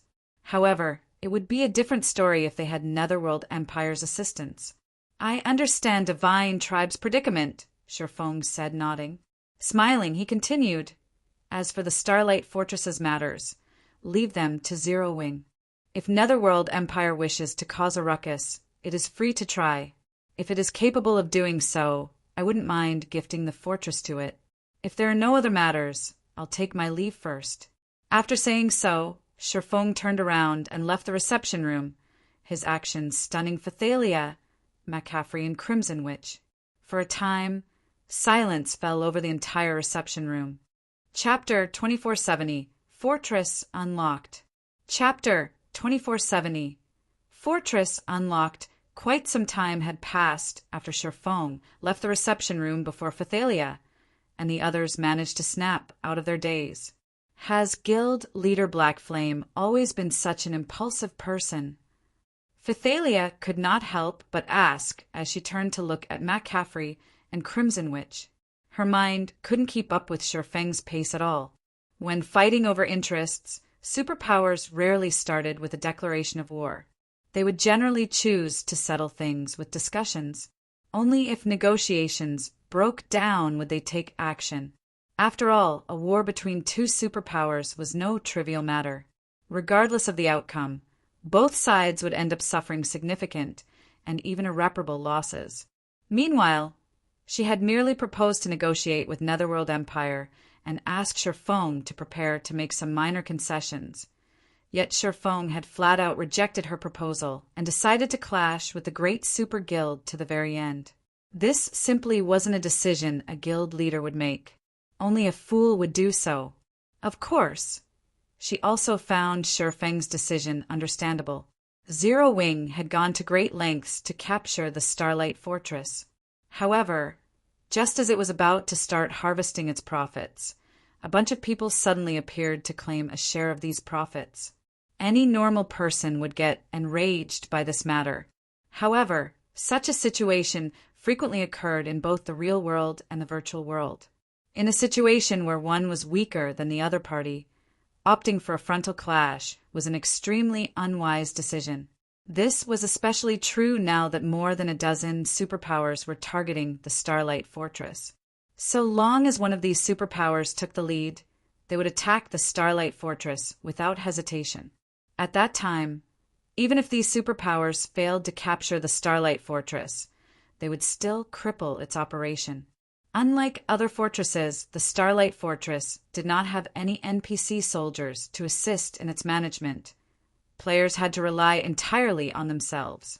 Moreover, the ruling power would have only partial authority over the fortress, and was incapable of prohibiting entry to certain players by manipulating the fortress magic array.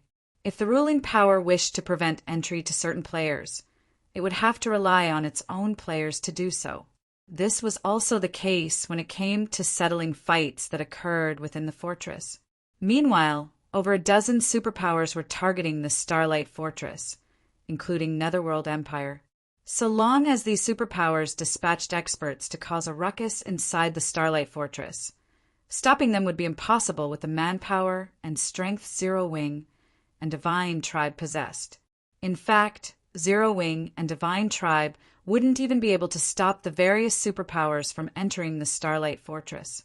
If this situation persisted, who would dare visit the Starlight Fortress?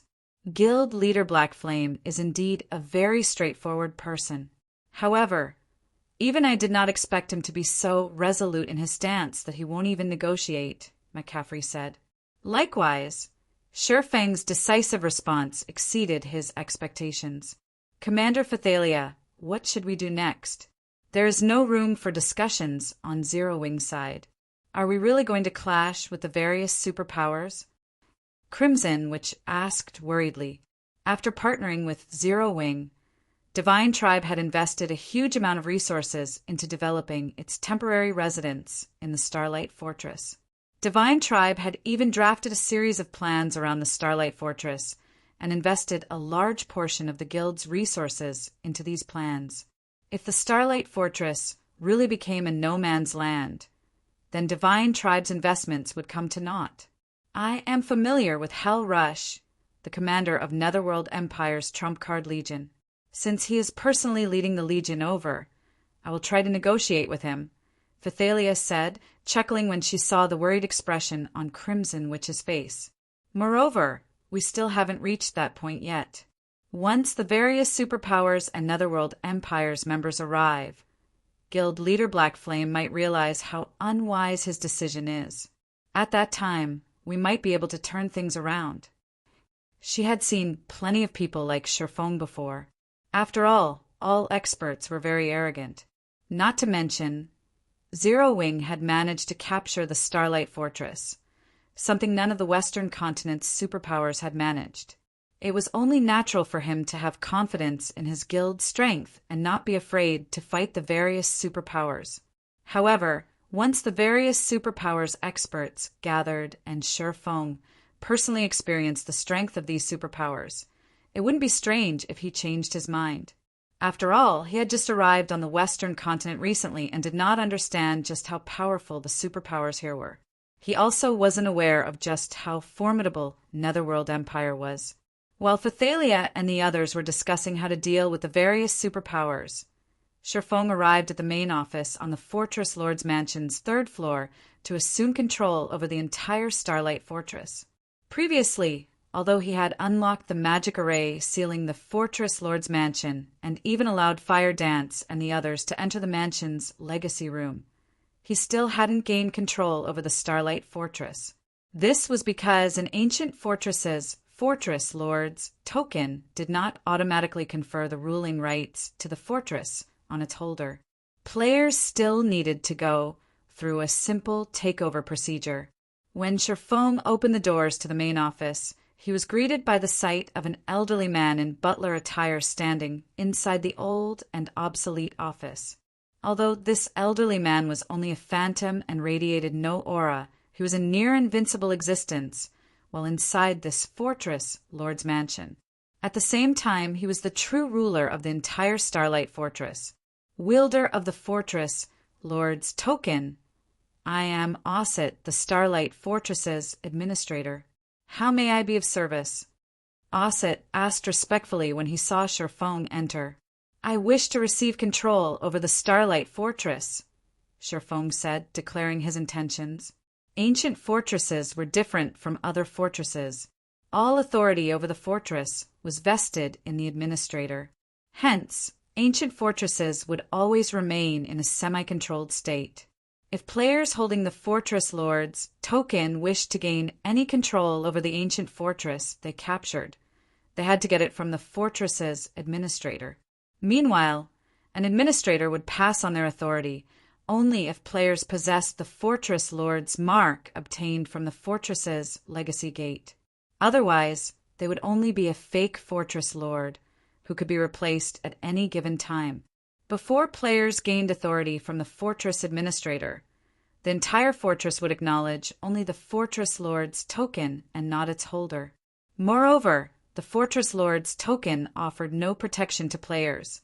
And worse, players had to keep the fortress lord's token at all times. If the token was brought out of the fortress for too long, it would be automatically teleported back to the fortress and appear in a random location inside. Only by obtaining a fortress lord's mark and, subsequently, authority from the fortress administrator would players be considered the partial ruler of an ancient fortress. Players could then store their fortress lord's token in the core room of the fortress lord's mansion, utilizing the mansion's defensive magic array to protect it. Unless someone else attacked the fortress lord's mansion and obtained the token from the core room, players would no longer have to worry about losing control over their fortress. Moreover, after obtaining the authority to rule an ancient fortress, players could also activate some of the fortress's functions. Among them, the most important would be the fortress prison. This was an incredible function that none of the newly constructed fortresses possessed. This function was incredible because it allowed the ruler of the fortress to imprison players. So long as players were captured, they would suffer a fate even worse than death. Unless players had fulfilled their sentence or someone outside destroyed the prison itself, imprisoned players couldn't come out of the fortress prison. It wouldn't matter even if the imprisoned players killed themselves, they would respawn right back in their cell. Getting imprisoned was a brutal penalty for players. After all, in God's domain, time was money, especially for frontline players. Being jailed and prevented from doing anything for several days would cause them to fall behind significantly. Meanwhile, the fortress prison of a small fortress like the Starlight Fortress could imprison players for a maximum of 8 days. 8 days! If an expert player suddenly lost 8 days' worth of time, they would most likely lose the will to continue living. This was why Sherfong dared to oppose the various superpowers. So what if the various superpowers possessed a lot of experts? If they dared make a ruckus in the fortress, he would capture and imprison them all. He was eager to see just how many Tier 3 experts the various superpowers had for him to imprison for 8 days. As for destroying the fortress prison and freeing the imprisoned players, the various superpowers would be dreaming if they thought they could accomplish this feat. The fortress prison possessed an incredibly powerful defensive magic array. Once it was activated, even Tier 5 existences shouldn't think of breaking into the fortress prison. In fact, breaking into the fortress lord's mansion would be even easier than breaking into the fortress prison. Very well. Osset summoned a fourfold magic array beneath Sherfeng's feet. He then continued, "After inspection, it seems you possess 1 bronze mark and 1 silver mark. You have automatically gained the Silver Fortress Authority. You may activate 1 bronze fortress privilege and 1 silver fortress privilege. Do you wish to choose which privileges to activate now?" "Yes," Sherfong said, nodding. "Here is a list of all the bronze and silver privileges available. You may choose one from each category," Osset said, waving his hand. Immediately, a translucent screen appeared before Sherfong. In the next moment, two columns of choices appeared on the screen. The first column was a list of the available bronze privileges. There was a total of 3 options: Fortress Prison, Fortress Restaurant, and Fortress Hotel. The second column listed the available silver privileges. Similarly, there were 3 options available: Manification Tower, Object Creation Tower, and Summoning Tower. So, these are the Starlight Fortress's silver privileges? Surprise flashed in Shifeng's eyes as he looked at the 3 entries under the silver privileges column. He had seen many silver fortress privileges before. However, the Starlight Fortress's silver privileges could definitely rival those of large fortresses.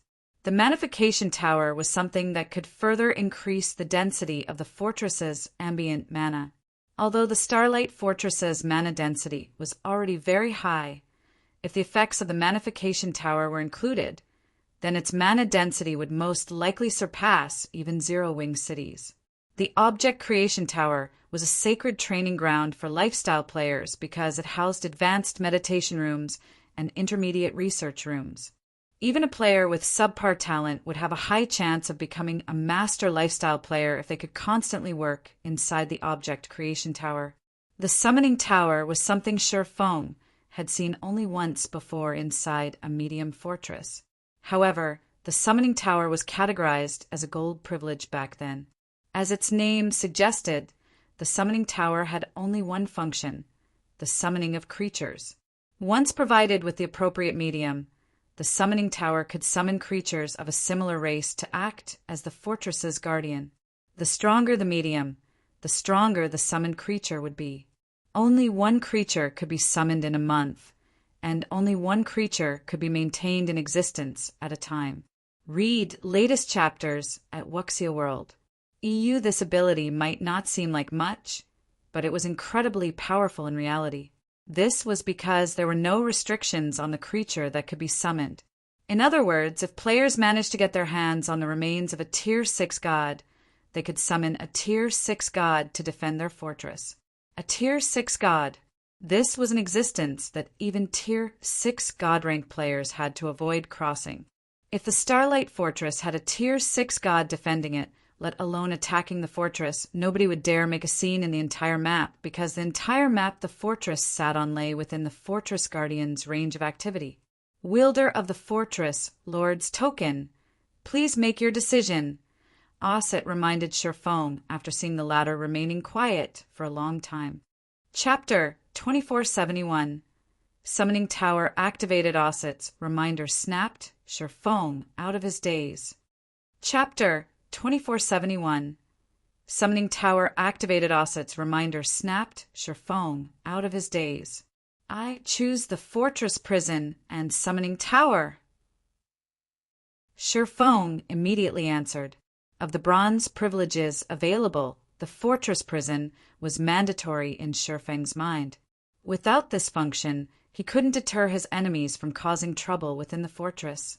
As for the silver privileges, the Manification Tower and Object Creation Tower would increase the ancient fortress's value and make it more popular among players. However, the Starlight Fortress was the only captured fortress in Star Valley, and as such had no competition. Any player that wanted to develop in Star Valley would have no choice but to visit the Starlight Fortress, which made both towers unnecessary. The Summoning Tower, on the other hand, was a different story. Of the 3 silver privileges, only the Summoning Tower would grant Zero-Wing more control over the Starlight Fortress, which is what the guild needed more than anything right now. Zero-Wing only had 10 members on the Western continent, and if it weren't for Divine Tribe's help, it wouldn't have been able to manage the fortress, even if it had managed to capture it. If the Summoning Tower were added into the equation, however, that wouldn't be the case. As long as Zero-Wing summoned a sufficiently formidable creature, it'd be able to hold the fortress even with almost no members. The summoned creature would follow the basic behavioral conditions players set. Players could instruct the summoned creature to defend the Fortress Lord's Mansion, for example, or prevent certain people from entering the fortress. Players could also direct the creature to deal with any players that started fights within, as well. Combined with the Fortress Prison, No player would dare cause a scene in this fortress. Of course, this would only be the case if the summoned creature was strong enough. If the summoned creature couldn't kill or suppress players quickly enough, the summoning tower would be little more than decoration. Unlike the Magnification Tower and Object Creation Tower that provided clear benefits, the summoning tower would only be as useful as the summoned creature. Moreover, nurturing a summoned creature would require a lot of resources. At first, players would summon the creature at their level. To increase the creature's level, players would have to invest resources. The amount of resources required would depend on the summoned creature's standards. The more powerful the creature was, the more resources it would require to level up. Based on the rumors Sherfong had heard, the daily cost of maintaining a Tier 5 demonic creature was already on par with an ordinary first-rate guild's total daily net profits. Without sufficient resources, players simply couldn't support the summoning tower's use. Sherfong wasn't concerned with that issue right now, however. The Starlight Fortress was the only fortress under player control throughout Star Valley at the moment, and it was also very close to the map's God Mode regional dungeon. If Sherfong could establish his rule over the regional dungeon, he'd easily earn more daily income from the fortress alone to surpass first-rate guild's total daily income.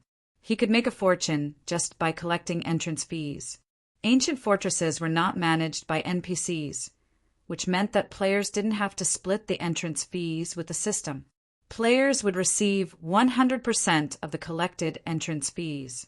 Moreover, a small fortress could charge a maximum of 20 silver per person.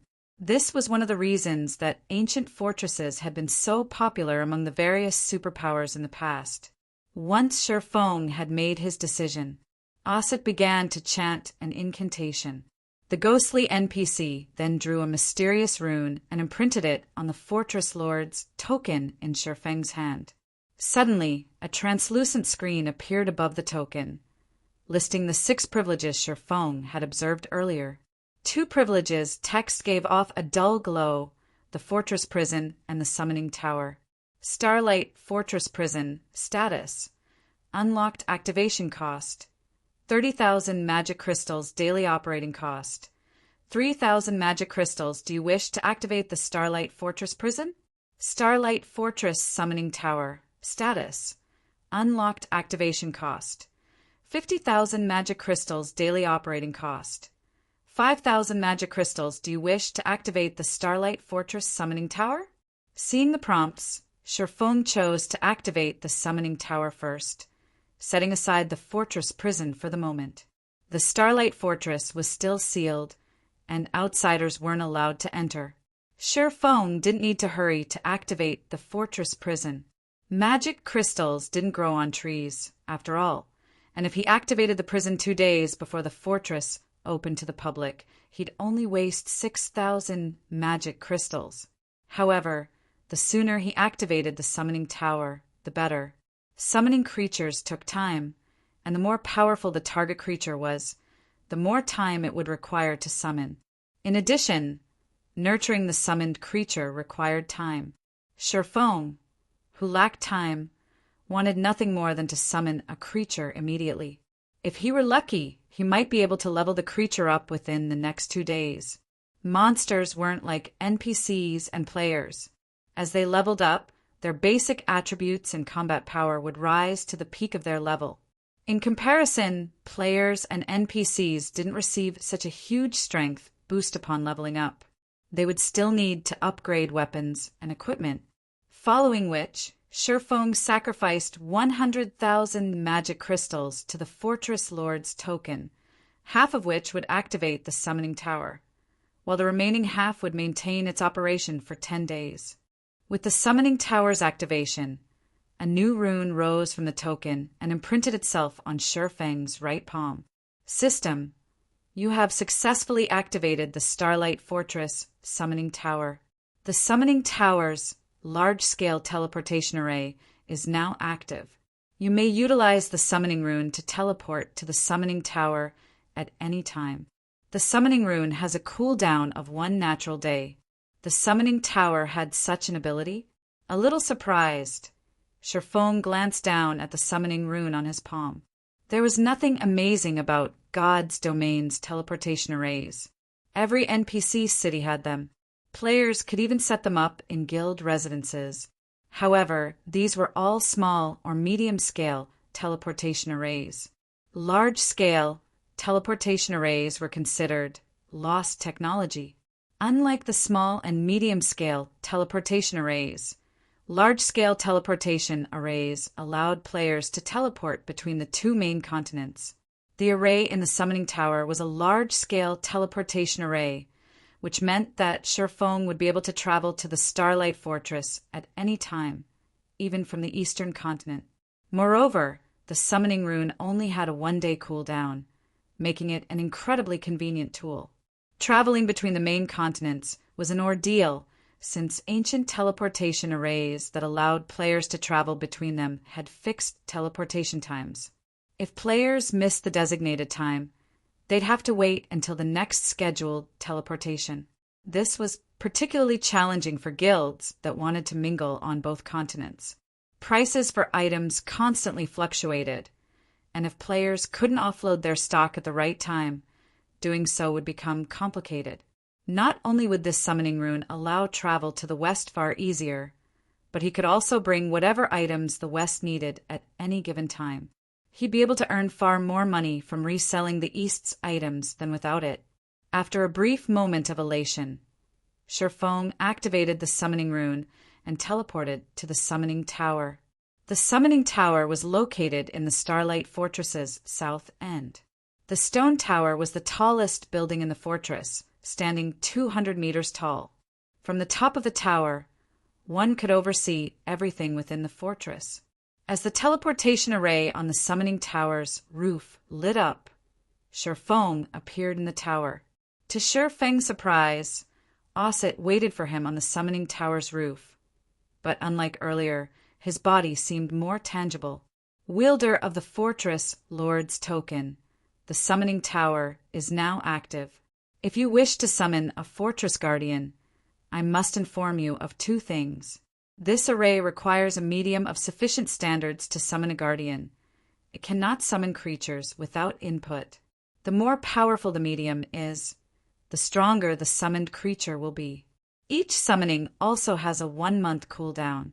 I hope you will use this summoning tower properly, Osset informed Sherfong before transforming into mist and disappearing. Of course, Sherfong had already known these factors. This information was precisely the reason he had chosen the summoning tower. This should be the place. After approaching the summoning altar on the roof, Sherfong pulled a claw the size of an adult human from his bag, placing it on the altar. This claw had once belonged to the ice dragon, Heathwaite, and it was one of the only 2 legendary materials Sherfong had on him. Initially, Sherfong had wanted to use the ice dragon's claw once he had obtained an epic weapon design, but summoning an ice dragon wasn't a bad second choice. His summoned creature would protect the Starlight Fortress, and an ordinary monster simply wouldn't be up to the task. Although he could summon the Starlight Behemoth with the Behemoth Starlight Scales, that monster wasn't nearly as formidable as an ice dragon. As soon as Sherfong rested the claw on the altar, he heard the sound of a system notification. System, the summoning altar has discovered the ice dragon's claw. Do you wish to analyze this medium? Begin. Taking a deep breath, Sherfong made his decision. Not all mediums would work. If the selected medium didn't have enough energy, the summoning wouldn't happen. He already felt the painful sting of losing the ice dragon's claw. He didn't want to sacrifice 2 of them. Doing so would mean throwing away 2 epic weapons. As the altar began its analysis, dark purple smoke emerged from the summoning altar to envelop the gigantic claw. Read latest chapters at Wuxia World. EU as the seconds passed, Sherfong grew more nervous. If one ice dragon's claw weren't enough to summon an ice dragon, he'd have to summon the Starlight Behemoth with the Starlight Scales instead. The scales were inferior legendary materials, and he had a total of 5. They would certainly be more than enough to summon a Starlight Behemoth. While Feng considered using the starlight scales as a replacement, he heard another system notification. System, medium's energy completion rate is at 89% and has met summoning requirements. Do you wish to summon the guardian? Summon.